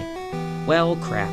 The game has now had 2 fake endings, and there's a zombie on the throne. Leon gets revenge in his head and designs to join you in your quest to beat the Emperor. The gang is finally back together ever since the beginning of the game, and Leon may not be on the other characters' level, but he's strong enough to survive the final 2 dungeons. Question though, after falling all of the way down into Paramechia Castle, why couldn't the Wyvern fly you back up? The Wyvern is literally in your inventory. What was it doing otherwise? And it flies you out of Paramechia. I have some serious salt with Castle Paramechia, really. The leaders of the rebels tell you that there is a way to get inside the hellish new castle because flying won't do it now. There is a large swath of land to the east of Mysidia on the Jade Sea, and in that land there is a small portal to hell. Guess that there's only one way forwards. Equip your characters to the best of your ability, attempt to clear out your inventory even though it won't work, and you'll find a little pond that has formed where Layla said it would. Beyond this point is nothing but legends and myths. Where you enter that portal, you leave the world of reason behind. No pressure.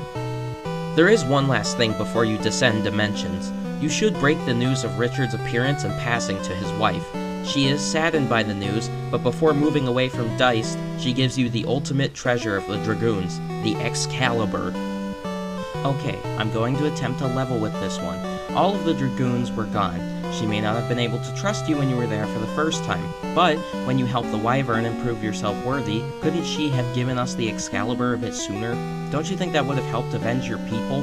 It's just like Ultima, except this sword actually works. That's basically the only side quest in the game, completed for being a kind person. Whatever, time for hell. Bon voyage.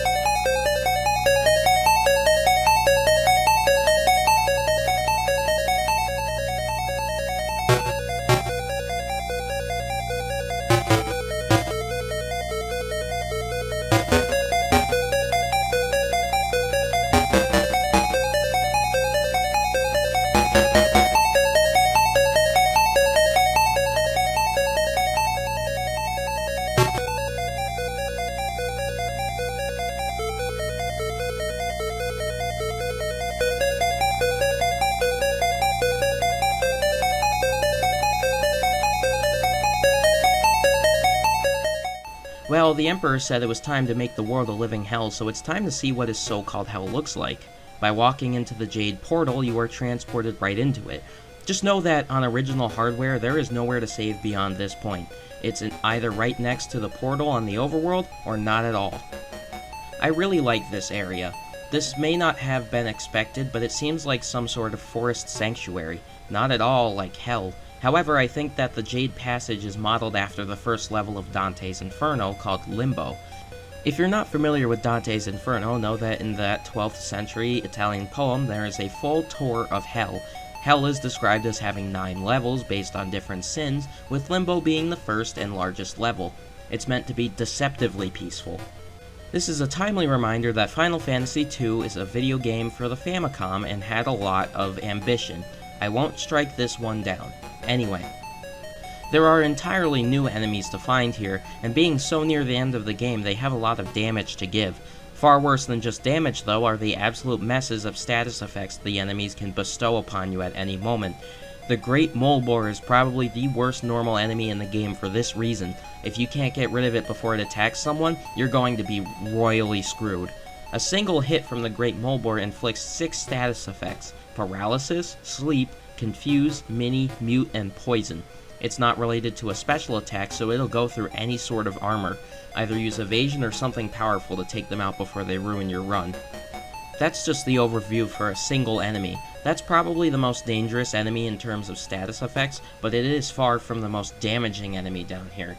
You can expect any of the chest bosses from previous dungeons to be in high demand here, especially dragons. The Jade Passage only half suffers from bad cave design disease. The first, second, and fourth basements have trouble with it because of a bunch of fake doors in the same looking generic cave room, but the other 3 floors are some of the best in the game. I really like the waterfall floor, even if it has a few fake doors too. It drops the top-down view in favor of the continued descent, and I really like the fact that the waterfall hurts you. That might sound strange, but the fact that the waterfall hurts you implies that you're not walking in normal water. It's deceptive, as it's supposed to be. There is also a last-minute magic store behind the waterfall on the bottom of that floor. This store sells Berserk and Haste, which if you haven't gotten them from wizards are worth it. Just make sure to level them up using the Dance Club method because they're not great at level 1. Berserk increases attack power and Haste increases the amount of hits a character can do. When highly leveled, they're far too broken for this game. Make sure you're looting the Jade Passage too. There are plenty of final weapons which culminate your journey in a single weapon. There's the Yoichi Bow, the Rune Axe, the Holy Lance, and more. You'll need it to survive further on. The last couple floors of the Jade Passage have a sense of finality, what with the thin cliffs that your characters traverse above the rest of Hell. The final floor is a climb up a cursed mountain, which teleports you into the final dungeon.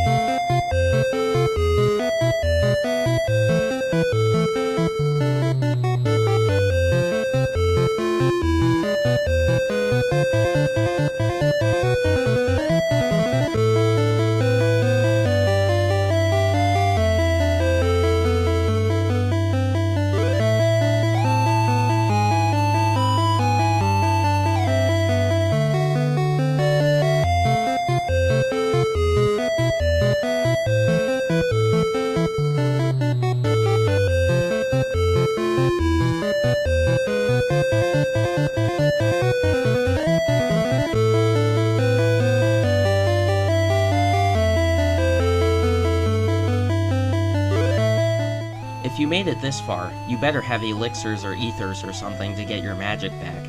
If you can't cure off the sheer amount of damage you'll receive from individual encounters in this dungeon, you need to warp out and start over. The enemies in here are even worse than they were in the Jade Passage. The Square A-Team had to be saving a good fourth of the cartridge for this final dungeon because there is not a single dungeon in the entire game that received this much care and attention, save for the Mysidian Tower. All floors have tiers and special routing. They may still be walking simulators with a whole bunch of encounters, but there are two things that are saving this finale from the same problems that the other dungeons had. The enemy encounters actually do matter in this dungeon because of their loot and their difficulty, and the walking isn't just straight paths anymore, it's mixed up between a bunch of structures. It's also kind of maze-like, which is at the very least different. The first 3 floors of Pandemonium are nice to you, actually. They're straightforward. The 4th floor onwards, though, they're just brutal. Let's just say that you'll be hearing the boss music chime in every other battle now. The 4th floor is 3 floors long. You're given 4 doors that lead to different parts of 2 different rooms, and you need to find the correct pathway in those 2 rooms. To keep it interesting, though, there are pieces of extremely heavy-duty Genji armor hidden in chests in the rooms, which are each guarded by unique bosses, including the devil himself. Yeah, you don't get to fight the Emperor yet. You gotta go through this guy and then Astaroth first. You can also run into the giant super boss, which will smack your party members silly if you can't beat it. Just like the other enemies, it drops fantastic loot, including another Excalibur and more Genji armor. You could just keep fighting them and find Genji armor for everyone, and then just be invincible. The real treasure of these 2 rooms is through the leftmost door. If you follow it all the way to the end, you'll find a single white pillar. But if you take it a bit further and walk through one of these walls near the pillar, you're transported to a very small room with a single chest in it. In this chest is the Mazmune. If you lay hands on this sword, you've already won the battle. This sword opens the gate for a sword user to leave whatever conceptions of maximum damage you may have had behind. It's far and away the best weapon in the game. If you don't have a sword user, give it to Leon, because Leon came with a bunch of weapon skills already. If the Mazmune's attack power isn't enough, try using it as an item in battle. It casts Haste 11. That's 11 more hits. The Yoichi bow casts a high-level Berserk too, so if you put those together, you might be able to hit the damage cap of 9,999 damage. The correct door of the 4 is the second from the right. Follow that to the end and you reach a teleporter. Now you're in the final stretch of the game. At this point, there really aren't treasures worth getting. It's just a race to the finish. Hopefully you haven't run out of resources yet, because there's still 4 floors left. The 5th floor is straightforwards, and the 6th contains a whole bunch of stairwells that don't make sense. I think this fact indicates that the closer you get to the Emperor, the more reality warps around you. The 7th and second to last floor in the game is a giant gallery of statues. Don't spend too long wandering around this room, or you might get attacked by a landslide of bosses and lose right there. If you head directly southwest, you'll find the final teleporter. The final floor of this dungeon is devoid of everything. You're surrounded by stars. There are still enemies in this room, though I think there shouldn't have been. Nothing should be able to get this close to the Emperor but us. Heal up to the best of your ability. I saved 4 elixirs all this way to this point so I could be at my best before fighting him.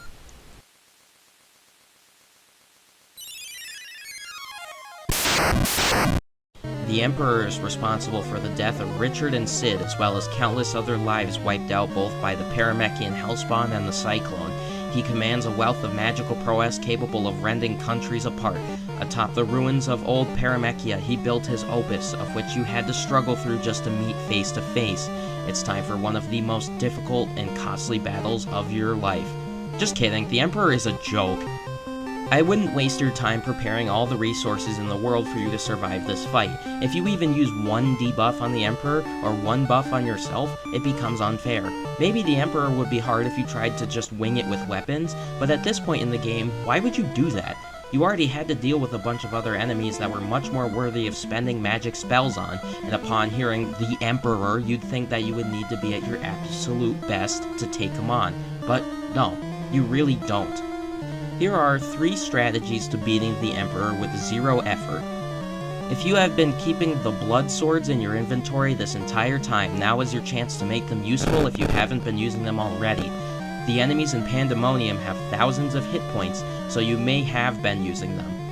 The Emperor has 10,000 HP, yet using the 2 blood swords you can still end this fight in 8 turns or less. Equip Firion and Leon with the blood swords, have Guy or Maria cast Shell 4+ on the party, and you've practically won. Suppose you also grab the Mazmune on the west side of the 4th floor. It might not seem to do much, but consider using buff spells such as Berserk or Haste. You don't even need to grind to level those up anyway. If you have the Mazmune and Yoichi's bow, just give both of those things to Firion and have him cast the spells hidden on those items. The Mazmune also casts party-wide. You will quickly demolish the Emperor. The Emperor has really high defense, and you may find it hard to land an effective blow. It's also incredibly difficult to land a status magic spell on him, such as Curse. But remember, some weapons have attack effects tied to them that can just bypass magic defenses entirely. The Ancient Sword can cut the Emperor's defense in half. If you then switch to the Mazmune or another powerful weapon, you can get hits worth thousands of damage. In this way, I beat the Emperor in 5 turns. All 3 of those strategies involve melee weapons, but you could also use some casting items you may have saved up until this point. The only effective damage spell is Flare, which still isn't great. However, if you maxed it out and use a Sage Wisdom during the fight, you'll cut him down easy. Any of the support casting items are good to bring along. Hate to say it, but what a disappointment.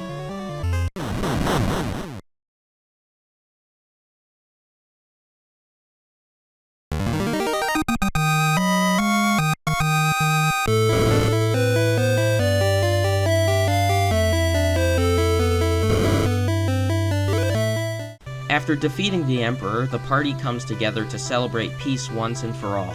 Leon leaves to re-evaluate himself, and everyone's happy. The ending is also a bit too fast for my liking. There's only one part that stuck with me, and that's this.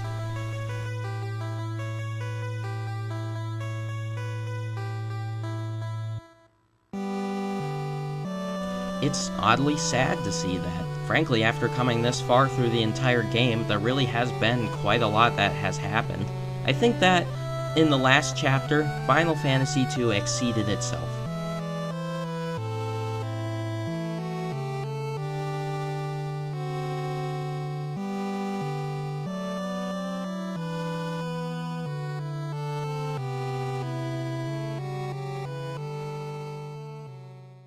In this quick part of the video, I want to talk about the differences between Final Fantasy I and Final Fantasy II. The Final Fantasy games are almost entirely different in the series, so they're hard to compare closely. Instead, I want to highlight some things that I thought were general improvements and retcons. It goes without saying that there will be major spoilers for both games here, so skip ahead to the final review of Final Fantasy II if you are interested in playing Final Fantasy I blind. Cutscenes are better, not that Final Fantasy I really had any cutscenes if that final scene with Garland counts. The water in the ocean actually moves. The battle screen is better because it's not nearly as restricted. Sound effects for character hits and magic is better. Animations for magic are good. New magic spells such as Curse, Toad, and Ultima are good. You can rearrange your inventory. You can rearrange your magic spells. Indication is quite a bit better instead of talking to random people. Set encounters are now predictable.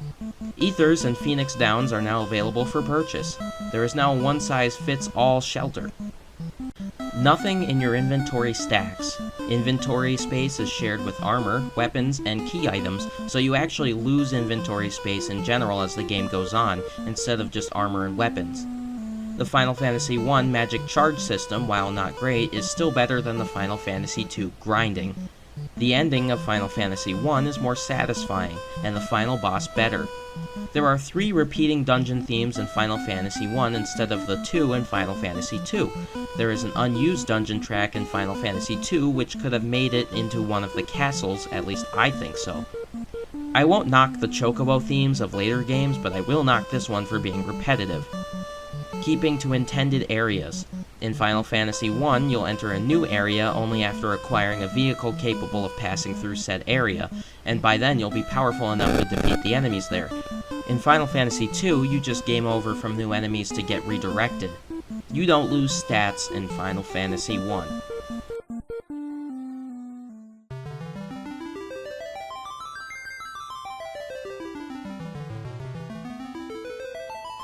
The sound design is as good as it ever was, but this time is especially interesting because it's not cheerful. It's very unique for the system. The overworld theme describes the word drifting. It's a better soundtrack than before. What hurts this one's rating though is that there is an extreme lack of variety.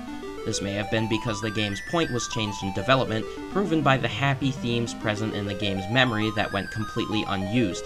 I think that this sad theme was important though, because the bleak atmosphere of this game would be used to catapult future entries into worldwide fame. The unused dungeon theme is even repurposed in Final Fantasy VI. Walking back and forth to Altea does not make the world seem bigger than it actually is. The Final Fantasy II world is pretty small, actually. It's not so terrible if the world changes every now and then, but it doesn't. There's a whole bunch of dungeons packed into a single area, then you're done there, so you never head back. It also gets some extra points knocked off for how the world design affected the gameplay. There's no way of knowing if you'll walk into a battle that's too powerful for you to handle depending on where you are in the world. You're not really allowed to explore unless you put a whole lot more time into the game, which may ruin first impressions. Not to mention, of course, that some areas such as the Mysidian Cave and Semite Mines are specifically located in hard-to-reach inland areas, so that you have to do a big hike to get there. And, as I have been stating this entire review, the encounters are not helpful in the slightest. You don't get enough money, then later, you don't need any money. Final Fantasy II's textures could use more work. The enemies are completely fine, and I especially like the design of the dragons. I think that the enemy sprites have remained in good quality. Points taken off here for rushing though. Firion looks absolutely nothing like his in-game sprite, and that is evident in any other version of the game. The same goes for Guy. That's just a recolored sprite from the first game. Firion's trademark white hair definitely was possible, as evidenced by Min and Gordon, but it just didn't happen. Not to mention he stole from the fighter of Final Fantasy I anyway. The story of Final Fantasy II is pretty darn good for the NES era. The intimidation of the Emperor is done well, and I really like that the world dynamically changes based on what the Emperor does to it. Seeing all of the towns demolished due to the cyclone was shocking. It's just that there are some semantics that butcher important parts of the story. For example, I mentioned a couple times that certain sad moments get completely cut off by a transition in the game, so they don't really have any impact. The few cutscenes that there are in Final Fantasy II are also victim to this, as the instant battle transitions or other game mechanics get in the way. The only character loss that felt particularly meaningful was Cid's, and that's because you need to watch him struggle to his bed. I think that, regardless of the technology available, the idea was there and there was a disconnect between what could have been and what was put in the game. But the worst part is that characters popping in and out of the story really didn't have meaning anyway, because none of the characters have any real personality. I think Leon, Cid, and Richard may have been the only characters that weren't directly roped into the group collective that was the Rebel Army. When the rebels lost someone, everyone would feel the same minimal way. The party literally watches Min give his life to break the magical seal in the Mysidian Tower, and 10 seconds later they're stepping over his corpse. So, really, the time had not yet come for a deep story. I think that I went over why the gameplay was frustrating several dozen times during this review, but I'll sum it up here. It's monotonous. The only time the gameplay is fun is when you're fighting a boss. Otherwise, you're grinding, attempting to progress in a dungeon and getting interrupted by encounters that have a negative impact on your characters, and walking endlessly. You could make the argument that the entire RPG genre consists of walking through dungeons and poking random encounters with weapons endlessly, but there is a method to that madness that makes it fun. It's the fact that each fight in a different game would be handled completely differently than others. It's the joy of the unknown. But in Final Fantasy II, you already know what you're getting into, especially when all of the dungeons are the same. In fact, the combat is pretty much the same throughout the entire game. Fight the tough enemies in an area, grind, fight more tough enemies, and so on. Once you've played the Semite Mines dungeon, you've played them all. For a long-form game like this, it's abysmal. For something like Super Mario Bros. Or Pac-Man that you only play for at max half an hour, it works just fine. And even those games have something different going on for them for each playthrough. That is probably the reason why so many people can't get into Final Fantasy II.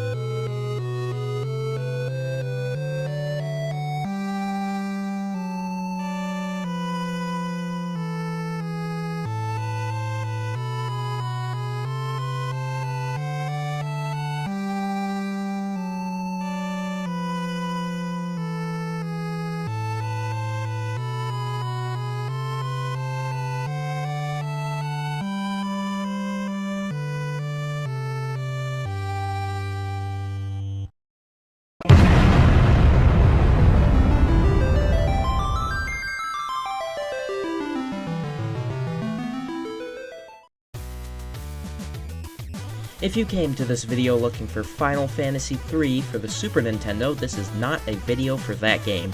This is a review of Final Fantasy III, released for the Family Computer in Japan in 1990. For those who aren't familiar with the early Final Fantasy games, there are 6 in question here. 3 for the Nintendo Entertainment System and Famicom family, and 3 more for the Super NES and the Super Famicom. All 6 were released for the Famicom systems, but only 3 made it to the NES and SNES. The 3 games that left Japan are Final Fantasies 1, 4, and 6.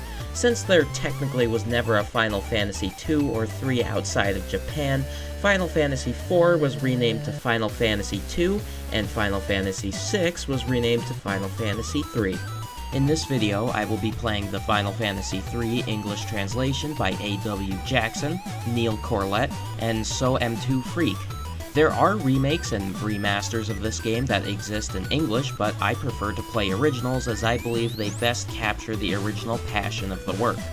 Though newer versions may offer optimizations, better graphics, and bug fixes, they may miss some intentional work specifically by the original developing team. It's already time for Final Fantasy III. This is the last of the blue screen title scrolls in the games, and it's weird because I've gotten used to it. It helps lay out the story a bit before you're blasted into the world at sonic speed. Also, sort of nostalgic. The Gurging quietly spoke. This earthquake is but an omen. The tremors that pulled the crystals into the earth and brought forth monsters are nothing compared to the darkness which is to come. But hope is not yet lost. 4 souls will take up the quest of the light, and so it begins. 4 orphans have been raised by the priest Topapa in the remote village of A crystal has sunk into the earth due to the earthquake, and the 4 boys have come in an adventurous mood. They had only intended to test their courage. After the blue title scroll comes the file select. You can choose from 3 save games and choose the message speed in battle. I use the battle speed of 7. After the file select comes the names of your characters. Now, in this version of Final Fantasy III, the characters don't actually have names and are once again up to you. But in later versions, the characters do have names. So, I'll be using the names from the later versions of this game. The first character is named Lunith, then Refia, then Ark, and finally Ingus.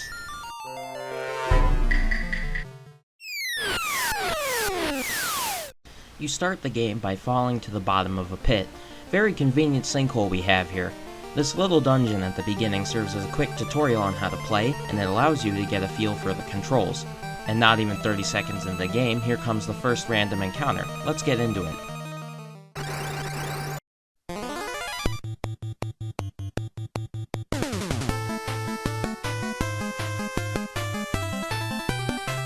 So the battle system in Final Fantasy III is a little different in that you're not given all of the possible options to start out with. This is simply the basis of the battle system. For the Onion Kid job, your 4 options are to fight, defend, run, or use an item. You can also press left or right to change your row on the battlefield. I don't think the introduction could be any simpler. Since there's quite a bit more depth to the battle system that gets introduced through the game, I'll come back to this section more and more when something specific happens up ahead. I will mention now, though, that a general battle requires a lot of attention. I think this game is when Final Fantasy left aspirations of board games behind and became more of a video game. The bouncing damage numbers, the special character animations, and so on have changed the feel of the game. I think it's better. It feels more alive. Straight after that are 2 treasure chests holding 1 potion and 1 leather shield. Even in this one room alone, you're allowed to mess around with nearly all of the core game mechanics, including the menu. The menu displays your character's health, magic charges, gold, and another quantity called capacity, which we'll get into soon. You have 7 options. Use an item, use magic, equip something, check the status of a character, change the row of a character, change the job of a character, and save the game. Saving can only be done on the overworld. Again, there's not much to go over yet. I'll keep the information flowing as it appears in the game. Right now, the only objective is to get out of this hole. Please keep this rock in mind as much as possible. This entire game focuses on map mechanics such as secret buttons and walls and fake walls to an extreme. Thankfully, it's well indicated. Just remember that if you're lost, there may be a hidden passageway. Otherwise, there will be a lot of different passageways in a single dungeon with only one right choice leading to the next floor. The dead ends usually have treasure in them, so that's good at least. Up a little further into the little cave is a room titled Wind Crystal. It's so bright in here. Very lucky of the four boys to have found some sort of treasure just by falling into it, but to be fair, the plot could be far more convenient and mindless, so I'll let it slide. Before reaching the crystal, you're attacked by flashing sparkles that turn into your first boss fight of the game. The land turtle is the easiest boss in the game, and no, I'm not just saying that simply because you're built to fight it after walking through very little of the game, and it has very little health and all that. I'm saying that because you are comparatively far more powerful than the land turtle when you encounter it than most bosses later on. I didn't have to grind very much when playing Final Fantasy III in order to beat the bosses, which is awesome and remarkable for a Famicom game. But the bosses all required a great deal of strategy to circumvent otherwise. I found the strategizing to be enjoyable because now each battle simply doesn't come down to who can beat who over the head first. And yes, grinding isn't a requirement, but you always can, and you'll be rewarded for doing so. Once the land turtle is defeated, you can talk to the wind crystal up ahead. It basically says, "The world is out of balance, I'm fading away. Since you four fell down this very non-accidental hole that just so happened to be above a prophesized ancient artifact, you have been chosen to save the world. Here's your legendary hero job application."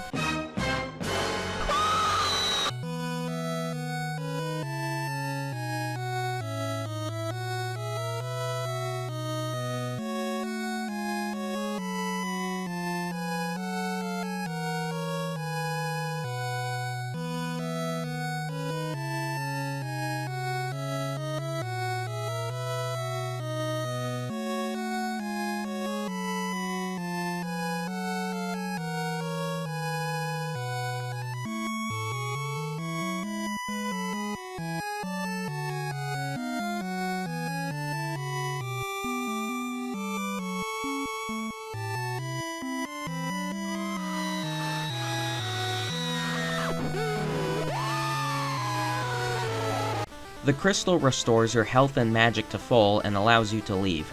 Now you have a few options for places to go, but the best place is this little town south of the cave you just left. This is the four boys' hometown of Ur.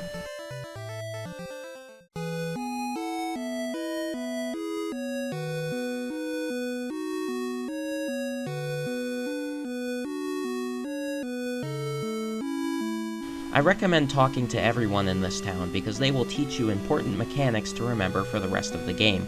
Take this man in the southwestern corner of the village, for example. He teaches you that you can use items on people by pressing the B button. I wish this mechanic was used more than it was because it's situational at best. Yes, you could say that it was a dodged bullet because then you could be running errands back and forth. But the way that it's used here is fine. It presents the player with that little satisfaction of being the one to, quote, pull the trigger, if you will. That's something that I feel a lot of modern games have just caught on to.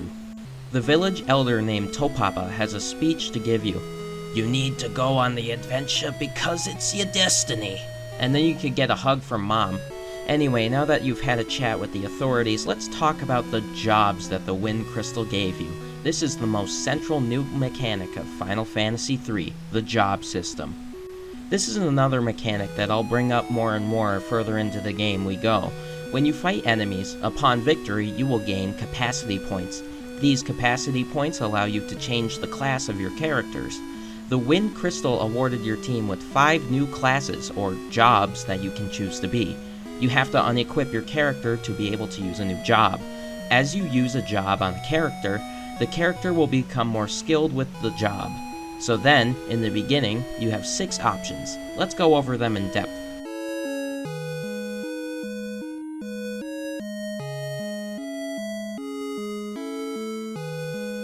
The Onion Kid is your simple melee class. The Onion Kid can equip basically any kind of weapon and wear most armors. This might seem like a simple option that you'd only use at the beginning of the game as a placeholder, but keep this class in mind. At the very end of the game, this class can be used to great effect. At least, if your job level is high.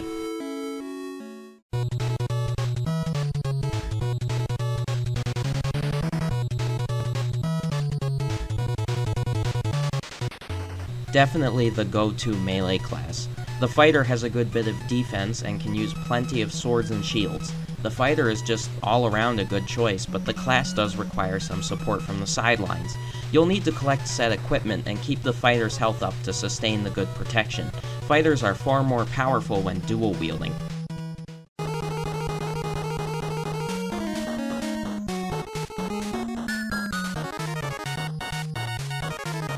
Monks are primarily fist fighters, which require very little armor and weapon maintenance, but as a result are glass cannons, which can be knocked out easily. If you can afford to put time and some effort into leveling your monk up, then you can expect great physical power to come of it.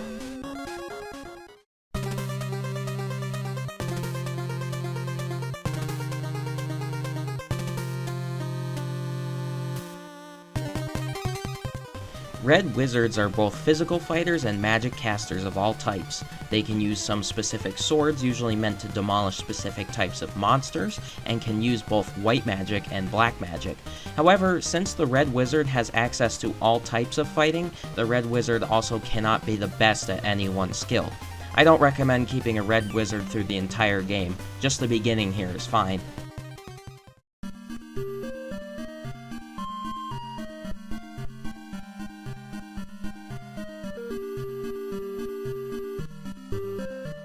White Wizards act as healers for the rest of the team. They should not be depended on for damage, though they can wield certain staves linked with status effects and have a couple attack spells for specific situations. The White Wizard can restore your party's health points, revive fallen members, cure status effects, and teleport your team out of a dungeon if the situation gets sketchy.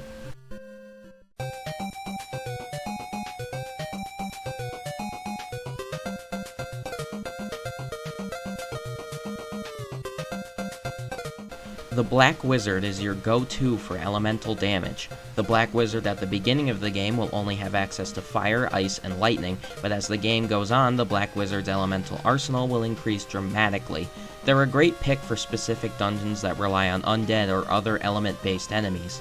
The downfall to Black Wizards, though, is that they get hurt easily. They have little health to spare. You also really can't waste turns on a Black Wizard, as they don't have many weapons to use besides knives and bows. That's all of the 6 starter jobs. I want to clear up some worries that might have sprouted up in the wake of the jobs, so here are some answers. Question: if I use a melee class then switch to a magic class, will I have to grind to get all of the magic points? Answer: no. Magic charges are directly related to your character's overall level and not the job level. Just bear in mind that the only way to get magic charges recharged is to stay at an inn or use an elixir. Question: how can I possibly get enough capacity to be flexible? Answer: stick with a class that you like at first. As you level up a class, you will also decrease the amount of capacity needed to switch to it. Every class has a certain capacity requirement to switch to depending on what class you started as, which makes sense. For example, a fighter would find it much harder and more costly to become a Black Wizard than to become a monk. But if you're switching to a class that you've used for a while and have a high job level from fighting, then the job level will be subtracted from the capacity requirement. Plus, later enemies will give you plenty of capacity, so don't worry about that. Question: do I need to grind job levels to make a class good? Answer: not really. Your character's overall level serves as a baseline for all classes, so it's not like you're going to switch classes in the middle of a dungeon and suddenly face impossible battles. The job level just gives you an extra edge as you play as that class. Question: will I lose magic charges if I switch from a magic class? Answer: yes. Your maximum charge capacity is still connected to your character's level and job, but all the charges you just had will disappear if you change to a job that can't cast spells. Even if you switch right back, you can't get those lost charges back until you visit a bed. Question: how do I know what equipment will work for each job? Answer: you should check your types of equipment by switching a character around jobs. At the very least, you can tell if a character can wear armor or use a weapon before buying something by the pose they make on the shop screen and whether or not there is an X over the weapon icon. That's enough questions for now. The job system gets a bit more complex further into the game as you amass more jobs, but we'll leave it there for now. Since I have the option, I'm going to go back to my roots. The gang that I made from the first game is back together. I've got my fighter, my red wizard, my monk, and my black wizard. There are a few things to do around besides shop at the stores. There's a guy next to a well in an unreachable corner in the southeast part of town. How do I get to him? I see. I mentioned fake walls earlier, but when I said they were important, I meant it. Seriously, if you see something that looks oddly symmetrical, give it a shot. You can find quite a lot of treasure by no-clipping just about everywhere. Even in the late game, it's basically required. There are also invisible treasure chests hidden in the grass that usually have equipment in them which are available for purchase in the stores, so it's actually better for you to explore the town to its fullest before making any purchases. There is a storehouse to the north that is blocked by a bunch of easy monsters. Notice that in this storehouse there are a bunch of pots and that there are items hidden in the pots. There is also a hidden treasure room mentioned by the old man which introduces secret buttons once again. Again, no clipping in Final Fantasy III is your best friend. 3 more things to talk about before we get out of the first town and get moving. First off, if you find a bed, you can usually sleep in it to restore all of your health and magic. At inns, you'll have to pay to use the bed, but in the beginning here the beds are generous. There are 3 stores in weapons, armor, and magic. All 3 of those things act as items that you can swap around to your characters. A feature I was happy to see was that your characters show you what they can or cannot use. If a character can use an item based on their class, they'll do a little dance. Furthermore, when equipping items that cannot be used by a class will have their icon be replaced by a big X. This may sound just like common sense nowadays, but after playing the first 2 games where I had to do a whole bunch of investigative journalism just to find what was best, I was tired. Thankfully, I only had to open a guide for this game twice. Make sure to talk to all of the residents around. Is special just because all residents have tutorials for you, but the rest of the places have little cute cutscenes. There are usually dancers at the inns that dance for you.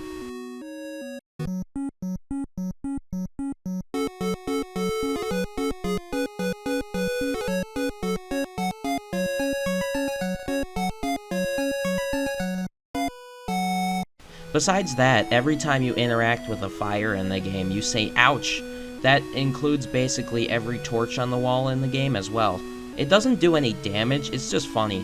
There's also a piano in the inn that you can attempt to play.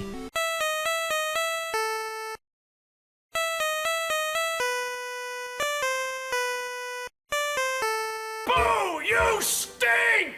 Was that supposed to be for Elise? I think it was.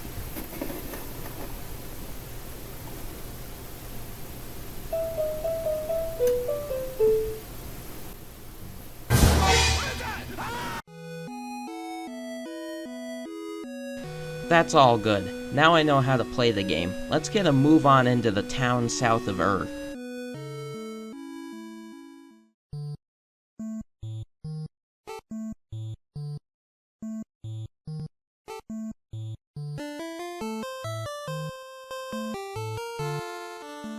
What's up, dude? Come on, man, it's just me. What do you mean, ghosts? So the town of Kazis is in trouble. All of the residents have been turned into stick people who think their life is dreadful now that they are one. Come on, it can't be that bad. You have no eyes, no ears, no face, no skin, no organs, no hair, and you'll get blown away by any wind that happens to pass by, and you can't tell each other apart. Never mind, it's worse when you think about it. We gotta fix this. The offender is the djinn who was freed when the wind crystal sunk into the earth, causing an earthquake. There are a few things at Kazis, though not really much you can do without helping the residents. There's a mithril mine, which is just a dead end in town. Keep that in mind for later. One of the djinn's victims in the Kazis Inn, named Sid, laments that he couldn't go home because there was a massive boulder blocking the way to Canaan. He offers you his airship if you can find a way to get all of the people back to normal. The airship is buried in the small sand patch west of Kazis. So, airship speedrun. This is the fastest airship grab in the series, I bet, unless there's a game where you start on one. Final Fantasy III's airships are quite a bit different than before, but you notice this time that you can't fly over any of the mountains. The starting area with and a couple other locations are entirely enclosed in a mountain range, and there's a cave to the north that is blocked by a small pond. Before using the airship to go there, though, pay a visit to the castle in the west. There's a little quest to do here before moving on.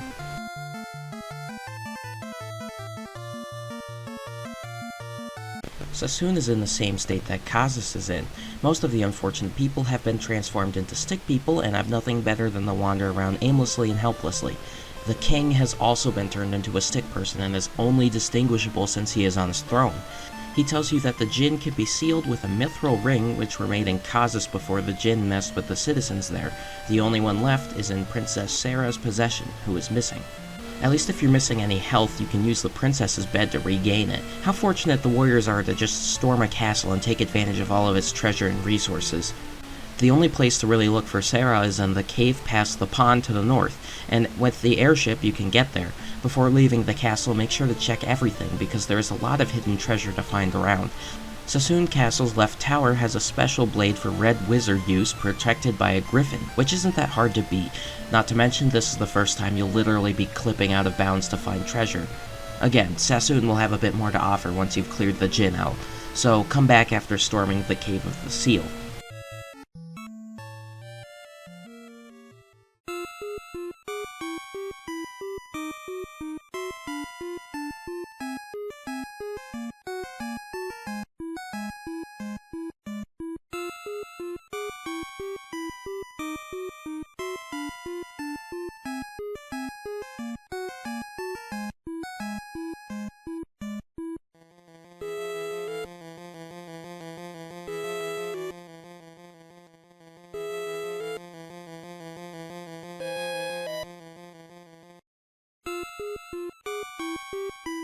If you don't count the starting cave as the first dungeon, the Cave of the Seal definitely is. This dungeon is pretty generic, but generic is fine for the beginning of the game. You've got to start somewhere.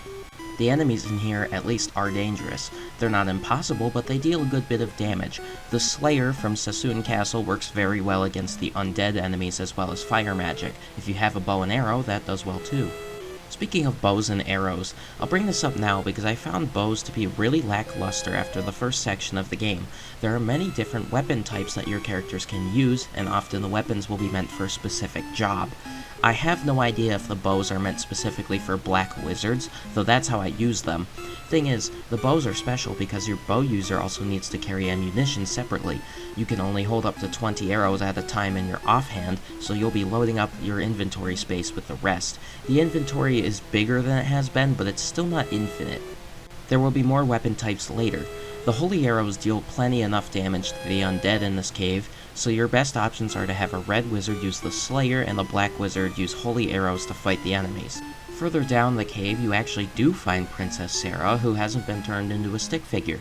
She was attempting to reseal the djinn alone, but welcomes your support as you draw nearer to the djinn's hiding spot. Sarah then joins your party and follows your lead character around. Whenever a story character joins your party, they will follow behind you wherever you go. They don't supply any combat help, they're just there for the plot. When you're walking around, you can press the B button to get some advice from them. I like this mechanic. It's perfect to keep you from getting lost or facing down impossible obstacles later. Sarah wasn't far off from the djinn anyway. He's standing on top of a small platform at the end of the dungeon on the next floor down. He can't be sealed into the mithril ring without being weakened first, kind of like a Pokemon. So instead, you have to detach him from the power of darkness that he's using.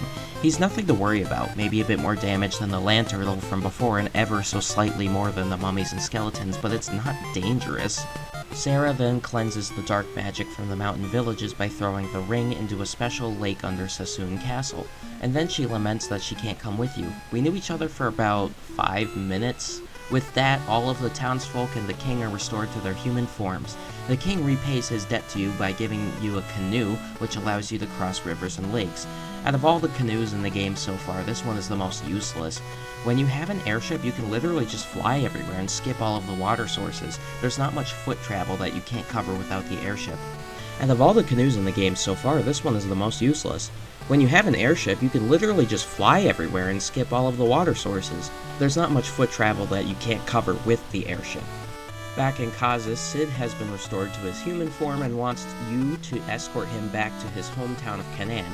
Just as soon as Sarah left, Sid fills your guest slot. The only problem is that Canaan is located outside of the starting area, and you'll need to break that boulder blocking the entry valley. Sid tells you that he can affix a mithril battering ram to the airship, and then you could just fly it into the boulder to destroy it. The blacksmith of Kazis named Taka can do it. Before leaving Kazis, though, talk to the residents in the inn. One of them tells you that there is a secret treasure cave in the mithril mine, and that there is a secret button on the northern wall. There are 2 mithril swords down that pathway, which are great for your fighter. Can we all give a hand to Sid? The mithril battering ram is an awesome idea. Let's do it. No more airship, now we just have to walk everywhere. Canaan is not far to the south of the entrance to the mountain range.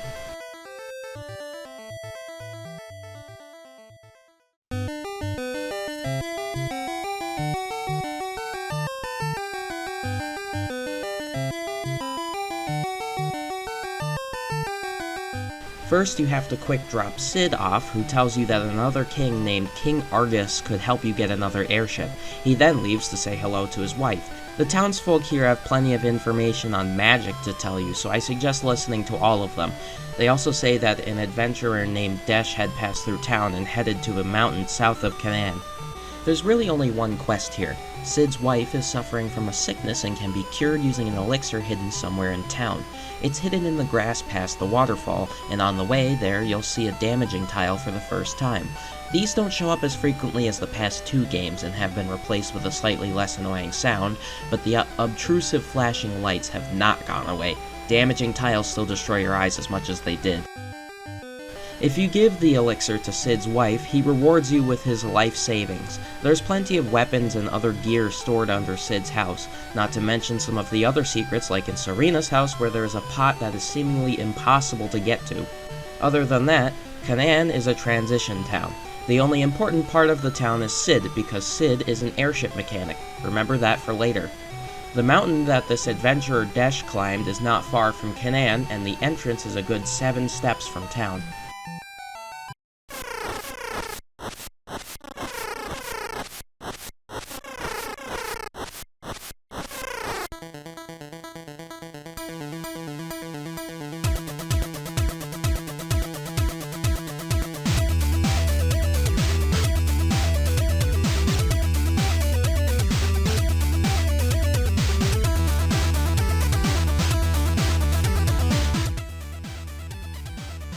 I guess you could call this a dungeon. It's probably the shortest dungeon in the game because it's only 1 floor, but it still has that dungeon-esque design. The only thing of note are the tough rook birds, which will seem like a jump up from the enemy's past. The dive eagles can also petrify on a hit, which sucks, but at least the status effects cures are cheap and readily available in past towns. Otherwise, it's straightforward. Hey bro, watch your jet. Watch your jet, bro. Watch your jet!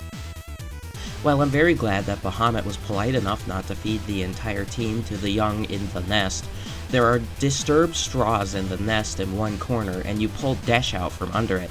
Desh's primary character trait is amnesia, because he wanders the world attempting to remember what he was doing, and that wandering got him in trouble now. There's nowhere to hide from Bahamut. Mr. Ben! Mr. Ben!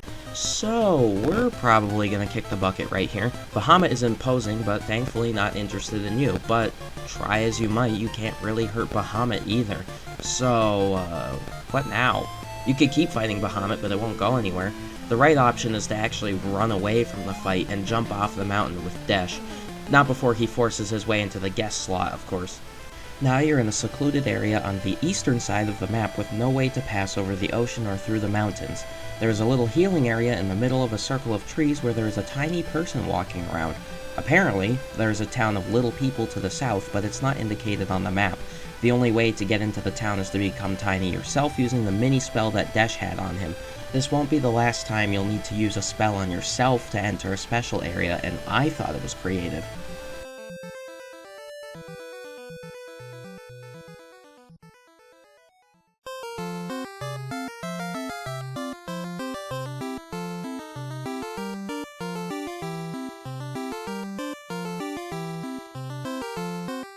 There actually is a town here. Do the people of Tozos get visited often, or is Desh the only one that comes here?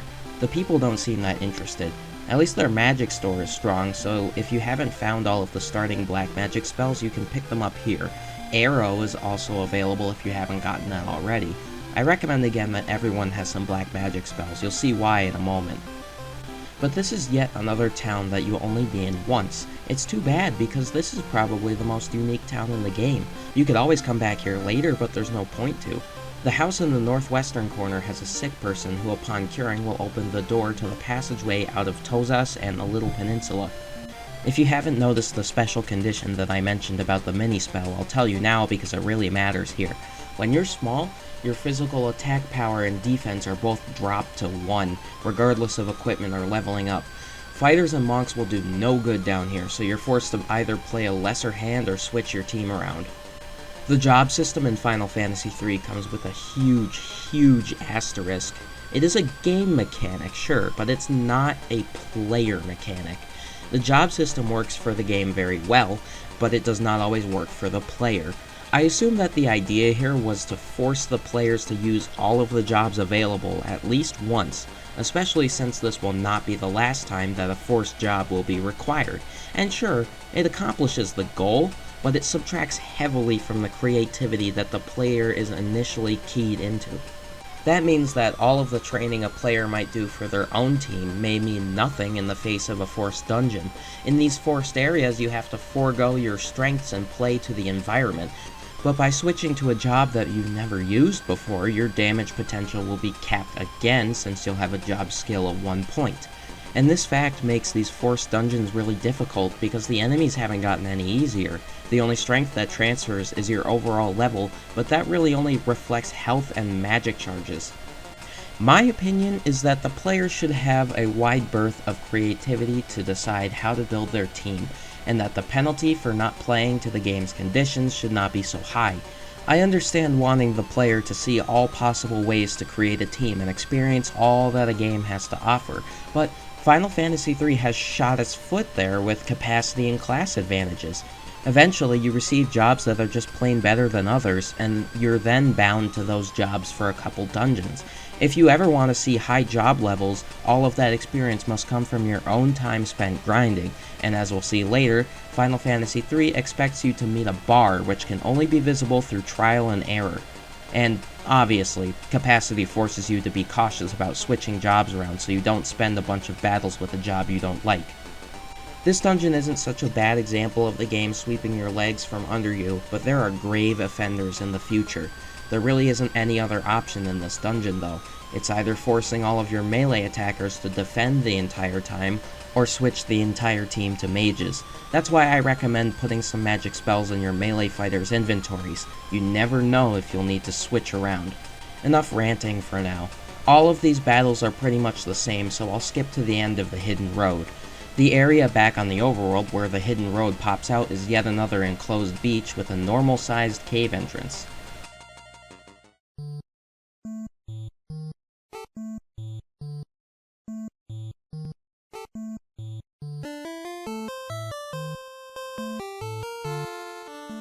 As soon as you hear this music, you already know that you're on problem-solving duty. No monsters for the Light Warriors to fight here, just menial problems. At least it's not as bad as the Vikings, who have nothing better to do than mope around since they can't sail. The Viking fleet was destroyed by the sea monster AMTO as a result of someone or something disturbing the temple north of the port. The earthquake that freed the Jinn has done all sorts of maniacal wonders to the rest of the world. Please listen to the Vikings.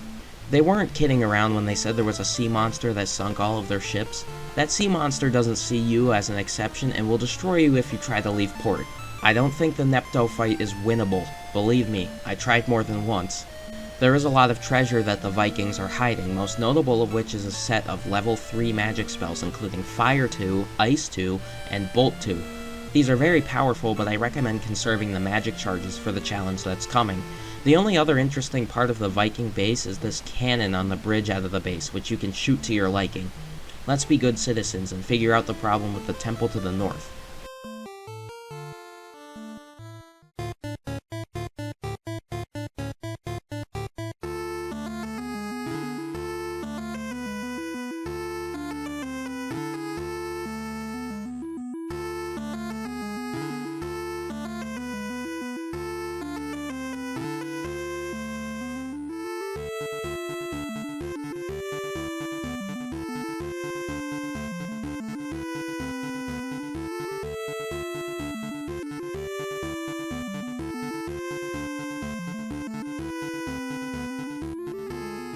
When you enter the shrine, you find one of the eyes on the AMTO statue missing. The eye was taken further inside of the statue, and you need to use the mini spell once again to chase the culprit. That also means that you can't use melee jobs again, so I hope you got some extra magic from a few times before. There is a whole motherload of melee equipment in this dungeon, including a Salaman sword and a carapace helmet. That's awesome! If you could actually use any of that stuff. Remember, when you're small, your defense and attack are reduced to 1, and the enemies in here are a bit harder to deal with than the ones in the hidden roads, so you've got to be a bit powerful before attempting this dungeon. The boss is located on the 3rd floor of this very short dungeon, and I recommend you bring all of your magical power with you, because this is the first difficult boss of the game. I now present to you, Big Rat. The Big Rat can use a bunch of annoying magic attacks and the special attack Flame, which hits everyone for a bit of damage. If the rat uses Fire 2 on your party, whoever it hits is probably out for the count. I recommend having at least 200 health before trying to beat the Big Rat if you don't have magic spells for everyone. This is the first of 2 times I ever had to grind in Final Fantasy III. I'm glad that there was not much grinding required anyway, but grinding is still grinding. In some games, the grinding can be entertaining if the battle system is engaging enough, but truthfully, in Final Fantasy III, it's not. Since the bosses are much harder than the normal enemies, you'll be conserving your resources for normal enemies, and all of the encounters on the way to the boss will be robbed of anything cool. Even if you have a town close by, it's better to conserve your magic charges. Let's take care of the Big Rat now. I assumed that the earthquake caused the eye artifact to fall off of the statue, then the Big Rat took the eye deeper into the statue. But now that you have the eye, you can restore peace to the Viking base. Of course, you first have to walk back out of the statue with minimal magic charges left over. I have a minor complaint with these mini dungeons. Some of them you're allowed to do normally and you just need to be small to access the dungeon. But you're never really told that until you run into an enemy requiring normal power and you lose. AMTO thanks you for returning the eye and gives you the Water Fang. This is a key item that you can't get rid of, and you'll need to bear it until the end of the game. Thanks for the -1 inventory slot. You're also told that the water crystal has sunk underground. Gonna have to go find that now, too. Good job, Desh. Thanks for your moral support. At least the Vikings are happy that you've restored peace to their base and offer you a bunch of treasure. They also give you the Enterprise, which is the only ship they had left in port after AMTO attacked. Now you can sail around the next enclosed area of the game. There are also some monsters to fight while sailing, but they're more of an annoyance than helpful. You can park the ship wherever there is land to set the ship on. But now there are a whole bunch of places to visit. Let's start at this castle to the west of the Viking base.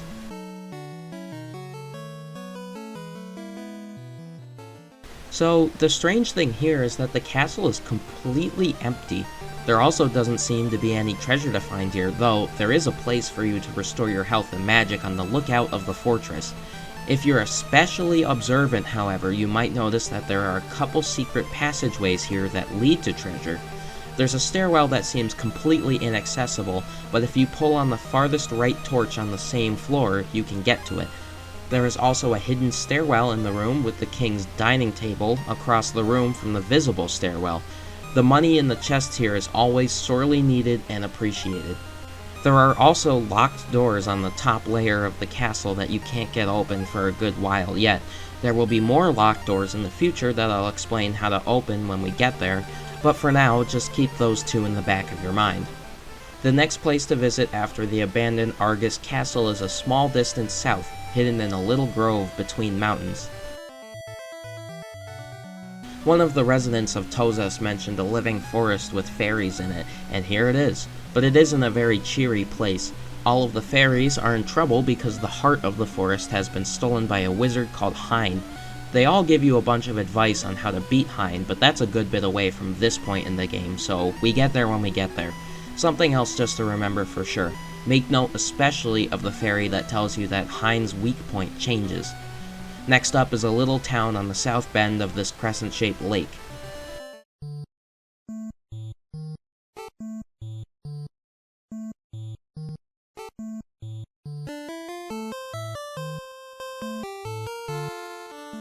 What's up, guys?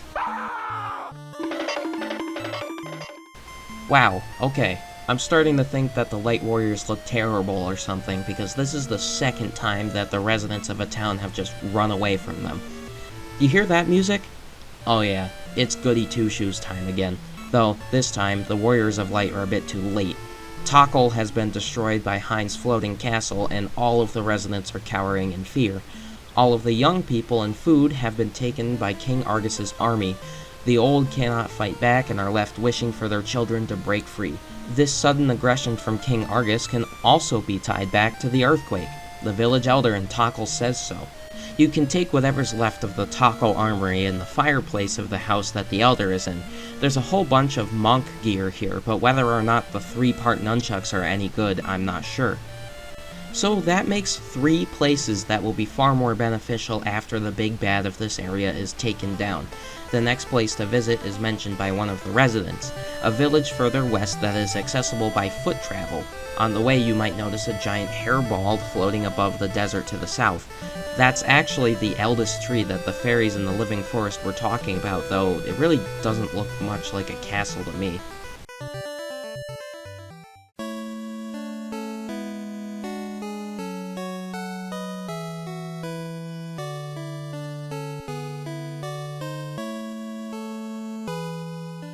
Something else you might notice right before you enter the Ancients' village is that there is a huge cliff further west of the village. Now why is that? Is the game situated on a giant mountain? Questions for later. The Ancients' village is a really useful town. It's very good for white mages because you can get elemental staffs here, so the white mage can do some sort of damage other than punching things. There are, once again, things hidden in the grass, so it's best for you to explore the little hill that the town is situated on before proceeding to the shops. Also, Dash is blue now. I guess the character behind you uses the color palette of the area you're in, which is an unavoidable limitation of the Famicom, I guess. It's also time for the first story drop of the game, and honestly, the story seemed pretty bland at first because you were just the Light Warriors again and you were going around solving people's problems and fighting big rats and whatever. But if you listen to what the Ancients have to say, there is a hint of something deeper. There is a parallel universe in the Final Fantasy III world called the World of Darkness. The world that your party lives in is called the World of Light.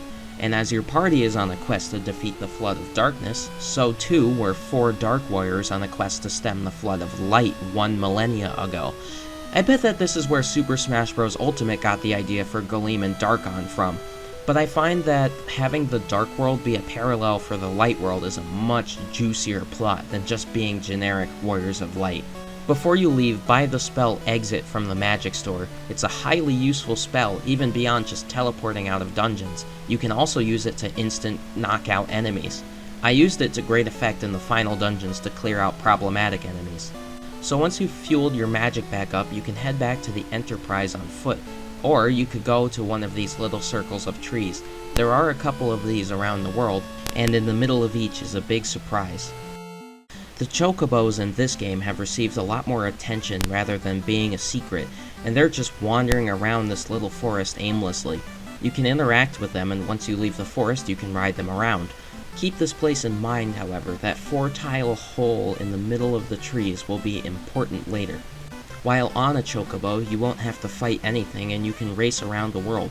While you're riding the chocobo, you may notice that the entire world seems to be suspended on a cliff. The troubling thing, though, is that on the southern side of the continent you can't see the cliffs extending downwards to meet any land. It's just open air. That must mean that Final Fantasy III takes place on top of a flying landmass. There will be more answers for this later. If you want to see the map, you can either use the midget bread from Tozas or the sight spell. That about confirms it. There is one last place that you have to visit in order to start the questline for this little area.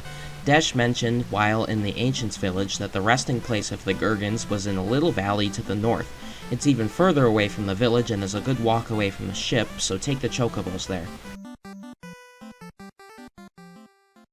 The Gurgans have nothing but story drops after story drops to tell you. Even the Gurgan from the title scroll is here and it repeats the same exact thing. You're told the fire crystal is on the island of dwarves, and if the tower on the northern end emits a red flame, the floating continent will fall. That about confirms that you're on a floating island. One thing is consistent among the Gurgons, that the future is bleak and uncertain. There is another Gurgon further underground that finally continues the game by giving you the Toad spell. Apparently Desh's time to shine is coming. Well good, the first thing he said after we obtained the Enterprise is that we would use it to round up all the beautiful women in the world, and we don't really have time for that. We have a world to save. You need the Toad spell to enter the Tower of Owen to the north. The Toad spell is pretty good, and it works both to turn the target into a toad as well as back to human. If you need to reverse it without the spell, you can use a Maiden's Kiss, which is on sale at most of the item shops in villages past.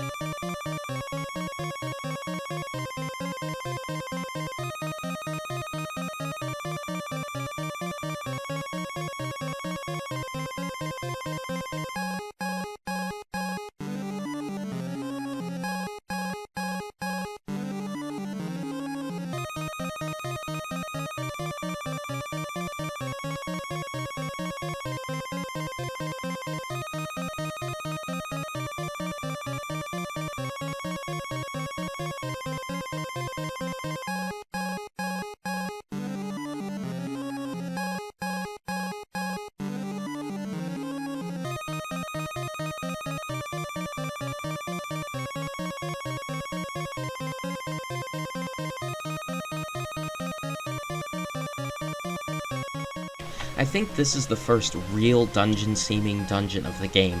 The rest have been just shallow caves or hikes that seemed like dungeons just because there were enemies there. But the Tower of Owen is actually a structure you have to infiltrate. My advice for this dungeon is to bring plenty of echo herbs with you. There are some enemies in this dungeon that can cast Mute, and while there are chests that have herbs in them, you're better off bringing a stock of them yourself. In order to access the Tower of Owen proper, you need to turn your entire team into toads so they can swim into the entrance. Thankfully, there is never a dungeon where you have to play as a toad for the entirety of it, but we've already crossed that bridge with the mini-spell.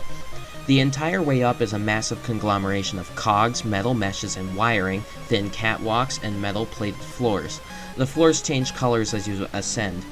The architecture really doesn't, however. The entire dungeon is a test of your decision-making skills. See, most floors will have a little side path that you can take for some visible treasure. You can always take the side path and face an extra encounter as a result, or you can take the short way and keep climbing the stairs. The encounters here aren't difficult and won't take much of your health, but they are costly for your inventory, as the mute spells are harsh here. The 5th floor is the only floor with a special feature. The way up is hidden behind a wall which is inaccessible without a secret button, and Desh remembers something for the first time in his life. You probably saw this coming when the Gurgons told Desh that his time was coming, but he does at least remember the Tower of Owen. With his knowledge, you can get a move on. The last floors have some magic casting items in case your team has been entirely muted at this point. There is also some extra melee armor if you've changed jobs for this dungeon and haven't had any new swords or armor. On the 10th floor, the boss Medusa is waiting for you. The red flame that the Gurgons warned you about is burning brightly for sure, which means that the floating continent is in danger of falling. Medusa is no trouble to beat, especially if you open up your inventory on it. However, defeating Medusa doesn't save the continent. The fire is still burning and there's only one way to fix it, by jumping right into it. Let's do this. Leroy!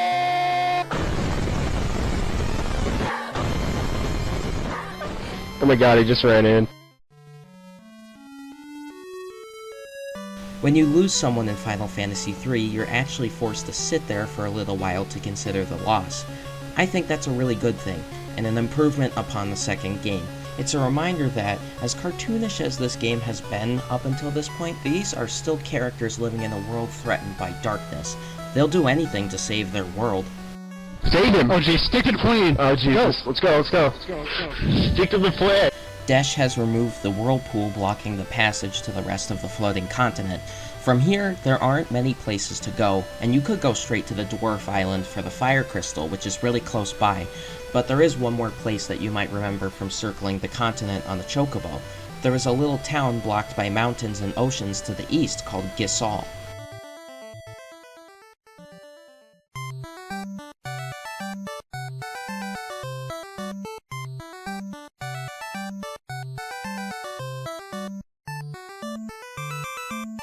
Best town in the game? Not sure. It's definitely the funniest one. There are a lot of little wacky things in Gisal that make it funny. For example, this carrot patch.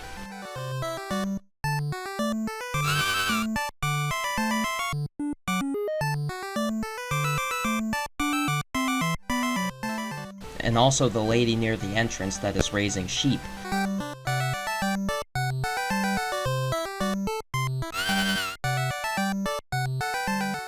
This is actually the only place in the game that these sheep are around. These people ain't no one's fool, they'll scream at you. Not to mention that talking to any of the animals resets the music. It's a bit maddening. Gisal isn't just a random town though. It is optional, sure, but it is worth visiting. You can get some level 4 magic, both white and black here, but I recommend getting the black magic. You can purchase Break, which is a convenient spell that can just delete enemies from battle if you cast it enough. There is also a store selling magic keys that can unlock any door. You shouldn't carry many of these around as there will be locked doors in only a few places, but now you can break into the rooms in Argus Castle. It also appears that Lunith finally learned how to play the piano. Take a listen.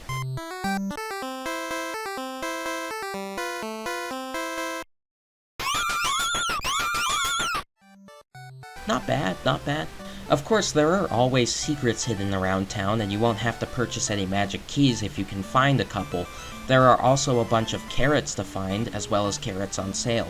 The main feature that I'm getting at with Gisal are these carrots, which you should keep a few on you at all times.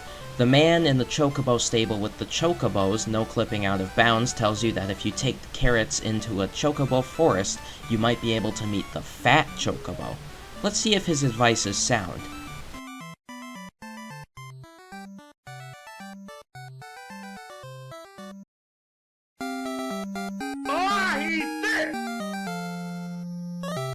The fat Chocobo is super useful. Finally, after all this time, there is a place to put your extra things. The best use I found for the fat Chocobo was to put armor and weapons meant for jobs that I wasn't using at the moment so that I wouldn't have to buy the gear again. And, of course, there are 3 other crystals that we have yet to see, so naturally there will be a lot more jobs to get. At a time when the fat Chocobo isn't readily available though, I recommend just selling the weaker gear that you have. Later when there's more things to hold on to, the fat Chocobo will be immensely useful. Let's explore the next place.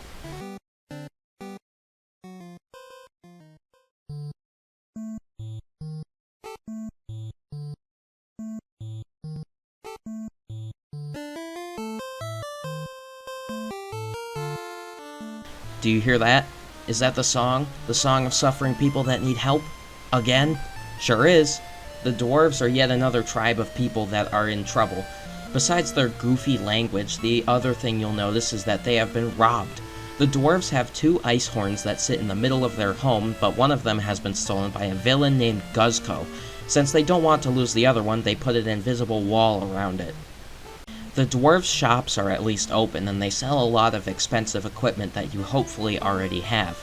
They can sell you the Shining Staff, which has the Bolt spell tied to it, so your White Mage can do a little more damage. At this point, my general team was beginning to take shape. Again, not much to do here until the problem has been solved. Use the Toad spell to swim into the little dungeon where Guzko is hiding.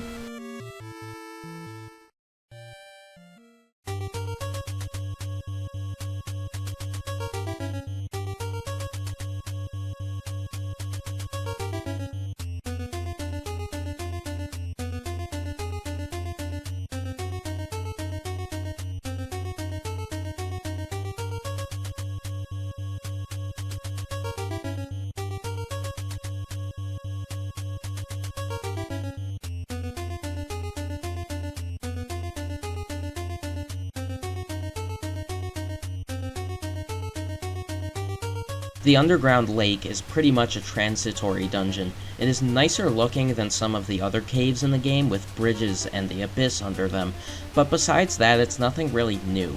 This might be the first dungeon that requires you to traverse through fake walls to reach the end, though thankfully all the entrances are clearly indicated. Maybe you noticed this during the Sassoon Castle chapter, but some fake walls are indicated by a chip on the top left corner of the tile that you can pass through. Bombs are the only dangerous enemy down here, and they are disastrous to run into. They do a bunch of damage and can self-destruct for horrible results. There are also boulders that can petrify you, but that's a bit rare, and that can always be solved with soft potions. Use exit and brake well here, but make sure to leave a charge on exit so you can teleport out.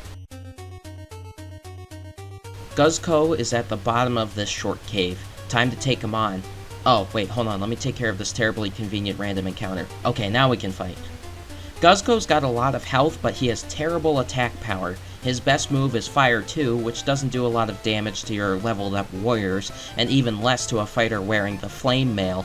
I wouldn't recommend using the God's Wine if you still have that. He's not an enemy worthy of using it, but you can definitely spend your Zeus Rages and other small magic attack items on him to speed this up. Thank you very much for the Ice Horn. The dwarves are overjoyed to see you. Why there is a worm following me, I don't know, but I'm sure it's not a problem. The game lets you place the ice horn on the altar once the dwarf in front takes the invisible wall down. Psych!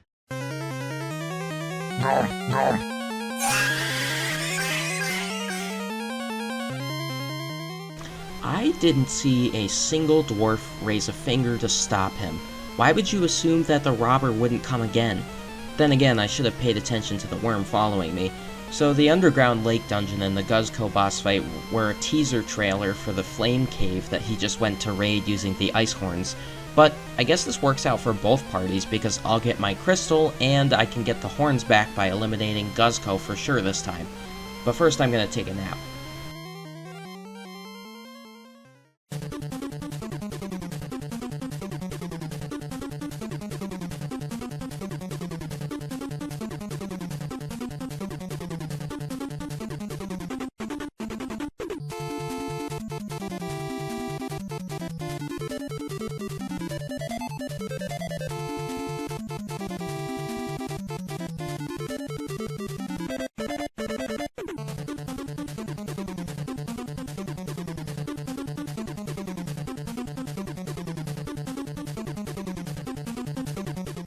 I don't think the Flame Cave is that interesting besides its enemies. There are balloons down here which look and fight the same way that the bombs did, and I think their self-destruct move does a little more damage.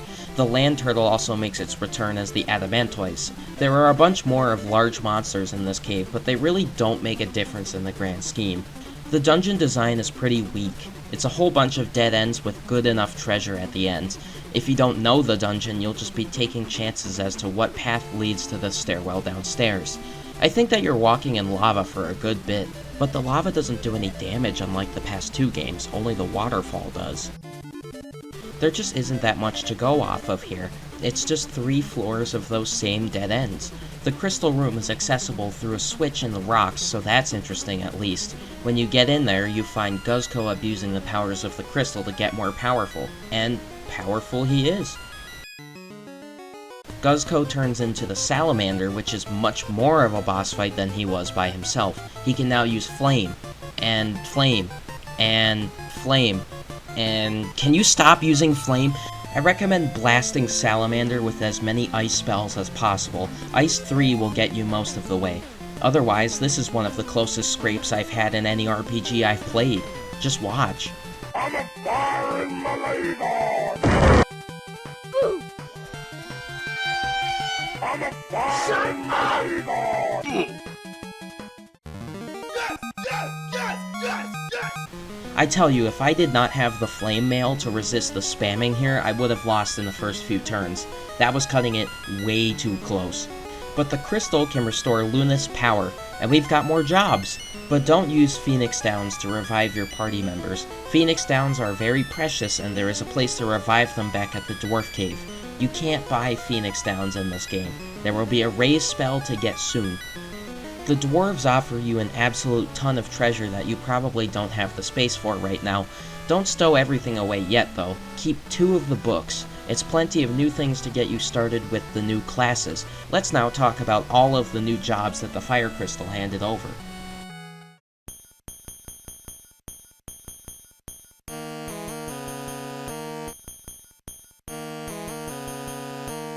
The Scholar is both an elemental fighter and not. Scholars can use books as weapons and beat their enemies over the head with them, and the attack can be elemental based on the type of book. Scholars have 2 new commands, Peep and Scan. Peep casts Libra on the target so you can read the health of the target, but Libra never worked on bosses anyway, so it's only good for extreme normal enemy strategy. Scan is a much better move because it exposes the elemental weakness of the target. This mechanic will be required in a boss fight not far from here.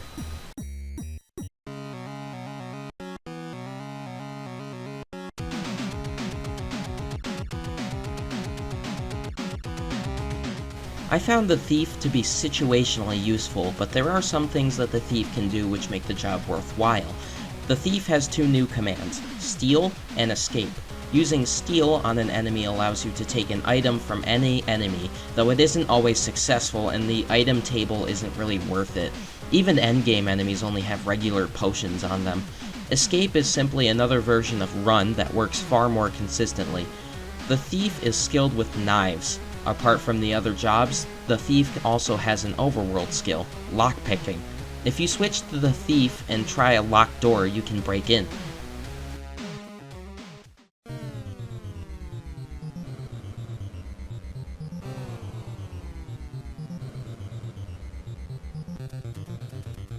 The Ranger is the correct class to use the bows that you've been getting. Eventually, the Black Wizard just couldn't use bows anymore, but the Ranger sure can. I didn't make much use of the Ranger during my playthrough, but I will say that they are a dependable choice of a fighter. The Ranger can cast very low-level white magic besides their shooting abilities, though it's not at all a good substitute for a white mage.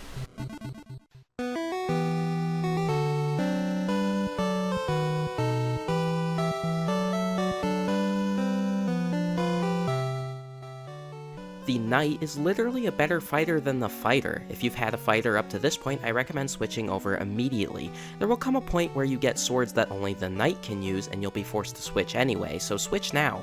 The Knight has a slightly different look to the Fighter and can use basically all of the same equipment. There is one small difference between the Knight and the Fighter though. The Knight cares for the team. If one of your characters is on their knees at low health, the Knight will dive in front of them to take any damage directed their way.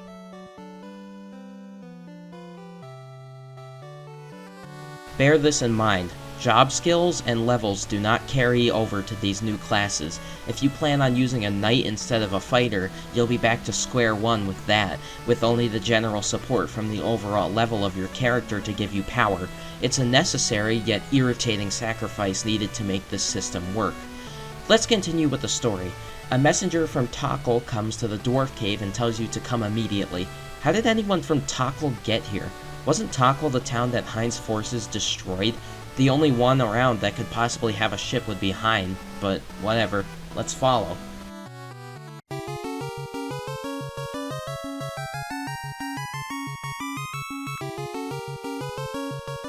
Oh, I was right.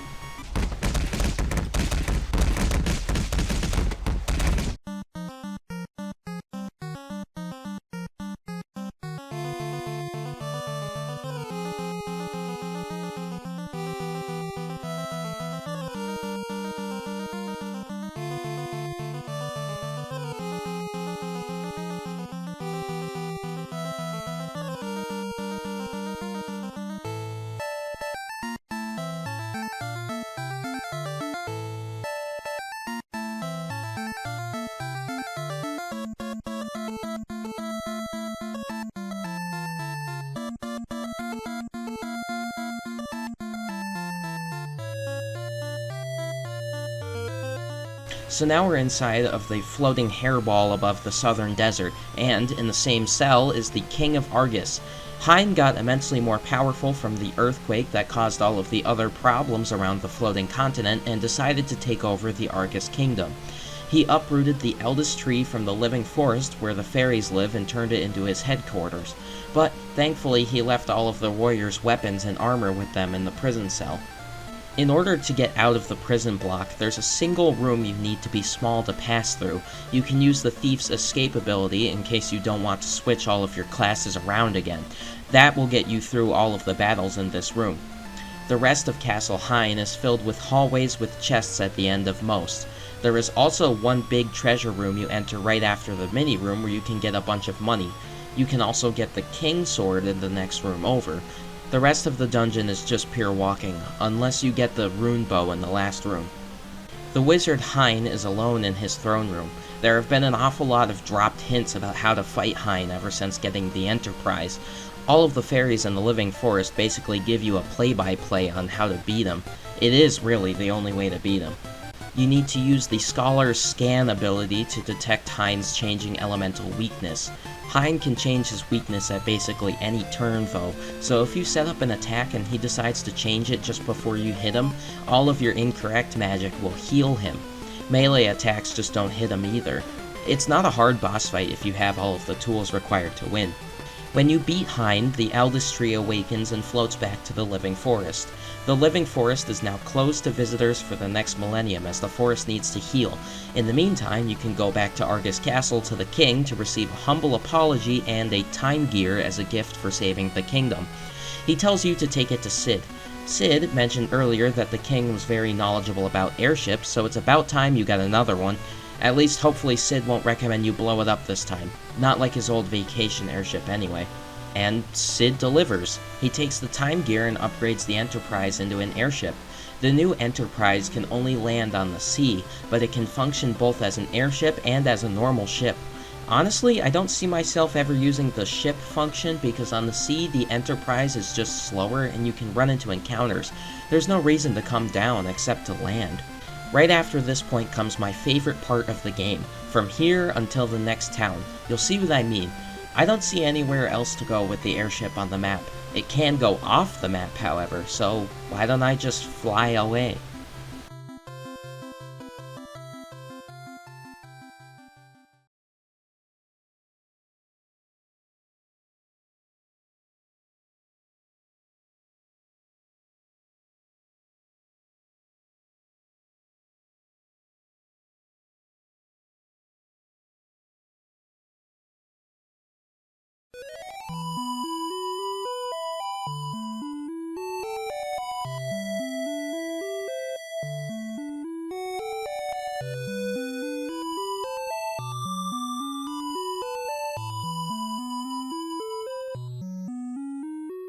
It's nothing but ocean for miles. The floating continent is above thousands of leagues of water, and I can't tell where to go. Even the sight spell has a hard time pinpointing locations on the vast sea.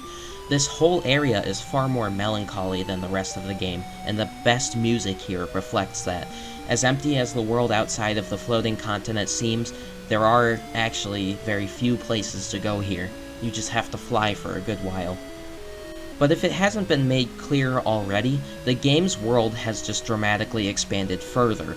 The floating continent was not at all the end of what Final Fantasy III had to offer. On the deep sea, there are a couple dots here and there. This one is just part of a building sticking out of the water. This isn't a spoiler, but that's the top of the Crystal Tower. Let that sink in for whoever it may concern for now. One of the other two places above water is this small landmass with a temple on it. There's also a cave behind it, but you can't proceed anywhere in the cave yet, so ignore that for now. This is more of a checkpoint than anything. It looks almost identical to the Nepto Shrine. There's a place to restore your health and revive your party, as well as a door to the Crystal Room in the north. But the water crystal is not there. There's a shard on the ground instead that can only be picked up by Maidens of the Water Temple. But if this entire world is empty, how am I supposed to find one of them? There is a single other place to check on the map. One of the islands have a galleon that ran aground on the reefs there, but the survivors surely must have starved by now.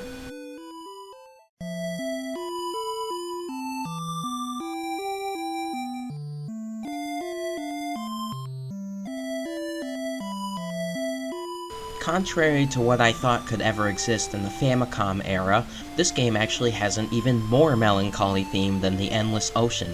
Have you ever thought about that? I had a hard time finding music for the Final Fantasy II video simply because there aren't many NES games venturing into the sad territory. This was still in the arcade-esque era.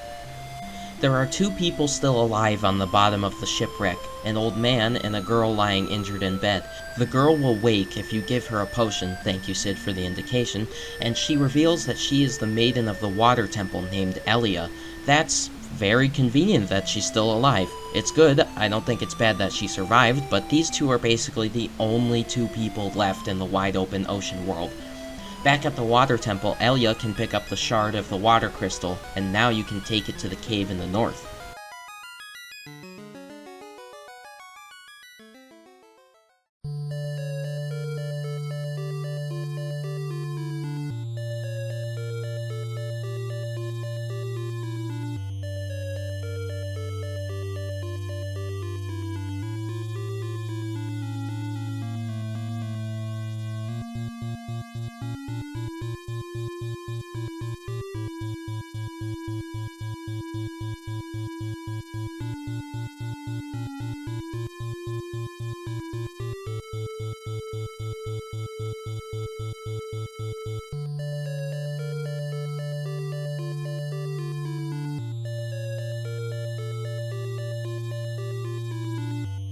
This dungeon is pretty weak in design.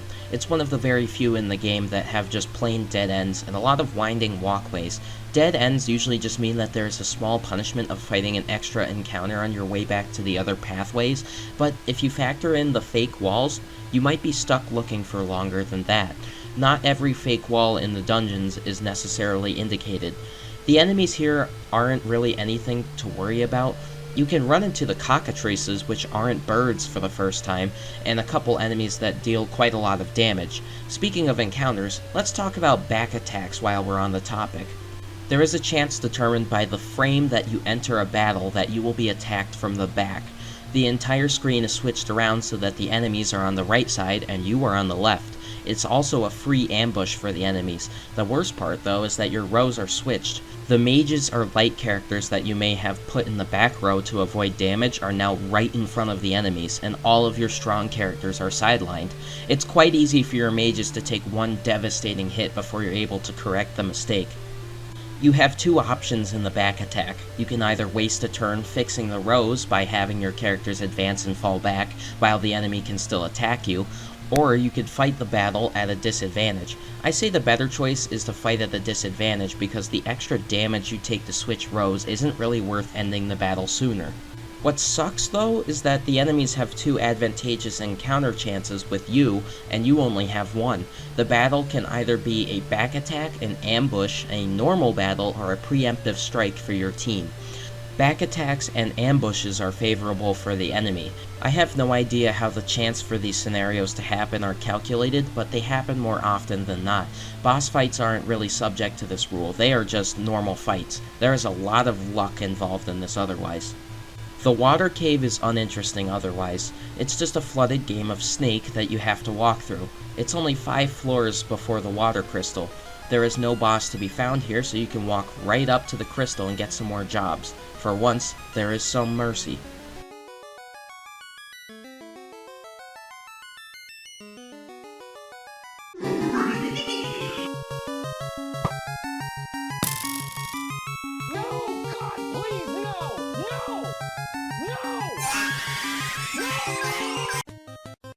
I spoke too soon, and now we have the Kraken.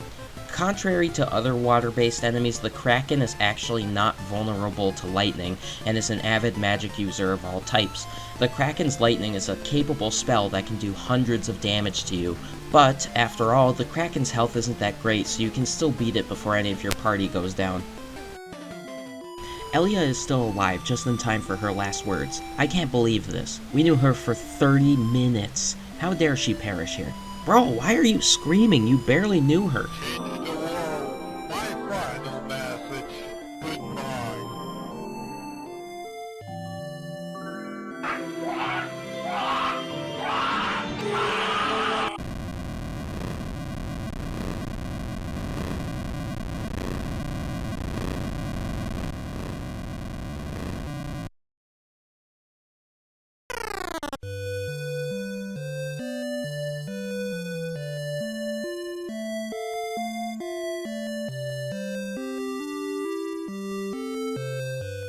Three whole days have passed since Elia was left in the Cave of Water. I have zero idea how the warriors were able to get out of that collapsing cave, but I believe in plot magic. Now that the endless ocean has receded, the real world is alive once again, and somehow all of the people that were stuck under a mile of water are still alive, not to mention all of the structures and vegetation under the water are virtually untouched as well. Sure. Thanks for the quick heal and stores, but I'm off to explore the rest of the real world. Wait, what the? Who put a chain on my ship? Are you serious? Never mind, I guess I'm not going anywhere. There's a fool south of Amur named Goldor that chained the Enterprise to the shore, and the way to his mansion is guarded by a bottomless swamp. So, in order to cross that, you need the floating shoes found in Amur's sewers. Since I'm not going anywhere, I might as well see if I got any better at playing the piano.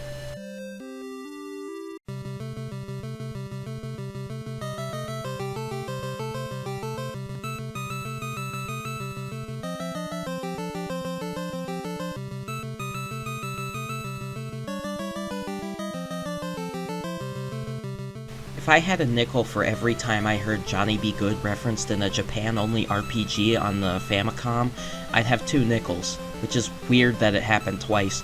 The other example is, of course, Mother 1 on the Famicom. Besides the obvious problem with the Enterprise, there is more trouble in Amur as well. These 4 men are attempting to be the Light Warriors, but try as they might, they're really bad at it. I doubt any of them have fought literally anything, but keep trying, you can do it. Maybe. But those are my floating shoes. I guess if we're going to be doing real-world dungeons now, we need real-world jobs. Let's see what the 7 water crystal jobs have to offer.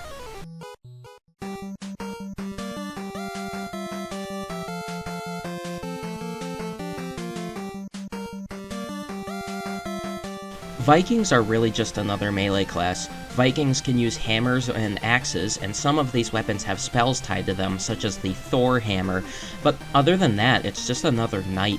I think there is a mechanic in future games where Vikings draw all of the enemy's attention to themselves and take all of the hits, but that isn't so in the Famicom version.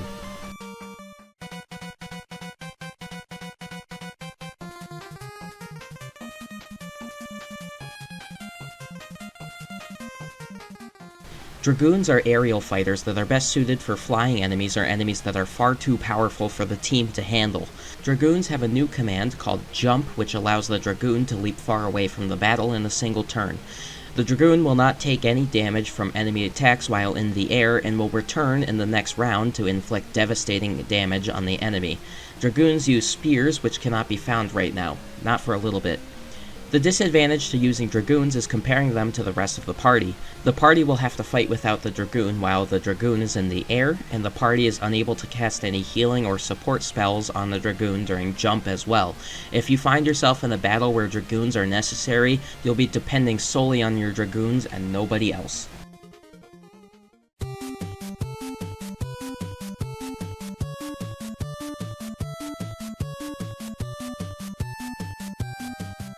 The Evoker can use a third type of magic unbeknownst to the White Wizard and the Black Wizard, Summon Magic. Using Summon Magic, the Evoker can summon caricatures of magical beasts and creatures to fight for you. There are only 8 different summons in Final Fantasy III, which can all either be bought or found in various optional dungeons. The Evoker can cause a few different things to happen when using summons. For example, the Evoker can call up a Chocobo in the middle of battle, which has a chance to use the Thief's escape ability and whisk all of the party out of a battle.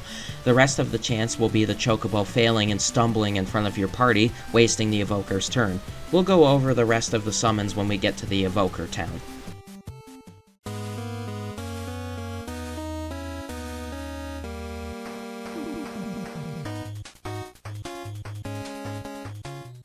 Don't switch to a Dark Knight yet. You'll get the chance to put the job to use much later, but right now there is no way to equip any Dark Knight correctly. Dark Knights need dark swords and some special armor to fight, and in the dungeon where they are recommended, they have a special role to play, which I won't spoil yet. The only other unique part about the Dark Knight is that they can use low-level white magic.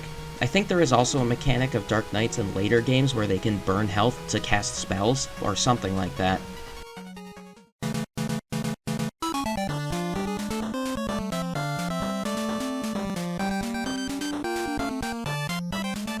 Black belts are an upgrade to the monk, which are able to use claws as weapons in battle. Monks may have a greater strength increase upon leveling up, but black belts are the more sustainable option. If you have the 3-part nunchuck still, that is a great weapon to give to your black belt. The black belt has a special battle command called Boost, which increases attack power. You can boost as many times as you want, but you can over-boost yourself and take critical damage.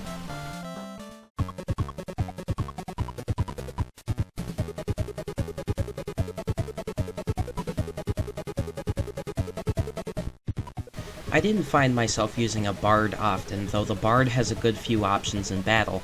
The bard has 3 new commands in battle: Sing, Scare, and Cheer.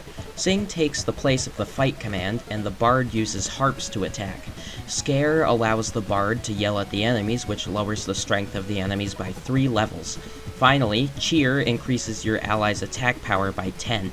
Bards are definitely a good support class and nothing else.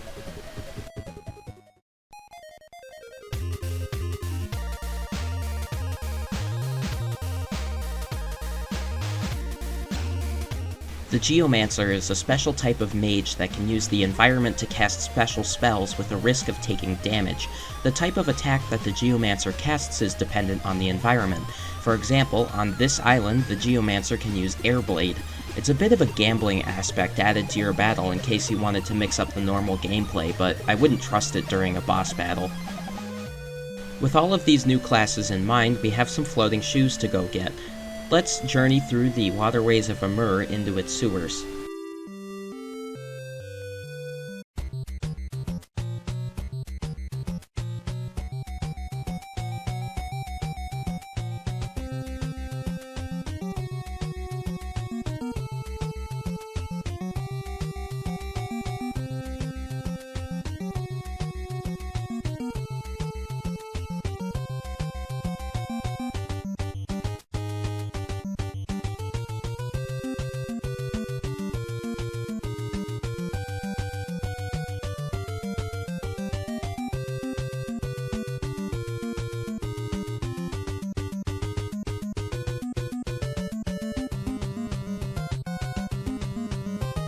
Amur sewers offer a short dungeon experience with a small bit of treasure to get you started on your new jobs. There's a cat claw on the first floor meant for the black belt, and a Thor hammer much further down. In the same little treasure room with the Thor hammer is the main gauche, and in the room across that is the Orichalcum. 2 great knives if you're sticking to thieves. The dungeon's design itself is pretty similar to the Tower of Owen, and it is also much more interesting to look at than the random tunnels in the cave dungeons. I just think that all of the structured dungeons that take place in a castle or other buildings always seem to be better in this game than the caves. There are a lot more decorations and designs to take advantage of in buildings, like stairs and doors, than in the caves where everything has to appear naturally formed and unexplored. Enemies in the sewers have good physical damage, but can't take any by themselves. The only worrisome enemy is the Stop Roper, which can use the enemy's special attack Glare and confuse your team. Confusion in Final Fantasy III is only devastating if you let it stick around, but thankfully you don't need an herb or any other item to cure it. You could just slap some sense into your confused team member, though then you're wasting potential damage on your enemies. All of the battles in this game seem that way. It's every light warrior for themselves. You're just better off caring for wounds and statuses outside of battle, because by waiting to cure a problem, you leave yourself exposed for a turn where the enemies can just inflict someone else with something. Anyway, there are a couple of things that happen in this dungeon. The poor old men who thought they could be the light warriors just because they said they could are getting absolutely whomped by enemies from the first dungeon. Yeah, you guys can still do it. Ugh, fine. At least they admit their futility once the goblins are gone. The old lady at the bottom of the Amur sewers named Delilah is flabbergasted that these 4 children could be warriors of light. Why? How did they get down here? Delilah attempts to trick the team with a bomb that looks like the floating shoes, but then realizes that we could fold her in half, so she gives us the real shoes. Then the old men prove their minimal worth and use Exit to get everyone out of the sewers. You know, Exit is a really good offense spell, right? You could have used it to get rid of those goblins. That, or the guy using it ran out of charges against the stronger monsters and couldn't muster anything to beat the goblins. If you're strong enough to use Exit, you can beat goblins with your fists. Come on, bro. With the floating shoes, you can cross the very tiny bottomless swamp and enter Goldor's Manor. 3 days of sleeping just caused too many problems.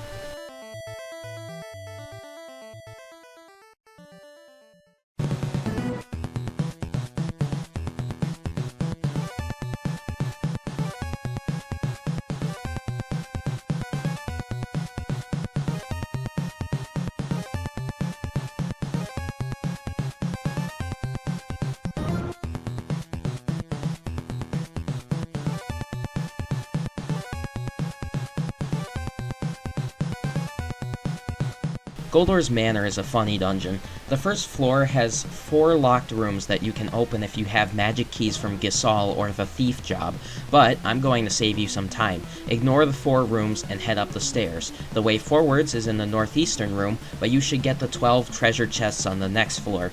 In these chests, there is a shiny sword, and a shiny sword, and a shiny sword, and a shiny sword. Please, stop giving me shiny swords. The last chest in line has dragon claws in it. That's good at least. The shiny swords are actually worse than the long swords you get all the way back in Ur. They're horrible. And if they didn't stack in your inventory, this would have to be some sort of practical joke because I would be a little mad. There isn't much else in this dungeon. Goldor's minions hiding in the dungeon, including gold bears and gold knights, aren't super dangerous. They'll just try to confuse you, and the bears will also try to petrify you. When the gold bears use the break spell, it doesn't petrify you instantly, it just starts the process.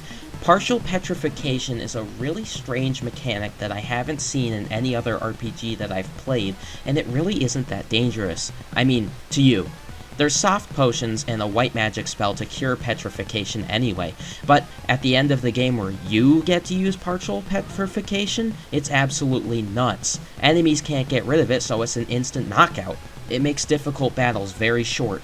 Break into the northeastern room, slip through the fake wall, and climb the stairs to Goldor. To Goldor's credit, he is a much tougher adversary than his minions in the mansion. He has some extremely powerful magic as well as a great punch. Thankfully, he does not have much health, so if you're around 500 health points per character, you can outlast him. Great, now we can get the Earth Crystal and finish the game.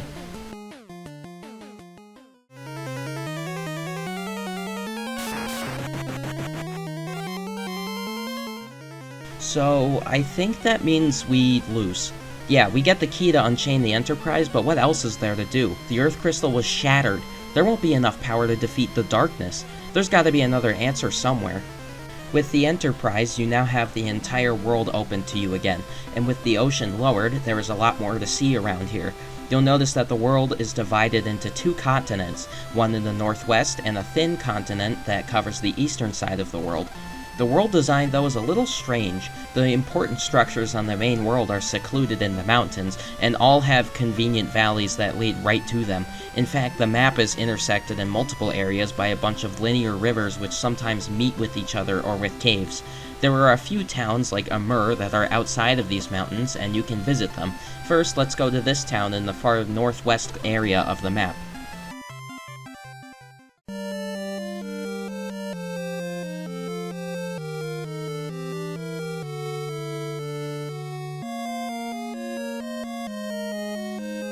This is the town where all of the evokers live. Listen carefully to what the villagers here have to say because you'll get to know what the ending plot of the game looks like. Once in the Final Fantasy III world, there lived a powerful archmage named Noah, who sealed the great beasts Bahamut and Leviathan on the floating continent. There is also a Gurgan hidden in the trees that reveals that the floods of light and darkness threaten to turn both the light and dark worlds into void. There is someone summoning the darkness to the light world, and by bringing the two together, the offender hopes to accomplish the void. I'm sure this unnamed villain will be a final boss of some sort, but the Earth Crystal is still missing, so we can't fight yet. Since we're on the topic of summoning magic, let's talk a little about the 5 summons that are sold here. We have the Chocobo, Shiva, Rama, Ifrit, and Titan. I already went over the Chocobo's powers back when I introduced the Evoker class, so let's talk a little bit about the rest of the summons. Shiva can put enemies to sleep, Rama can use lightning bolts, Ifrit uses fire, and Titan uses earth attacks. These attacks are more of a reflection of the magic spells than they relate to, but they're special because they ignore an enemy's magical defense. They will deal plenty of damage no matter the enemy. Moving on, the next town to visit is on an island just off the coast of the northwestern continent.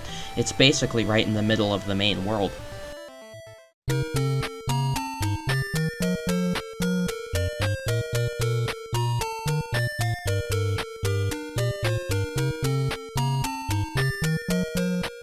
This is where the Geomancers and the Bards live. Honestly, it's just an information dump town in case you chose those two classes. The Bards here have some songs to sing which aren't really songs, as they are more just extra lore if you didn't go to Leprit. Some of the songs are very helpful though.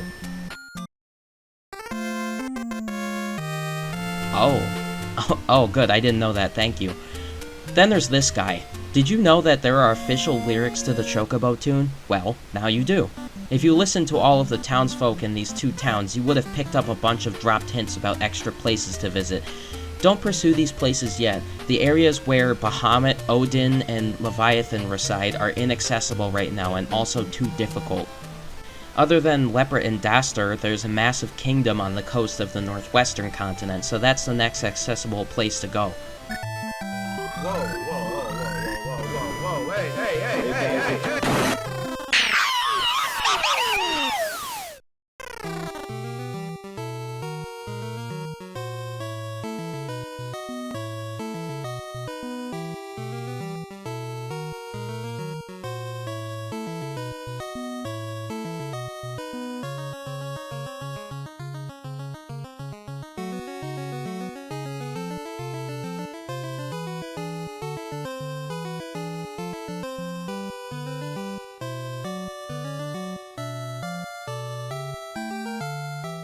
Two airships. Two whole airships have gone down in service of the Light Warriors, and right after getting it back from Goldor too.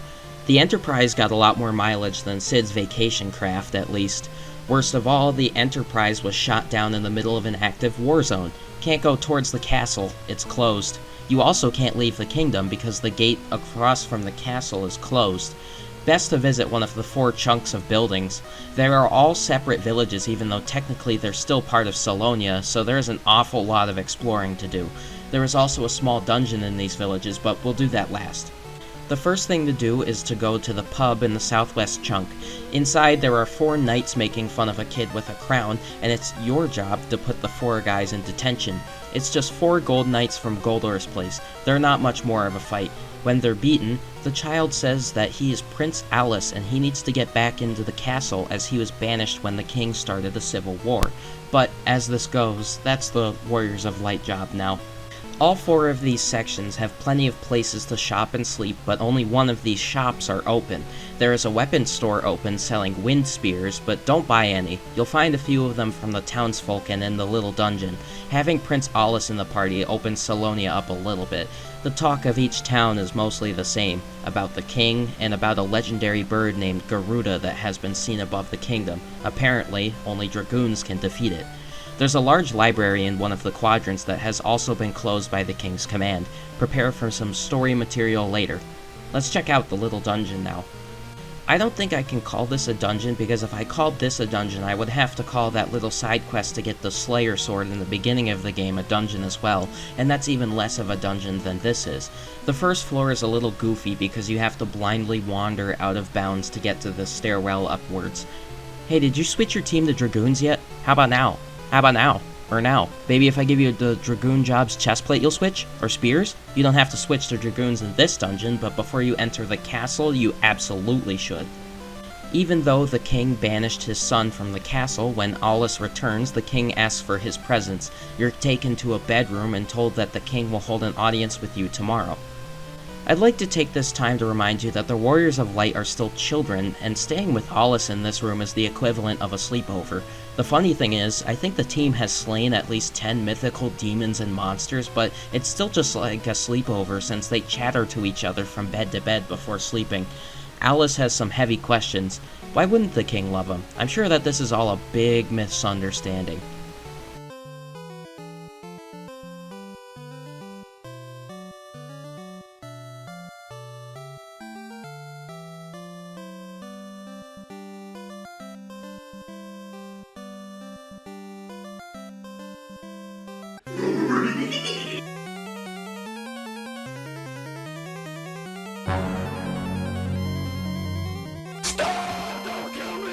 Oh. We've got disloyal right-hand man number 5 in the series here. You're ugly, you're disgusting, I'm gonna kill you. Oh, Birdman. The fabled Garuda is in Alice's bedroom. Well, can I help you? For the Garuda fight, you're basically expected to use Dragoons to survive, because there's no way you could be high enough level to tank Thunder right now. Unless you grind it, but there's not really a point to. Using the jump command, the Dragoons can get away from any of the Thunder attacks before it hits them. However, there is always still a chance that Garuda can get off its attack first, and your Dragoons just get hit anyway. No matter what you do, this is still a massive difficulty spike in the middle of nowhere. So, obviously there has to be some downside to the Dragoon, because you can't just keep avoiding all kinds of damage by jumping out of the way.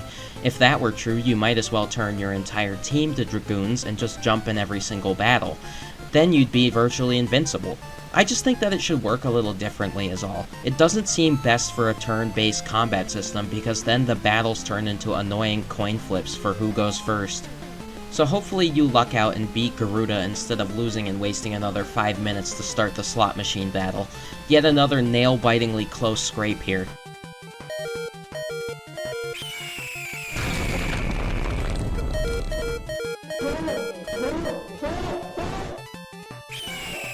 Watch out, watch out, watch out, watch out! Yes! Oh my god! It's over! I guess we can add Gigamees to the list of servants that betrayed their masters for power, including Hein on that list from earlier in this game as well. Funny that it happened twice in one game. And King Gorn has lost too much blood. Maybe he shouldn't have stabbed himself, or at least stabbed himself in a non-vital area. I don't know how Gigamee's control works, but now we have an 8-year-old on the throne of the biggest kingdom in the world. This is a reminder that Salonia was basically the biggest required side quest because the Earth Crystal is still broken. That's great, but can I have my airship back? The castle's stores are absolutely filled with treasure for your different classes, so make sure to take advantage of the free Fat Chocobo in Salonia to store the extra equipment. There's also a bunch of secret paths around the castle with more treasure. I wonder who that is. The engineers that live in the castle have an airship that they rescued from the ancient ruins to give you. Thank the Lord. The Nautilus is powerful enough to bypass the Winds of Dalag, which is a valley that the Enterprise could not enter to the southeast. I guess that means that it's the next place to go. There's also 2 mages inside the castle that reveal more about the Archmage Noah that was mentioned back in Leprit. Noah had 3 disciples named Dorga, Un, and Zand. We're about to turn the airship game up a notch. The Nautilus absolutely breaks the speed limit, maybe even the sound barrier, and pushes the console to its absolute limit as it attempts to render the map ahead. The Nautilus can also actually land on the ground. The winds in the Dalag Valley also carry new enemies on them, and the encounter rate is especially high. There's also a dead end in this valley. That's a little cheeky. But on the other path, there is a Victorian mansion sitting alone in a clearing. Let's land and check it out.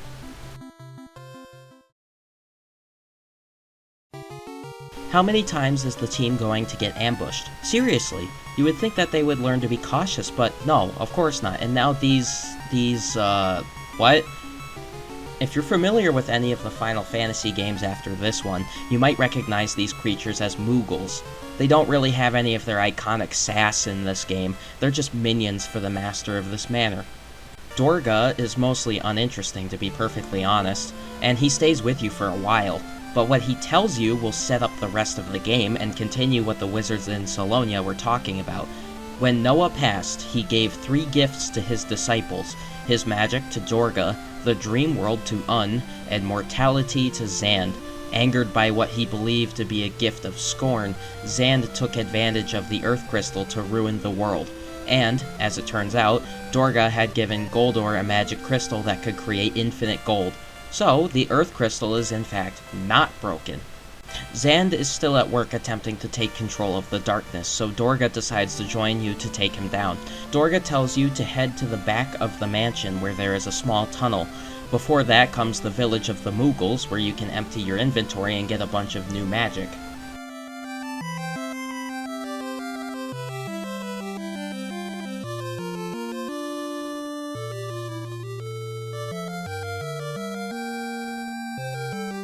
Make absolute sure to pick up Haste while you're here. It's a powerful spell that doubles the amount of hits per attack. The same goes for the Life spell. Word of advice, be stingy with your Phoenix Downs because you will only get more from treasure chests and there aren't many left in the game. Using them before getting a raise spell is perfectly understandable, but now it is critical that they are saved for white mages. There are very few places on the overworld or in the overworld dungeons where you can revive anyone.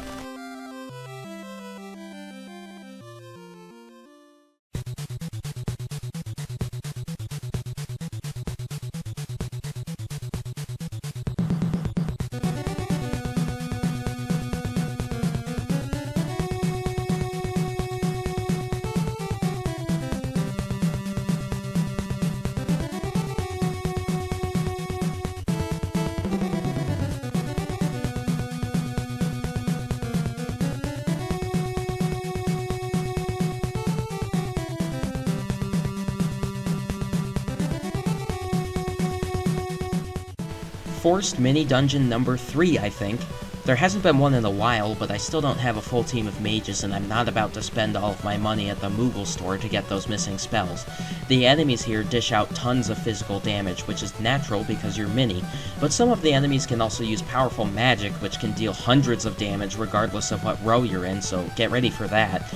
I recommend using thieves to escape from every battle down here because they're not worth risking a game over for. This is a pretty short dungeon with only 3 floors and a bunch of dead ends everywhere, so you wouldn't get many experience points out of the deal anyway. Not that there's anything interesting in this dungeon in the first place. There is absolutely no treasure to find here. That makes sense, because this is just a rat hole in the bottom of a mansion, but it won't stop me from hoping that there would be. At the end of the Magic Circle Cave, there is a huge exposition dump which might not make sense right now. Dorga says that he doesn't have much longer to live, which is strange that old age is catching up to him right now, but maybe walking down 3 floors of a dungeon was enough. I have no idea how old Dorga is anyway. The Nautilus gets enchanted for submarine powers, always nice. Then you get directions for the first time since the dwarves and the fire cave. I'm talking about cardinal directions, and not just the name of a place on the map. The Temple of Time is south of Salonia under the sea, where you must find Noah's lute. You must wake up Noah's second disciple, named Un, hidden in the northwestern mountains. Dorga goes to retrieve the Eureka key, which I don't know what that means. My brain's about to explode from all of this information.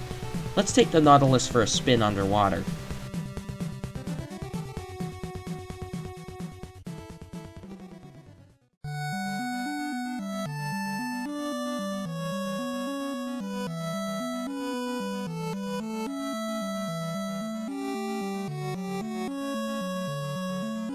It's really unfortunate that this area of the game did not receive as much attention as the overworld did. It's very atmospheric. There are even fish and sometimes an octopus that will swim by, not to mention all of the air bubbles.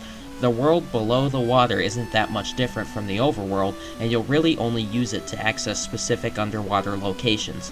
There's no reason to spend time underwater for the same reason that you probably didn't sail the Enterprise around. There are encounters down here. And even if there are encounters down here, they're nothing special. These enemies are better to try new weapons on than anything else. You'll really only see them if you're in transit. Before heading to the Temple of Time, there are a few optional things to do. There is a little house on the south side of that country which was previously inaccessible due to the surrounding mountains, which we'll visit first. But, armed with the Nautilus, you can find a narrow mountain pathway through the lake.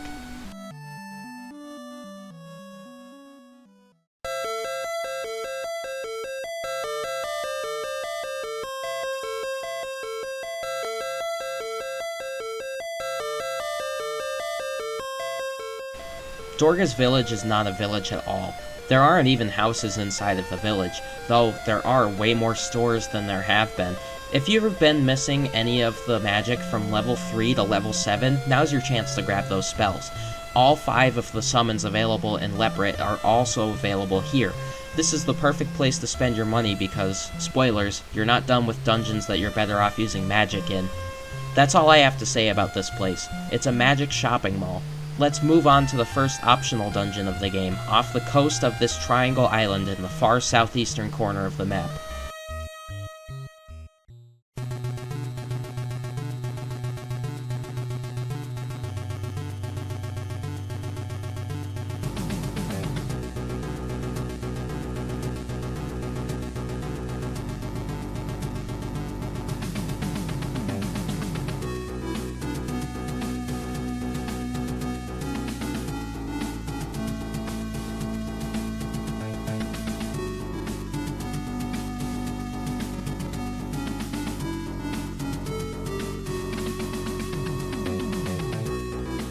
This place was mentioned in Salonia, I think, by one of the residents. It's a fair bit of difficulty spike with the enemies here, especially if they gang up on one member of your party.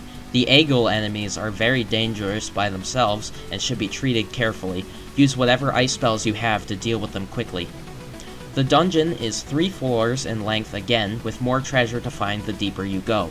It's the perfect place to get geared up for the next few dungeons, as there are weapons available down here that are valid choices until the second to last dungeon. There are 3 chests on the second floor, but I recommend the northeast chest the most because it has a defender sword in it. The defender sword has the spell Safe tied to it, which is extremely useful in these uphill battles. Treasure is littered all about the 3rd floor. There is a random assortment of different classes' gear, including a new knife, a new harp, plenty of diamond armor, and a diamond ring. If you notice the fake wall on the southwestern wall, you can find 4 more treasure chests with the best rewards of the entire dungeon. All 4 of these chests are guarded by various enemies that will make appearances in the last few dungeons. These include a zombie dragon, a Periton wyvern, a deathclaw, and an eater. The only dangerous enemy is probably the Deathclaw, for a very simple reason that I'll show you right here.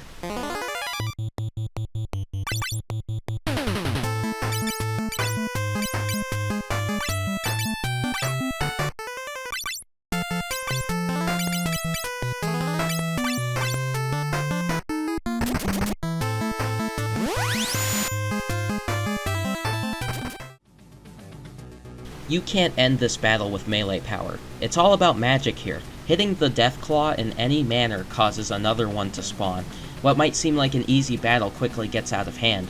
The worst part is that the Deathclaw is not the only enemy that does this, and it's really hard to tell what enemies will and won't split in the future.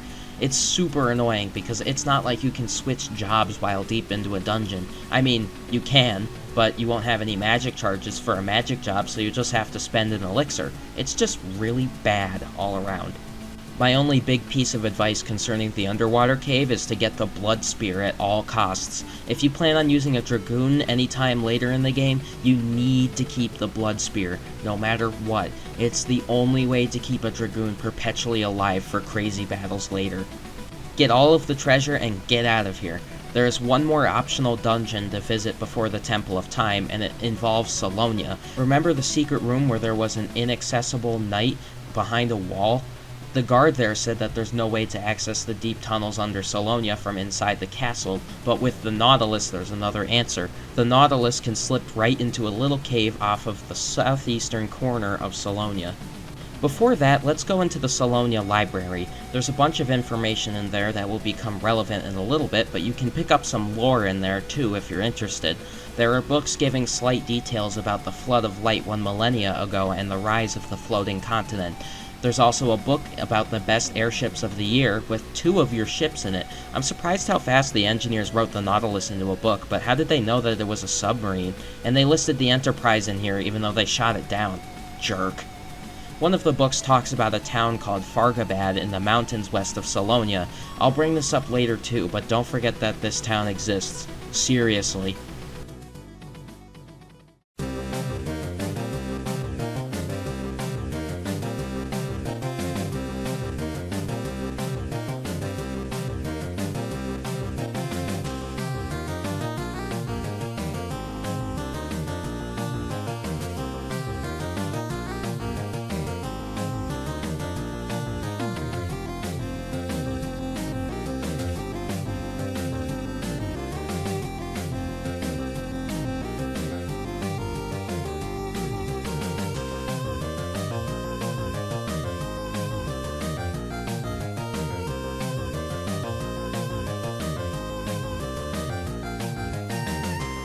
Salonia's catacombs are flooded and worn down after so many years under the sea. There's also not a lot of it to explore. The first 2 floors are literally just bridges, and the third is just a bigger room filled with tunnels and some treasure. You can get an Aegis shield in here if you hadn't grabbed one in the underwater cave, though to be truthful, I didn't use shields much during the game. I had my knight dual wielding basically the entire time.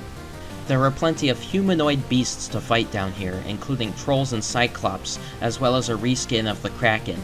On the last floor, you can go through a fake wall straight to the right of the exit stairs and find 8 chests with phoenix down and elixirs guarded by a bunch of strong enemies. That's always very much appreciated, and that should be your priority for this dungeon. At the end of the dungeon, you find yourself back in the Solonia basement. That one NPC you may have seen while looting the castle is now accessible, and he identifies himself as Odin. I hope you're prepared for this fight, because this one is no joke. Odin's main move is Atom Edge, which basically just wipes you out. This fight is just way above the dungeon enemy's level, and you're definitely going to get kicked out if you lose. It's just always safe to assume, again, that the bosses are absolutely worth spending your resources on. You have all of these magic items for a reason. Turtle shells cast safe on the target, so that's a good choice in order to outlast Atom Edge. But, of course, if you can't cast safe on everyone before Odin starts pumping the move, then you're done either way.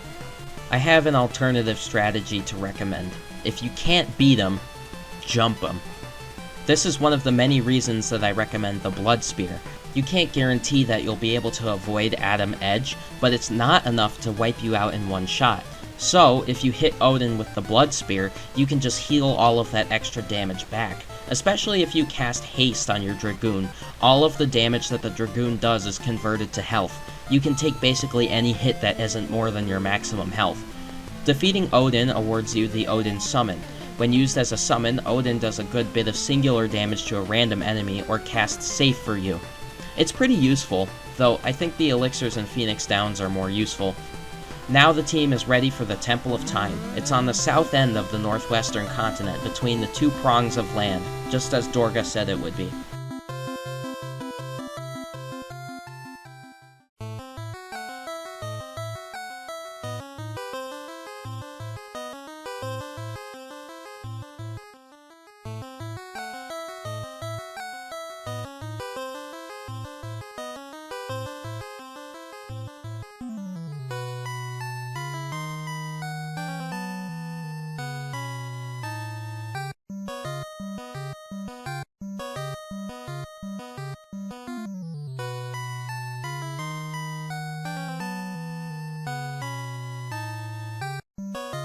You might be noticing a trend here. We've been going over dungeon after dungeon after dungeon, and there hasn't been a break in a while. Not since Dorga's Village, and that was just a magic store.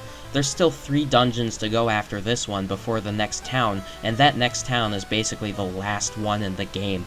The beginning of the game was filled with towns after towns, and the second half is just the opposite. Honestly, I prefer the beginning of the game. I'm also going to assume that all of these flooded dungeons are kept watertight due to some magical property that isn't mentioned, because there's a lot of gray area there. Not to mention that the world was entirely flooded not that long ago. The Temple of Time enemies are very strong physically, but if you bothered to do the optional dungeons, you should be at more than a high enough level to tank hits from the monsters. There are also comparatively less monsters in this area, but they're much larger. Behemoths make their return in this dungeon, but they're less intimidating than in Final Fantasy II. All of the treasure rooms are unfortunately locked, so you can use the thief's ability to lockpick the doors, or you could go all the way back to Gisal to get some more magic keys. There is one sneaky treasure room, however, that is hidden at the top of this waterfall room. It's one of the very few times that you're forced to walk through damage tiles in this game, but the reward is well worth it. 2 protection rings and a petrification weapon for the bard. Combine that with the golem staffs for the white wizard and you can now apply partial petrification to battle.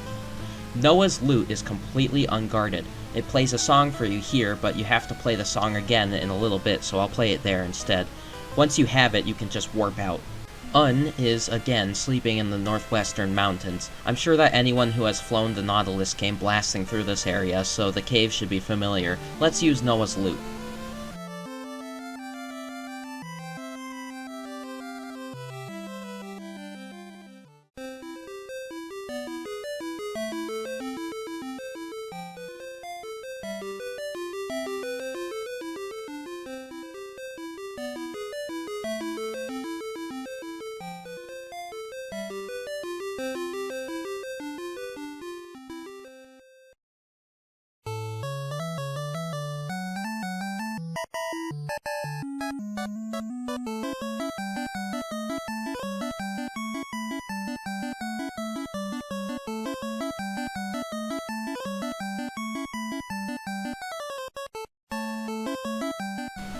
Okay, so thankfully Un does not seem to be affected by age like Dorga was.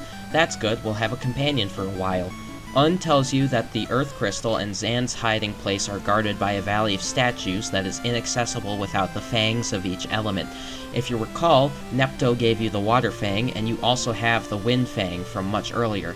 Un gives you the Fire Fang, and now you need to get the Earth Fang. The Earth Fang is hidden deep in a large mountain range, go figure, everything is, and you need a ship that can cross mountains to get it. That's a lot of information again.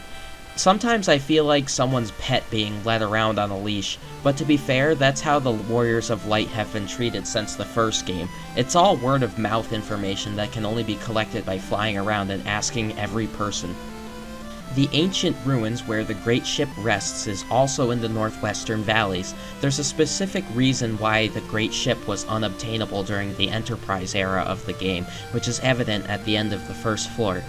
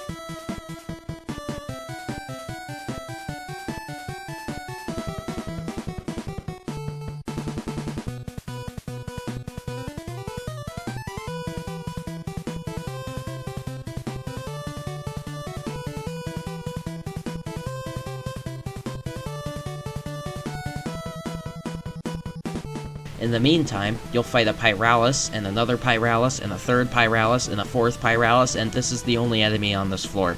This might seem dumb to say, but these evidently bad design choices are the things I remember the most, like the 11 shiny swords in Golder's Mansion. Un needs to clear the way to the lower levels of the ancient ruins by warping Adamantite out of the way with Dreamworld powers. Sure, go right ahead and do that. Beyond the Adamantite is a village of scholars that somehow made it through that Adamantite wall and could have easily freed the Great Ship from the ruins, but just didn't feel like it. At least they offer a bunch of weapons and armor that you can use if you didn't go to the optional dungeons. The stores are appreciated because there are 6 more floors of the ruins to go. On the next floor, you run into this awesome and cool enemy that can do this. It's a blessing that you can actually hit this enemy, just that if you can't get rid of it before it gets a turn, it will summon another copy of itself. These copies can also summon more copies, so if you can't get rid of them either, soon you'll be fighting 6 of them at once. These battles can either be short if you get one enemy that you can beat in a single turn, or excruciatingly long if you get 2 or more to start with. At the bottom of this dungeon, you'll run into the freaking split enemies again. The only limit to how many enemies they can create is the amount of enemy slots on the screen. Magic is still the only option. I hope you have some still, because this was quite a long dungeon. These enemies are even worse than the one in the underwater cave, because they split upon a hit and attack like a truck. Can I take this moment to say how inconsistent the rune staff is? You get this awesome staff and think that it is a better option for your white wizard to have simply because it can cast Ice 3 with 0 repercussions, but it doesn't land all of the time. It just doesn't, and I don't understand why. Thankfully, you can use Exit on the enemies to make up for it. The same strategy goes for black wizards. Instant KO spells work wonders at the end of this dungeon. The stairs leading down from the 8th floor lead to the deck of the ship. There's a whole bunch of commodities on the ship, but I'll leave that explanation up to the in-game one provided by Un. Use the bed if you need it, and take hold of the wheel.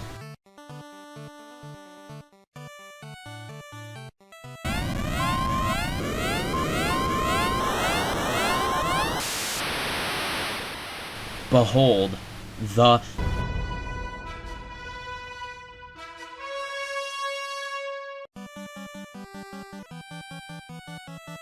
Dorga was not kidding when he said the was a powerful ship. The boasts a free bed, a fat chocobo, and 4 vending machines where you can purchase the latest in weapons, armor, and magic. You can also refresh your supply of potions and other items. When flying around, you can press A to put into high gear to jump over the mountains.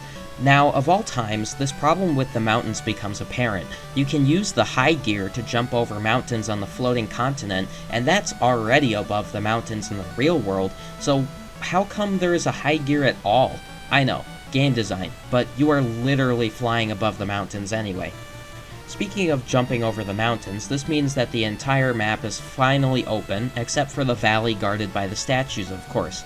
You can still use the Nautilus to move around faster since is pretty slow, but the Nautilus can't go anywhere new. You're supposed to go to the northeast mountain range and do a bunch of mountain hopping to the next dungeon, but there are 2 other optional places that have opened up. Both of them are on the floating continent. Let's go to the less obvious one first, which is literally just a cave surrounded by mountains.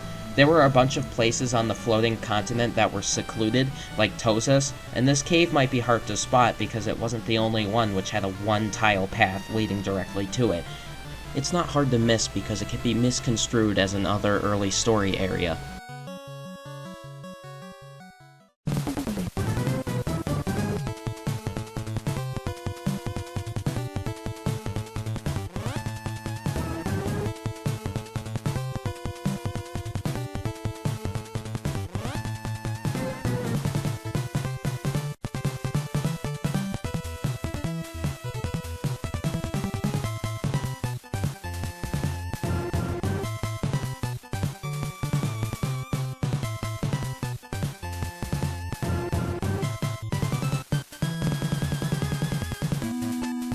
Bahamut's Cave looks like a dungeon out of Final Fantasy II. That would be a severe insult, but it looks like one of the early caves, so it's not bad. There's a bunch of tunnels and a bunch of treasure, standard procedure. The 2 chests on the north path on the first floor are the only 2 chests that are out of the way, and there's a phoenix down in one of them. That's always worth picking up. The enemies in Bahamut's Cave are absolutely no sweat to beat. They do very little damage. That's good, because if you haven't guessed, it's called Bahamut's Cave because Bahamut is at the end of it.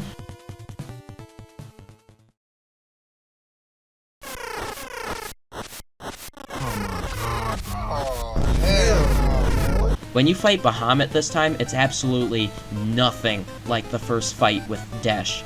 Bahamut takes the gloves off. Bahamut's physical attack doesn't hurt that much, but if Bahamut chooses to use Mega Flare, you're probably done for right then and there. The magic spell Wall, or the barrier item, can save you from 1 Mega Flare, but otherwise you can expect 1,000 or more damage. Defeating Bahamut earns you the Bahamut Summon. Unfortunately, you can't take advantage of Mega Flare right now, and the Evoker naturally has less magic charges than the other 2 wizard classes, so you'll have to stick with the mediocre attack option. But do not worry, great things are afoot. The second place to visit is on the western side of the island, below the Dwarf Island. There is a small lake with a creature swimming inside of it, which you might have noticed when doing the dungeons nearby. You can use to jump to the lake and row out to the creature.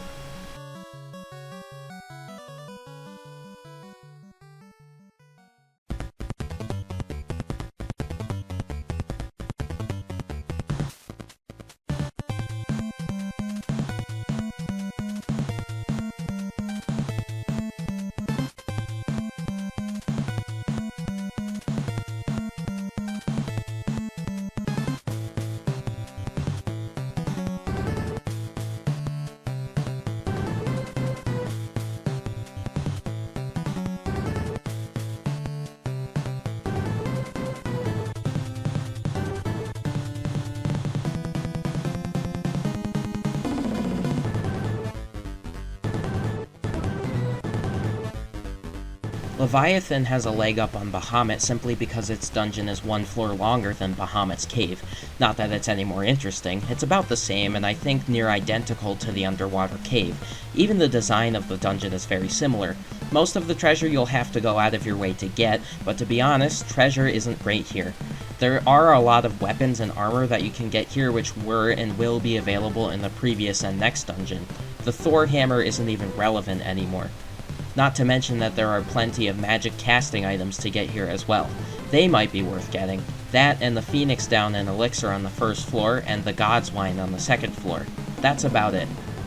The enemies in Lake Dole consist of a surplus of beefy crabs that will put you to sleep and hard-hitting sea lions, but nothing especially dangerous comes to mind.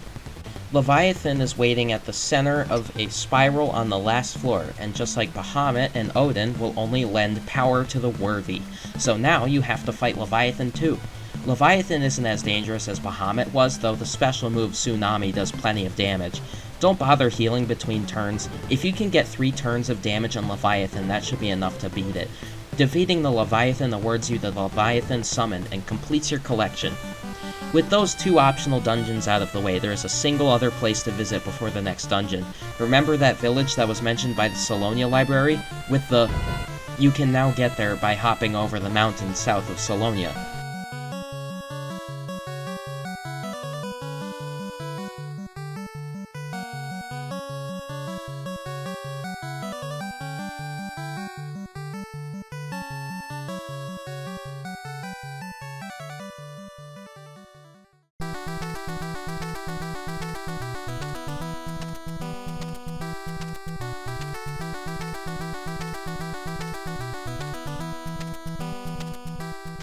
You could argue that this town is not essential to finish the game, and I won't argue that point, I agree, but I think this town is essential if you want to have fun for the next hour or so. Fargabad is filled with Dark Knights who are mastering the Dark Swords. It's been a pretty long while since the Water Crystal, and now it's time to switch to the Dark Knights. Dark Knights, I think, were scammed. They're really cool, but they only have one function, to use Dark Blades to slay the Splitting Monsters.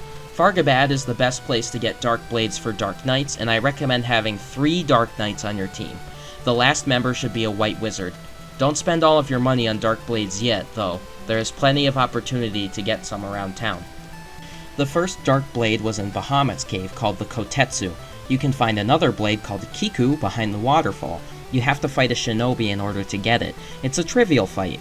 After that, switch 2 people to Dark Knights and have them use the 2 swords to get you through the cave to the north. Fargabad's cave is a teaser trailer for the upcoming dungeon, and it's foreboding.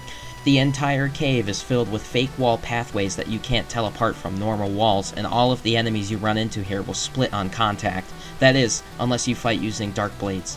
There are only 4 treasure chests here, but there are 2 more Dark Blades to get. Grab those through the mazes and the demon armor and get out of there. You can then use your remaining money to get armor for your Dark Knights. That's enough of Fargabad. There is a chocobo forest in this little area, so you can change out your inventory, but keep all of the dark stuff. You'll need it. In order to get to the next dungeon, you need to use to hop through this mountain range to the northeast. It's one big spotty maze that there are somehow dead ends in, and you need to get to the middle. There are also encounters in here, but they won't be a problem because has a special feature.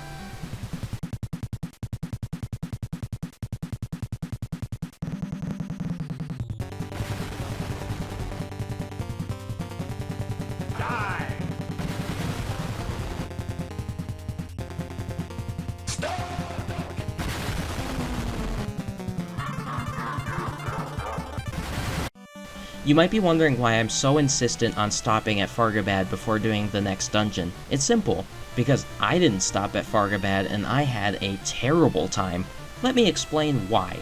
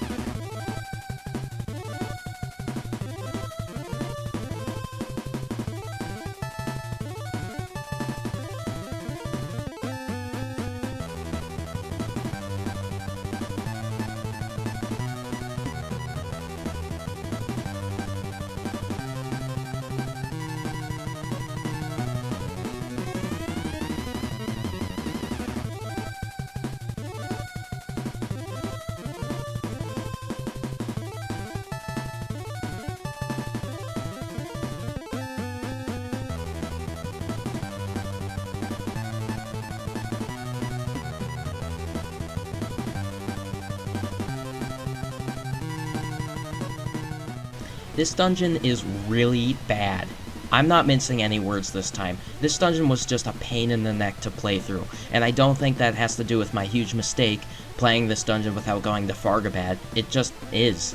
The whole reason that this dungeon is excruciating is that you need to rely solely on the Dark Knight class to push through. I kid you not, you will not have enough magic charges to last all the way to the end of this dungeon no matter what. You can basically guarantee that every enemy down here will split upon a normal melee attack, except for the boss. It's a small mercy that the boss is normal. Otherwise, it's 11 floors of enemies that you can't fight without dark blades or magic. It is a true test of endurance. At the very least, there are NPCs at the beginning of this dungeon that give you a couple more dark blades to use. I still don't know how these guys keep getting into places that took hours of mechanical development for the team to reach, because whatever mountain climbing they did, we can surely do as well. Anyway, the Cave of Darkness is also by far the worst example of dungeon design in the entire game. Sure, there have been plenty of dungeons that have had 8+ floors before, but there has never been such a suffocating presence of fake walls before than here. The map design speaks of the mistakes of the past. I thought that we were done with the pick-a-path problems, but that's not true. Somehow, in the way that they're presented in this dungeon, they're even worse. It has to do with the length of the paths you choose, because there's no way of knowing you're in a dead end unless you've walked the full length of the path and tested every wall to see if there was a turn or hidden door. This is not fun. And I want to clarify, I didn't run out of magic charges on my Dark Knights. I ran out of magic charges for my mages. I can't punch the enemies to use up the turn because then the enemies will split, and I can't change rows to waste turns because I don't want to risk my mage getting hurt. I also don't want to run from every battle because the experience is the only thing that makes these battles worth fighting. No, in order to have my Black Wizard on the team, the only option I could use without magic in that dungeon was to waste random items in my inventory. I'm so glad that I had a surplus of eye drops, because I used nearly all of them to waste turns. Not to cure anything, of course, just to waste turns. I think the only other option would have been to switch my Black Wizard to a different job and use the Defend command. Then, I wouldn't have gotten any job levels out of the deal. It's just a bad situation either way. Maybe, if I had Dark Blades, I could switch everyone to a Dark Knight, but I would still need a healer. So, I suffered all the way through the wasteful encounters and pick-a-path garbage. The better option would be to use the Thief and just escape from all of these battles, then take chances with the boss at the end of the dungeon, really. Not to mention that one of the fake pathways leads right behind the pedestal where the Earth Fang is. The boss down here, named Hecaton, hits like an absolute truck. Great for a super long dungeon that taxes you greatly, isn't it? If you have an elixir around, I recommend sparing one for a black mage, because Quake is quite effective in this fight. If you pull out all the stops, you can beat Hecaton in 3 turns. We have the Earth Fang. Get me out of here before I turn my TV inside out. Following Un's further instructions, we now have to go back to Dorga's mansion where the two have prepared something? I don't know.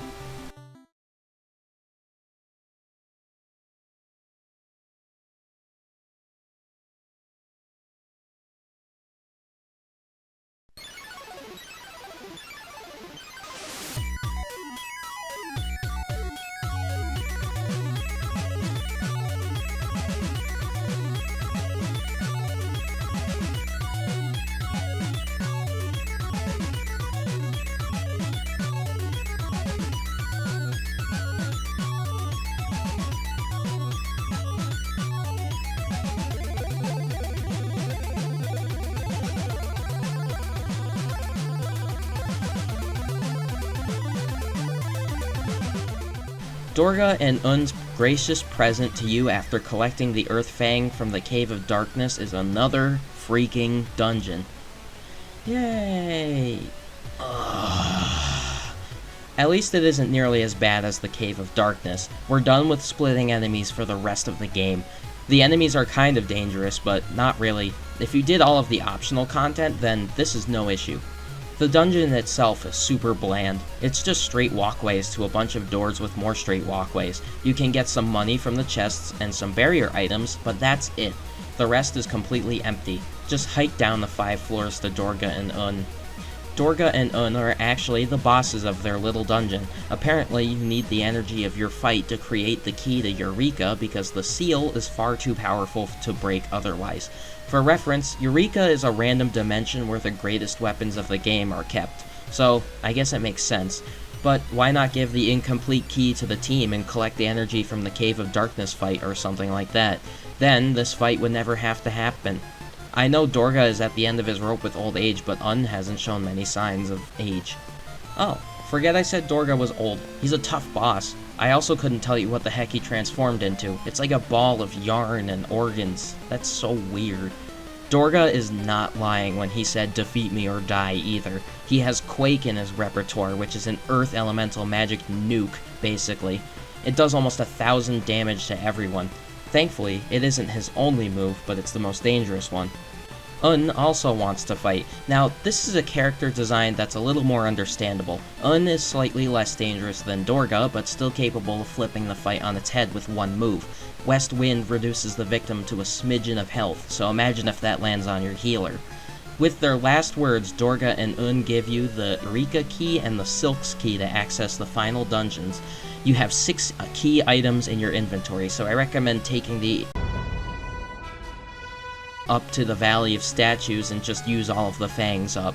Then you can just fly up to the entrance of the Silks Tower and prepare yourself there. So, to beat Final Fantasy III, you have a very long stretch ahead of you. I recommend setting a day to just do this, because the entire endgame is going to take around 3 hours.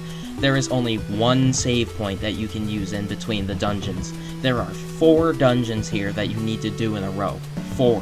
The save point is located right in front of Silks Tower, so at the very least you can walk back out.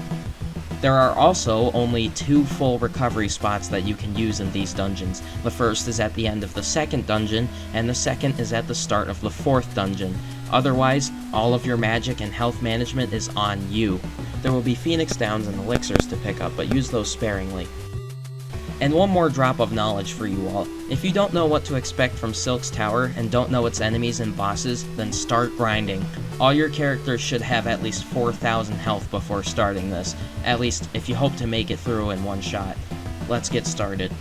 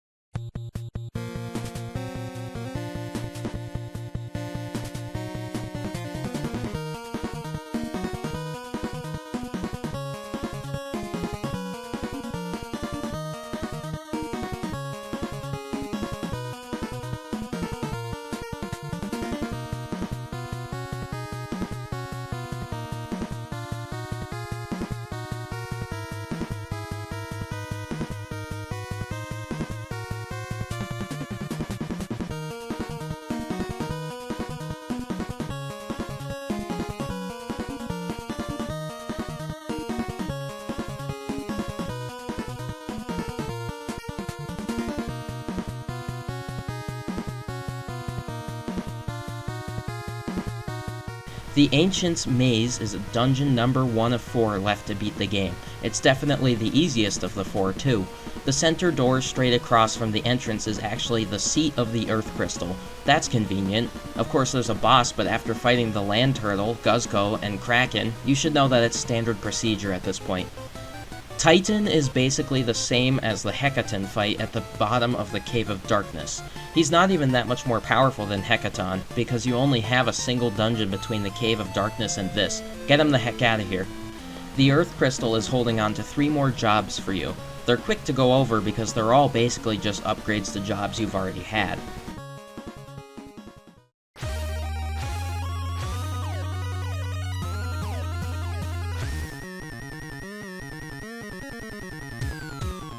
A Magus is an upgrade to the Black Wizard class with a lot more magic charges to use. I don't have much to say about this job either. The Devout and Magus jobs are just blatant upgrades to the White Wizard and Black Wizard jobs.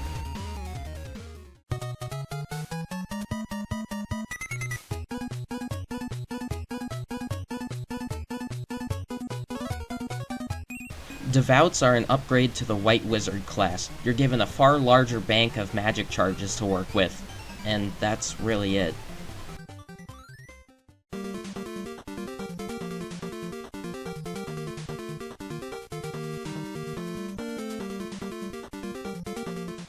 The Summoner is an upgrade job for the Evoker and has more magic charges to use for summons. If you pay attention to the summon's actions though, you'll notice that the Summoner causes the characters to do different things than the Evoker does. Take Odin for example. When summoned by an Evoker, you'd either get a single sword attack or extra defense. But with the Summoner, Odin is able to use the Zen Tetsugen, or in English, the Atom Edge, and can end battles with a single slice. You still can't control what the summon does, but the Summoner narrows its options down to its most powerful move only. Honestly, the Devout and Magus are good for what's coming, but not enough. I don't think they have nearly enough magic charges for the final 2 dungeons, even if there is a refill between the 2, so conserve your elixirs, and go back outside and take a nap on the... before continuing into the Ancient's Maze. Save your game, too. The Ancient's Maze is exactly as advertised. It is a maze. It's better if you take the wrong direction in the maze because there's a lot of powerful treasure in the dead ends. Get all the crystal armor around here. It's even better than the Genji armor from the Cave of Darkness. There are only a couple enemies here, but none of them are especially problematic. They're just fodder for your new magic prowess. All of them can take a good turn or 2 worth of damage unless you skip the appetizers and use instant KO spells instead. The Great Daemon only exists to irritate the player, I think. It can summon an unclone that has the same capabilities as the original, but this one is just red. You can get the Break Blade and the Ultimate Rod halfway through the dungeon, and let me tell you, these weapons are awesome. They are both partial petrification weapons, and very effective ones at that. If you use those 2 in tandem with the Golem Staff, you can turn just about any normal enemy to stone and end the fight prematurely. It is a great tool if you're underleveled. The last room of the Ancient's Maze has a Holy Spear, which is always nice, and a Hell Claw for black belts. That red door to the outside is intimidating. I wonder if that's an indication of what's to come. This little courtyard between Silk's Tower and the Ancient's Maze is the last place to save before attempting the final 3 dungeons. You can even come back here after finishing Eureka, but the rest needs to be done in a single run. But how terrible it is that you can't fly over the Ancient's Maze, because that means you can't get a full restore before heading into Silk's Tower. I'm not going to display the title card or anything for Silk's Tower yet. Before you proceed with any part of Silk's Tower, enter the door immediately across from the entrance in the middle of the lake. The Eureka key you were given from Dorga allows you to access another dungeon hidden inside of Silk's Tower, which, I won't lie, is basically required if you want to have fun for the next couple of hours.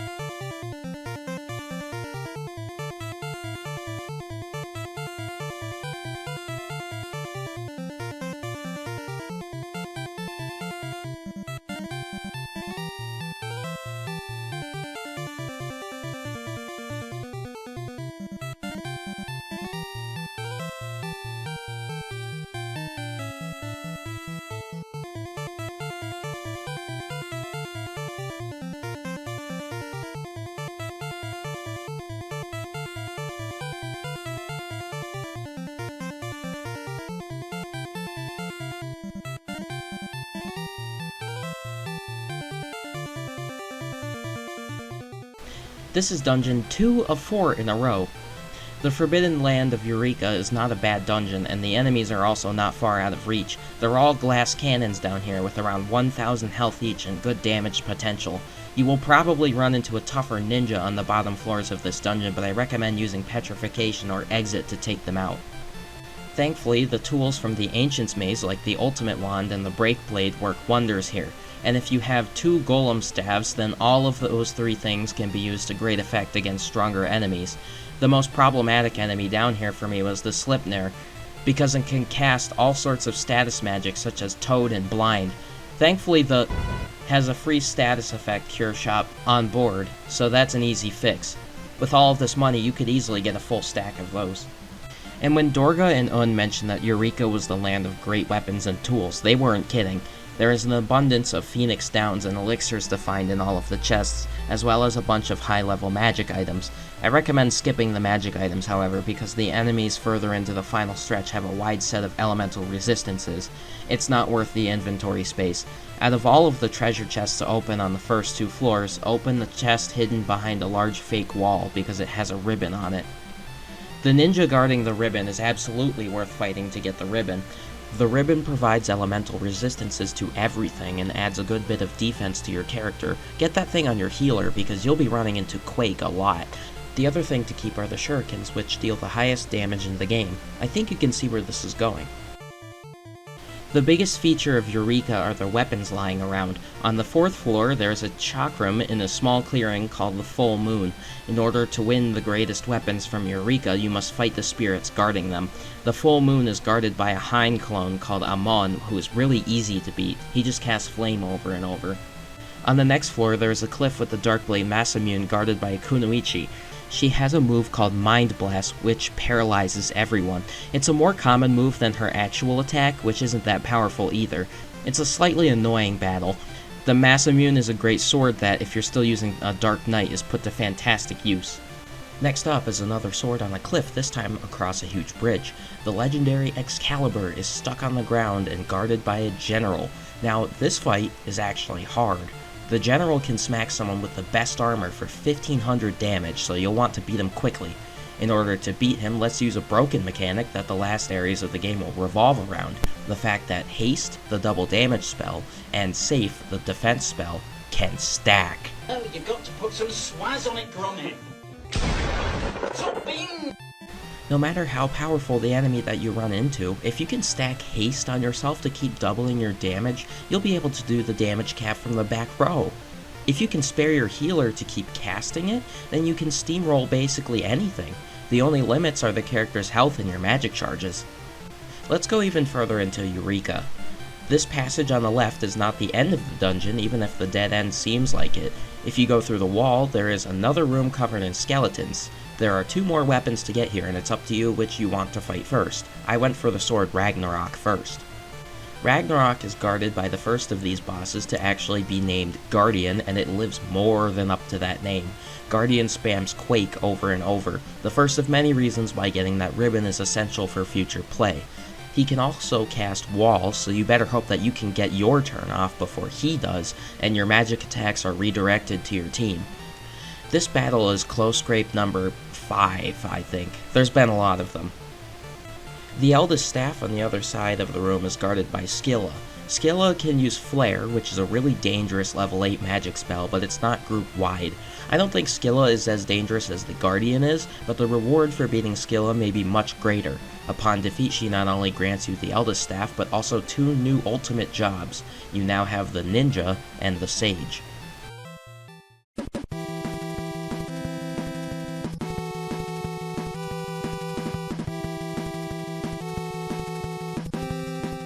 The Ninja is the ultimate melee class with the ability to wear any armor and fight with any weapon. The Ninja cannot, however, use any of the special commands that those past classes could. Ninja battle commands are restricted to fighting, defending, running, or using an item. In light of that, ninjas can also use shurikens, which are the best option for dealing high damage in the game. If you have the money to buy them in Eureka, that is.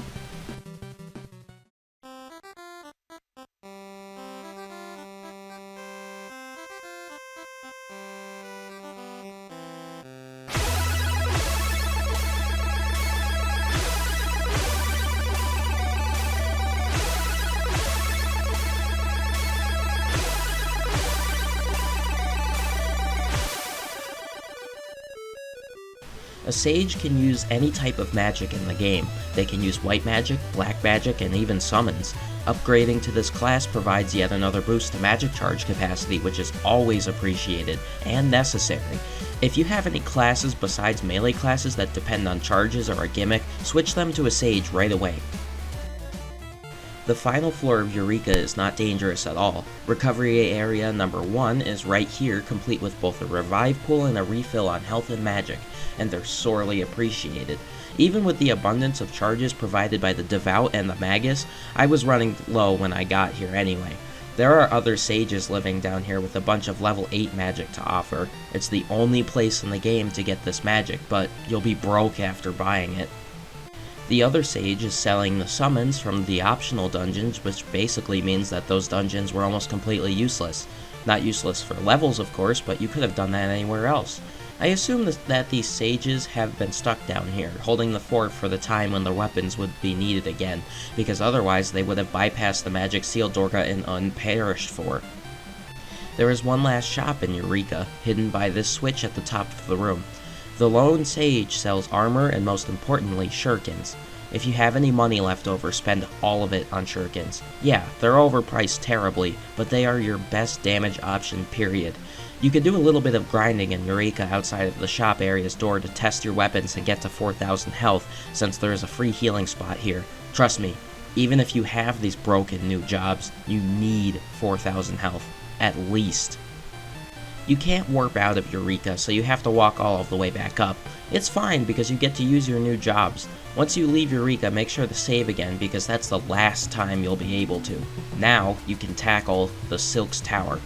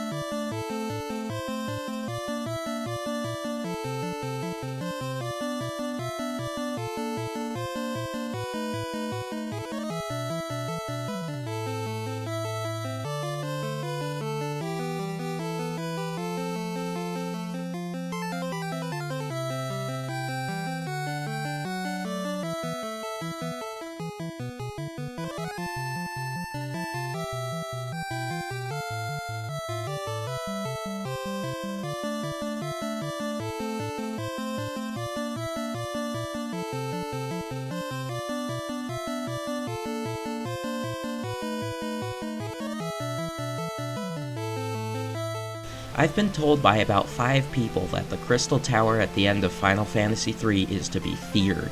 Now that I'm here, it's time to see if the rumors are true. Call me insane, but I didn't go to Eureka during my playthrough, and I actually recorded that part after beating the game. I went straight to Silk's, and I'll show you how I did it.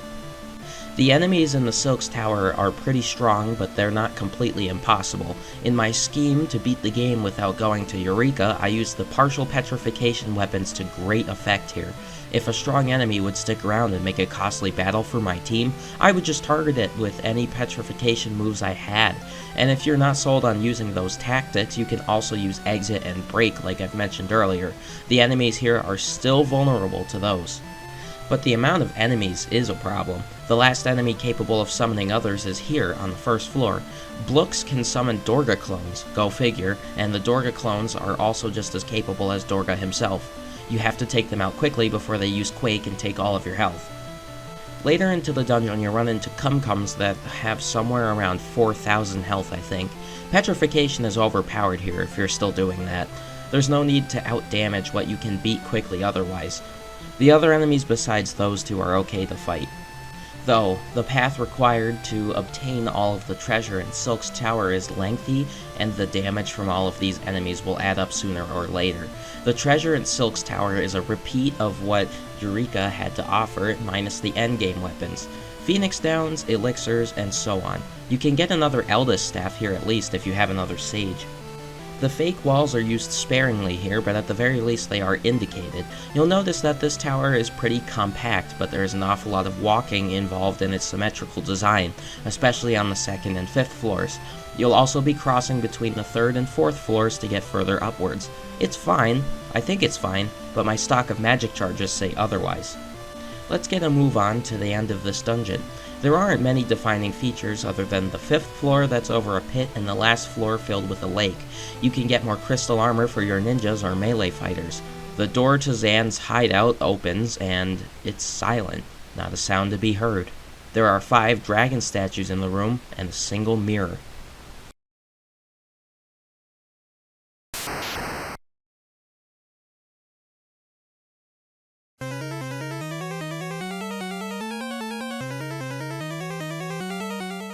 Do you recognize that character in the mirror? That's the Onion Kid. Despite everything you've been through, you and your team are still children, and now you're in danger beyond your control. I love that little detail. Durga goes to pick up 5 hearts of light to prevent the demon dragons from eating you alive.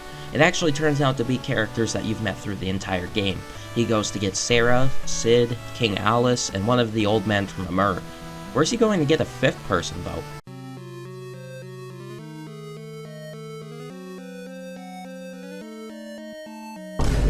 Why are you invincible? This doesn't make any sense! I have no idea how Desh is alive or how the floating continent is still floating. I thought that if there was a flame burning at its top, the continent was in danger of falling. How long was Desh working on the dang thing? Any emotion I felt during that cutscene where the fool jumped into the fire is completely erased. They stop the demon dragons and free your party. You're teleported behind the mirror and Zand is here. He's been in charge of destroying the world using the Earth Crystal, but after thwarting his traps and the 5 demon dragons, I'm sure he has nothing left to protect himself. Right? Okay, Libra is a pretty good move, not bad. If he's just gonna scan my health, this fight will be no issue.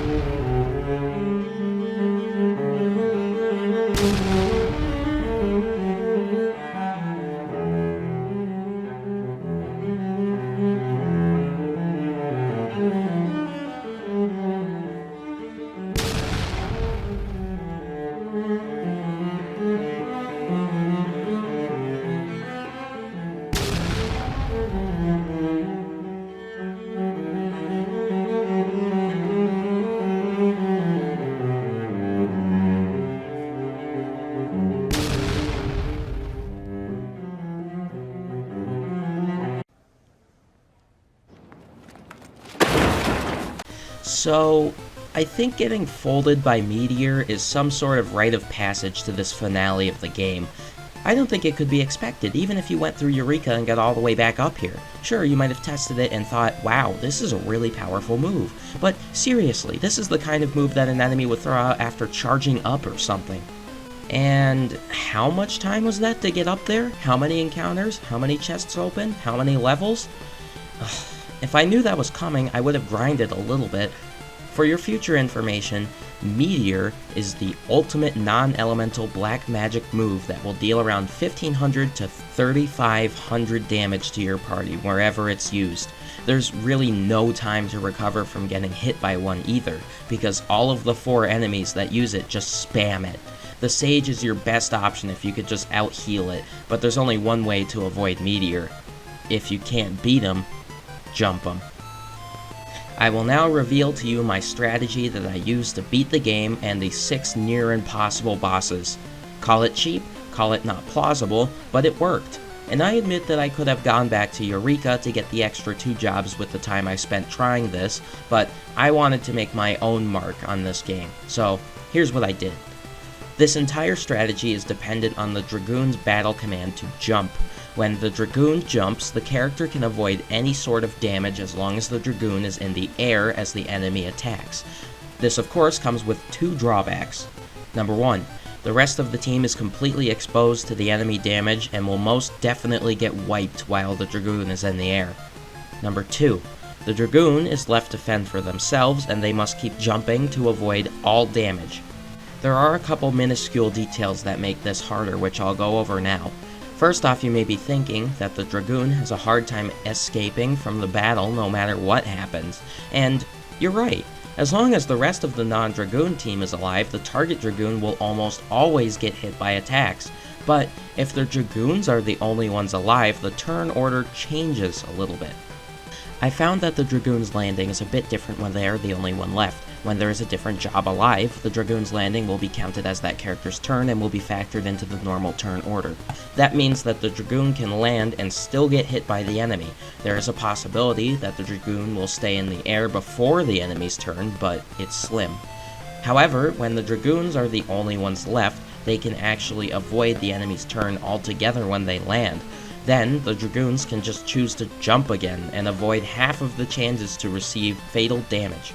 This does not rule out the possibility that the Dragoons can get hit before jumping again, and in order for this to work, either all of the Dragoons have to be on the ground or in the air. If the Dragoons are offset from each other, then the enemy will be able to log another turn and get an attack off as the mid-air Dragoons land. It's either all or nothing.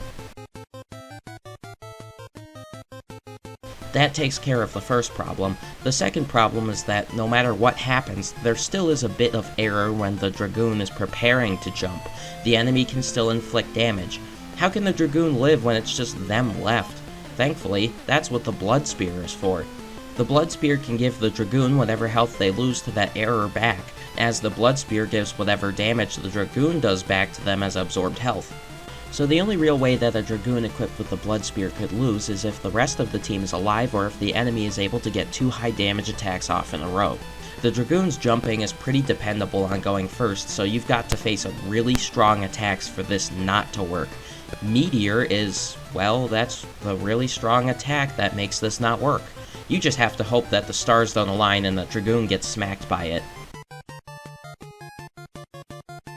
The other thing is haste. The Dragoon absorbs all health from the damage they inflict, and if you can increase that damage, you can also increase the amount of health that the Dragoon will get back. That means that the Dragoon can get hit by a tough move such as Quake, then hit the enemy and be back at full health. Haste is essentially required to survive Meteor Spam, which means that your White Mage needs to go first in every battle. Remember, haste and safe stack. This brings me to the reason I recommended having 4,000 health at the beginning of Silk's Tower.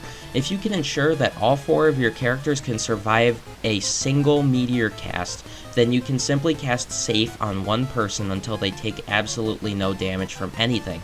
I recommend doing it to a healer because then the healer can resurrect the others and slowly build their defense too. You'll hit the damage cap every time if you keep casting haste too. And if you're worried about wasting magic charges, you still have elixirs. This is really close to the end of the game, so you can parse out some of the elixirs to get you to the final boss. Just make sure you have enough to cast safe all around, and if you don't, then use the defender swords to cast it. In the case of Zand, it works out. Zand just casts Libra exactly half of the time, so Dragoons have a pretty easy road to victory here. I'm very glad that I had the Dragoon equipment around. I seriously would not have been able to beat Zand if I didn't. What do you mean that isn't the end?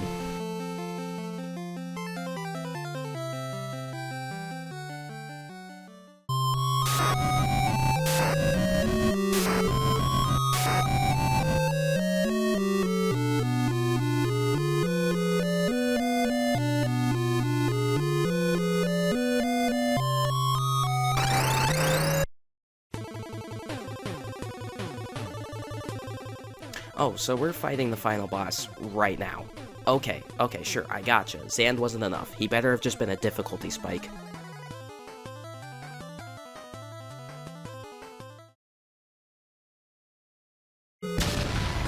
No, I'm gone, no. Miss. What? I'm a fire in my leg.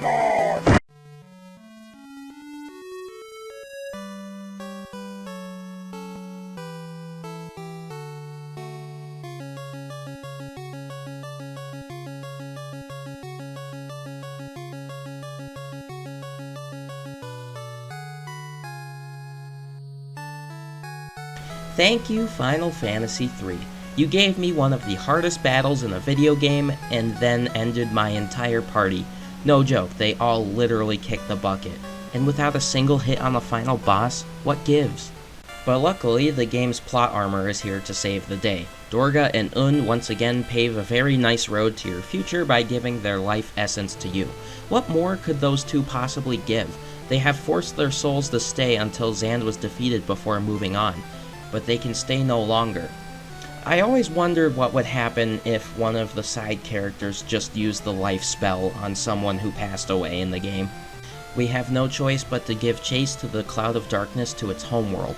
With nothing but well wishes from the rest of the crew, it's time to have some real difficulty in this game. Zand is just the tip of the iceberg.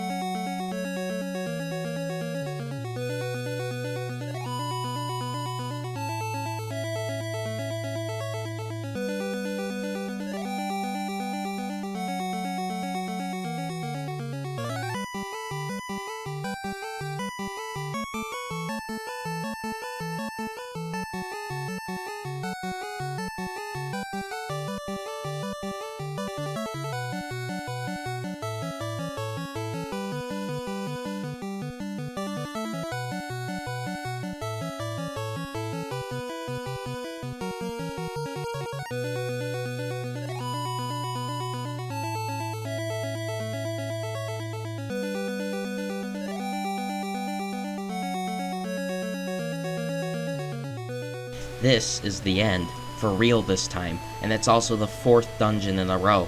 Unless you walked out of Silk's Tower to save quickly, there's no going back from here. You stand atop a palace of glass suspended above a pitch-black river reflecting the faded stars of the Dark World's sky.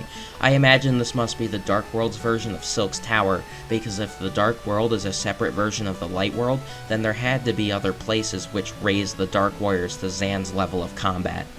Speaking of combat, the normal enemies are a good chore to take down. They don't hit especially hard, at least not enough to take out one of your characters. It seemed that way to me.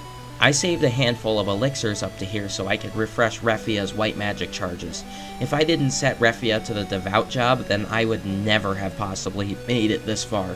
Focus your magic charges on petrification spells, exit, and whatever else you have to delete enemies from battle. Black magic just doesn't do enough anymore. Not even if you have Meteor on standby. You can't afford to waste magic on the normal enemies. You need every bit of it for the bosses. Yes, bosses plural. You can go up to the north stairs and fight the Cloud of Darkness, but it is a near impossible fight to do that right now. But if you choose to fight the 4 optional bosses in the World of Darkness, you can weaken the Cloud enough for you to fight it fairly. The trouble there, though, is that the 4 bosses are literally worse than the Cloud in my opinion.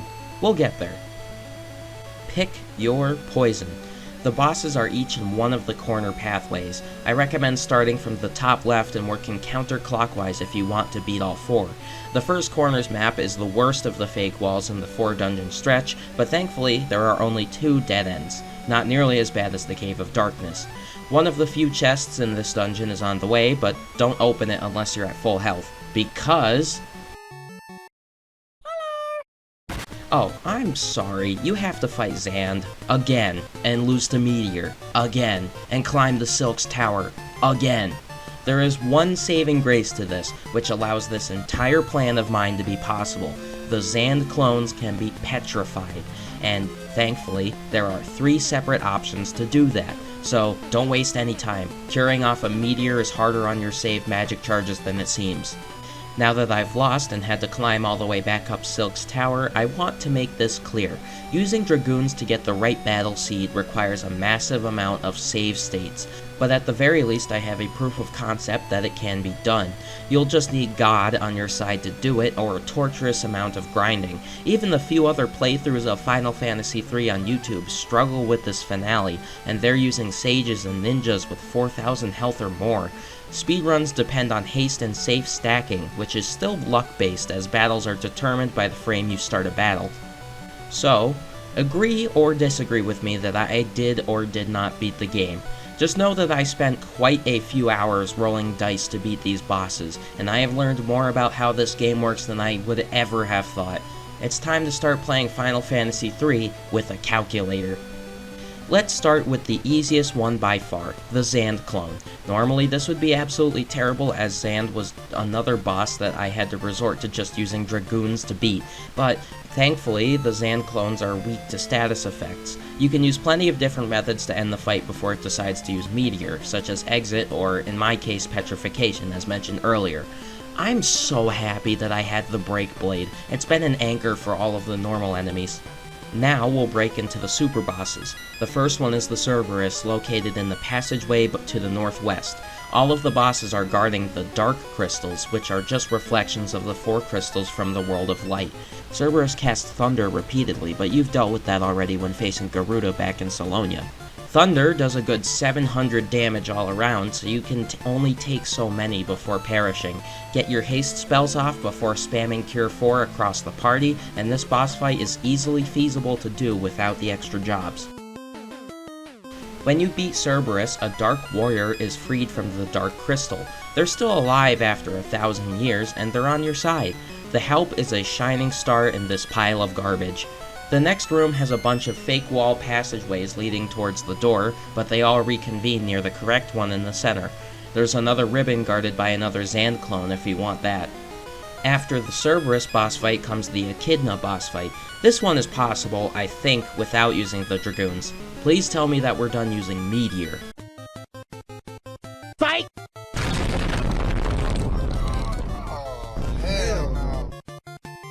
Echidna would be a normal freaking boss fight if it weren't for Meteor. See, I'm not even opposed to the enemies being able to use Quake, which Echidna has, of course. I get it. This dungeon is full of eldritch terrors and it's supposed to be difficult. But Meteor just takes these fights so far and away from any conception of challenge, it's just aggravating. The next pre-boss room is a giant sea that you're supposed to walk around, but there are secret fake walls that you can use to skip through it. The ribbon here is in the top right pathway. The third super boss is definitely the hardest enemy in the entire game, by far. This is the Ahriman boss fight, and all of the difficulty rests on the overabundance of Meteor.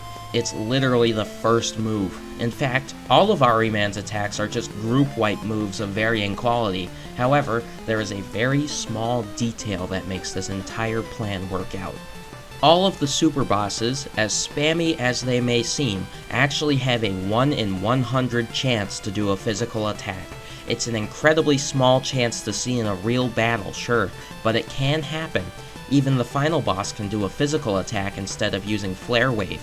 The physical attack isn't terrible unless you're already at low health. Considering that the team needs a turn or two to set up haste, having one somewhat wasted turn is a godsend. So, if you can get your Dragoon in the air equipped with the Blood Spear and Haste, you have a chance, a very slim chance, because there is still always the possibility that Ahriman will get off its turn before you jump back in the air, and that turn is Meteor.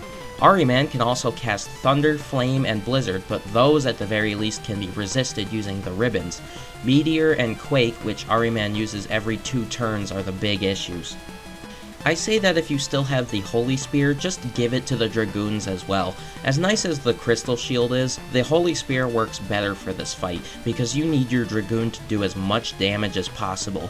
Damage inflicted by the Blood Spear is the only damage that turns into health, sure, but that's a worst case scenario. Your goal is to whittle down the 35,000 health as fast as possible. I hate this thing, I really do. Ahriman is the bane of my existence. I was just rolling the lottery on this fight over and over, because I had to get Arc off the ground with haste casted before Meteor struck, and that was so difficult to do.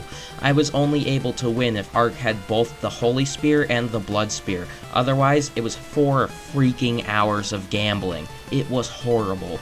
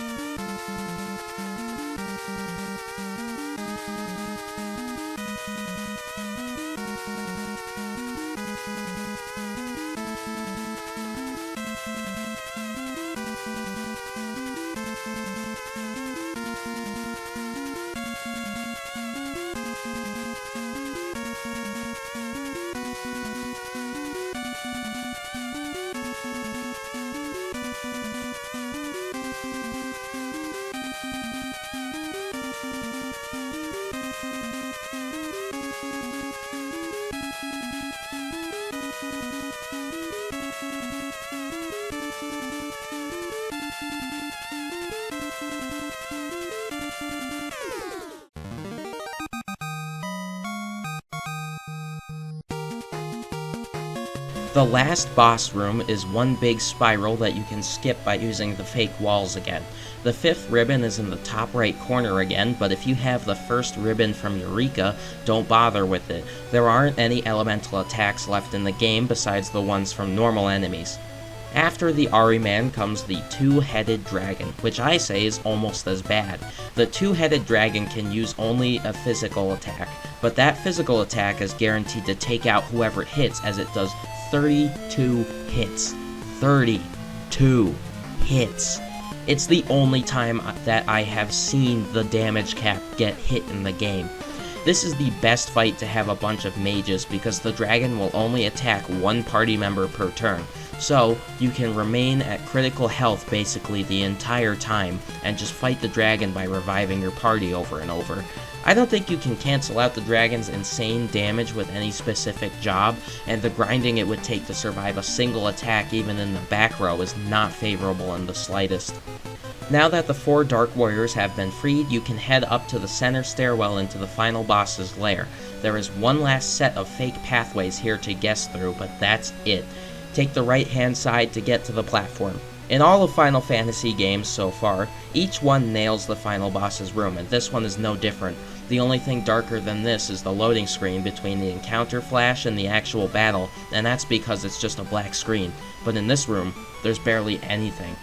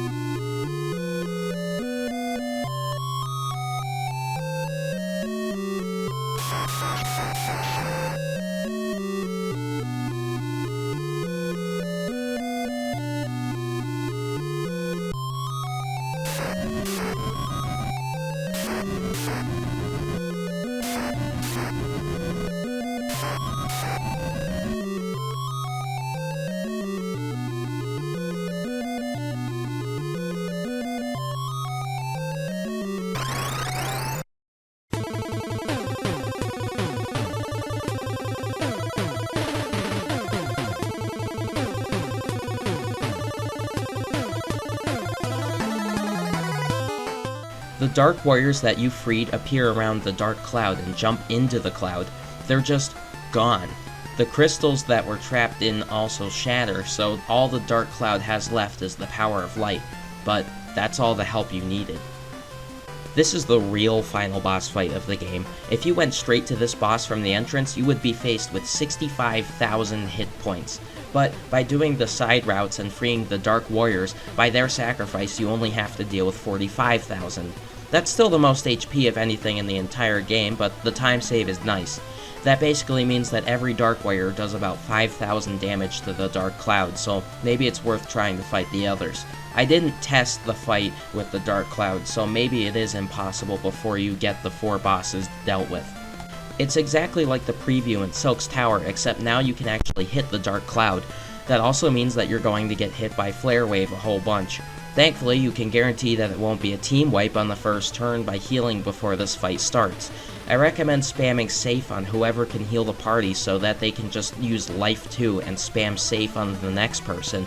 In this way, you can slowly get all of your characters back to life and then they will take virtually no damage from any attack. Then, it's just a matter of waiting. Or, you could do what I did and depend solely on the Dragoon coin flips. The Blood Spear is perfect for this boss fight because if you have haste casted on the Dragoon at least twice, then the Dragoon can out-heal the Flare Wave attacks. You just then have to spam jump over and over. What sucks about this boss fight is that you have to resort to such cheap ways of winning. The same could be said of all of the bosses in the World of Darkness, or even Zand. If there were just a couple small changes to the game, then none of this extreme strategy and luck would be required. I'm not chickening out at all. This really wasn't fun to play. So, just in general, if the damage from Meteor was lowered to Flare Wave's level, let's say 1,000 to 2,000 damage per turn, then that would be bearable. Flare Wave could also be reduced to compensate for the frequency of the attack, because I can't imagine having many magic charges left for this fight. You know, even if you had elixirs to spare. The final change I would make is to buff the amount that Cure 4 restores, because 500 per person is just not enough to make this work. You basically are required to have a dedicated healer to preemptively cast a Cure spell in order to survive. For all of its cool environments and character designs, the ending is just frustrating. Thankfully, on my 16th try, my prayers for a perfect beginning to the final boss were answered. I got my 2 hastes and my Dragoon in the air, then it was just a waiting game from there. I could sit back and see the cloud get demolished.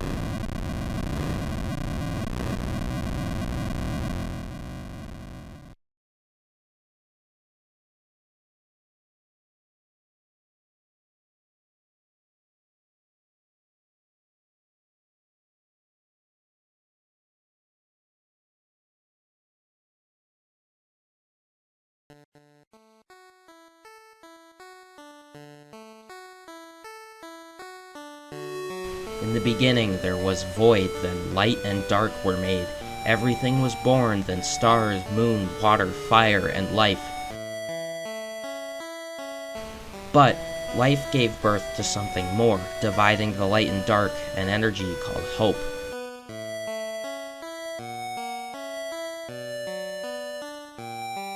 When light and dark would overlap, and all would return to void, for to divide them shall appear. Never forget that their power is the hope of the people. Time washes away all dreams, despair, love, but do not be swept away. Look instead to that place.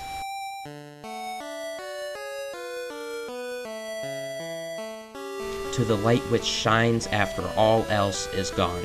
Hope.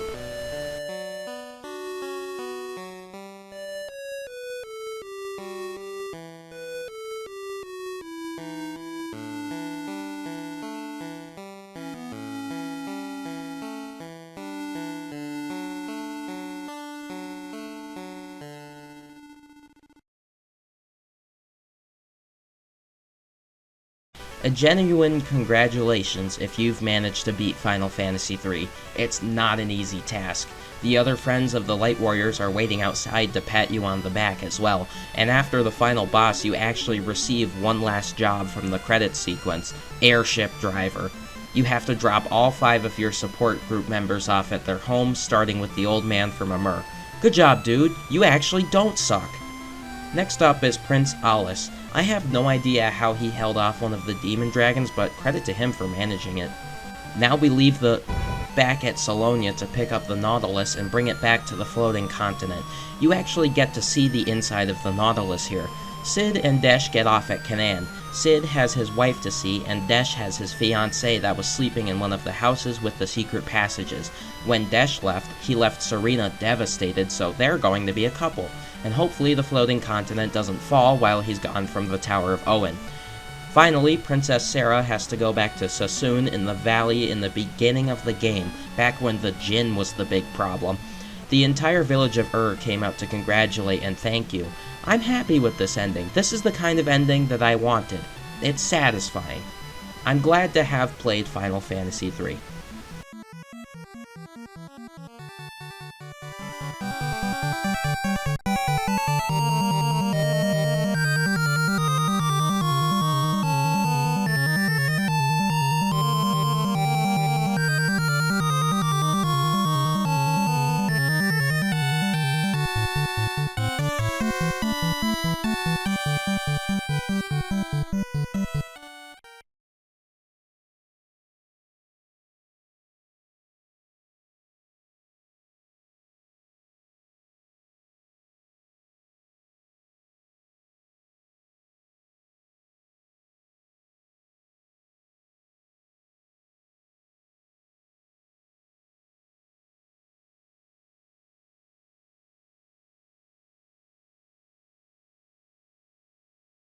In this section of the video, I want to cover a wide variety of differences in the 3 Final Fantasy games that released on the original Famicom, whether they were improvements or not. This series had to undergo a lot of experimentation in order to find the formula that is familiar in the games from the PlayStation onwards, so I'd like to cover what did and didn't work. Of course, there will be spoilers for the first 2 games during this section, so if you want to play those first 2 games blind, I suggest skipping to the final review of Final Fantasy III. The problem with villages just in general is that there isn't much to separate one from another. They use the same buildings and have mostly the same people. In Final Fantasy I, the only things used to separate villages were rivers and trees, as well as the color of the residents' clothing.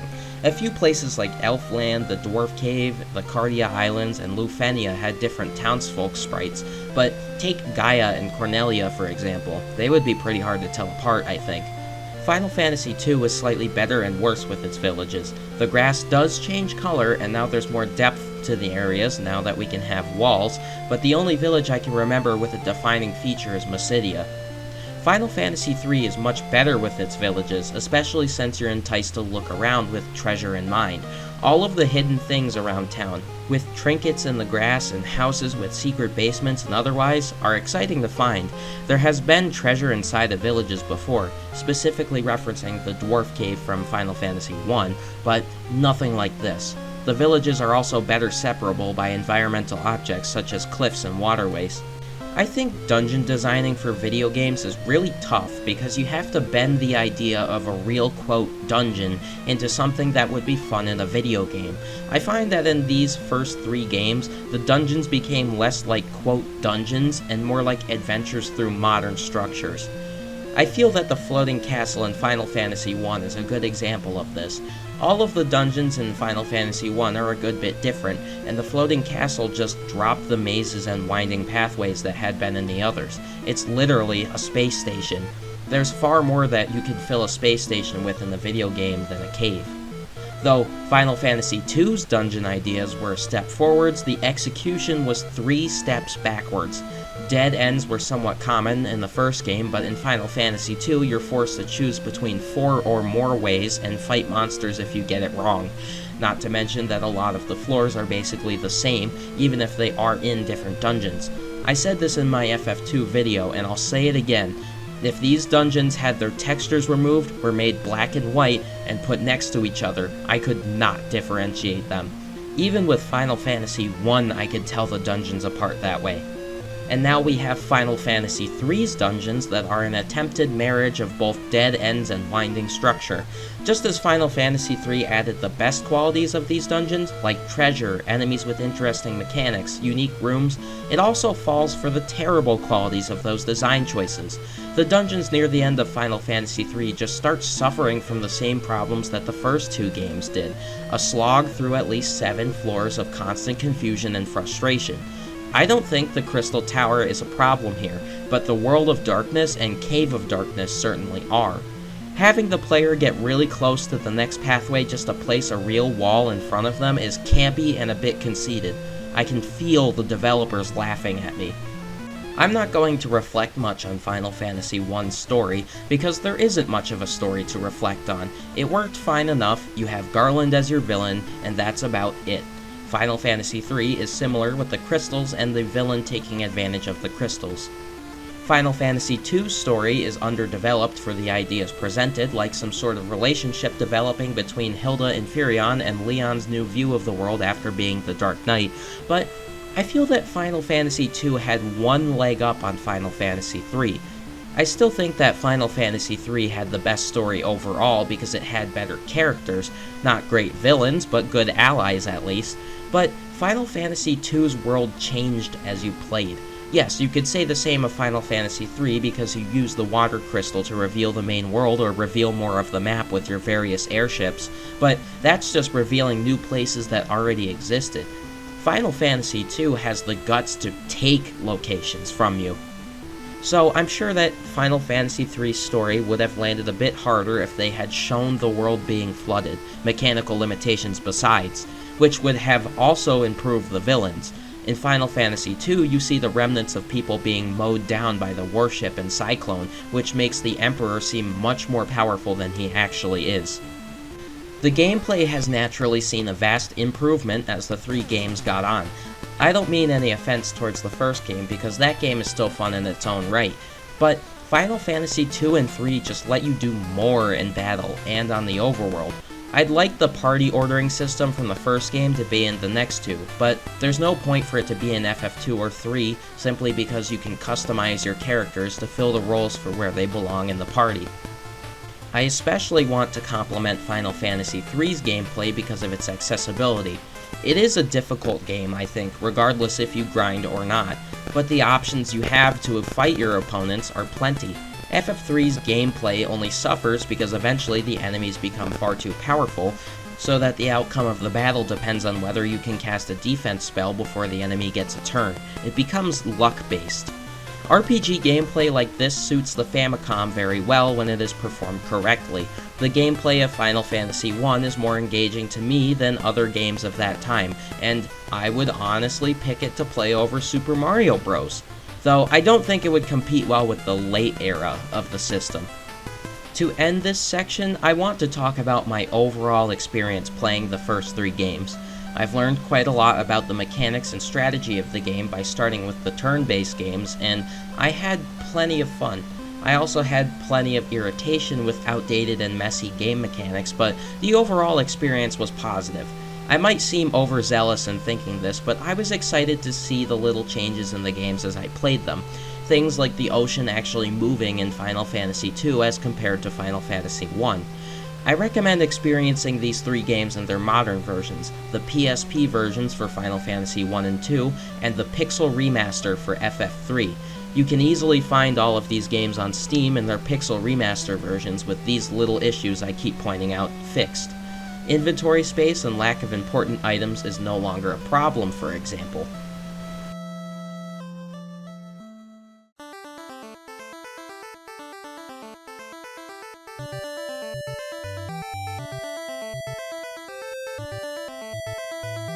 Final Fantasy III delivered the variety of music that I have been looking for. There are double the amount of tracks in this game than either of the first 2, including an actual villain theme and some enjoyable joke music. The sound effects for magic and sword hits are especially good too, they're satisfying. Though I think the flare sound from FF2 is better and Meteor is a bit grating. I would put the sound design higher, but I know that there is a little more that the system can be pushed to accomplish, specifically for how the percussion sounds. It's not all there. Enemy design in this game is a bit too cartoonish for the later plot of the game. I get it for the early game where you're just happy-go-lucky kids, but there comes a time, like with the demon dragons, that you're fighting for the world. The final boss in Zand embody that. I also docked quite a few points for the amount of effects in this game that rely on flashing lights. Encounters are all bright white flashes, damage tiles are all flashes, and certain cutscenes have a ton of flashes as well, usually the spinning ones. But I have to compliment the sprites in this game. They're done very well. It feels like each job has its own small personality. The Final Fantasy III world is phenomenal. There is a ton to explore, including a bunch of optional content, and it is paced well. I'm surprised there aren't reports of Famicoms exploding when this game is plugged into it. There's just so much. It would be a 10 out of 10 if there were more unique parts of the map, but unfortunately that is not true. I wish that the gameplay of Final Fantasy III was a bit better. I think the battle screen and battle progression are much better and smoother than they have been, but there are a bunch of restrictive factors that limited the abilities of this game. The way the job system is used is not to exercise freedom as it should have been. Dungeons were also variable in quality, from Silk's Tower to the Cave of Darkness. It just became stale after a while, and I feel like that is a result of just being forced to use certain jobs in order to keep playing. There is not much of a story to rate here, but at the very least the story has a level of conciseness and connection that has been missing from the previous entries. This is the earliest example I can think of with a dark and light world where neither is inherently good or bad, and that's entertaining enough. There's simply not enough substance to the story, just cool concepts.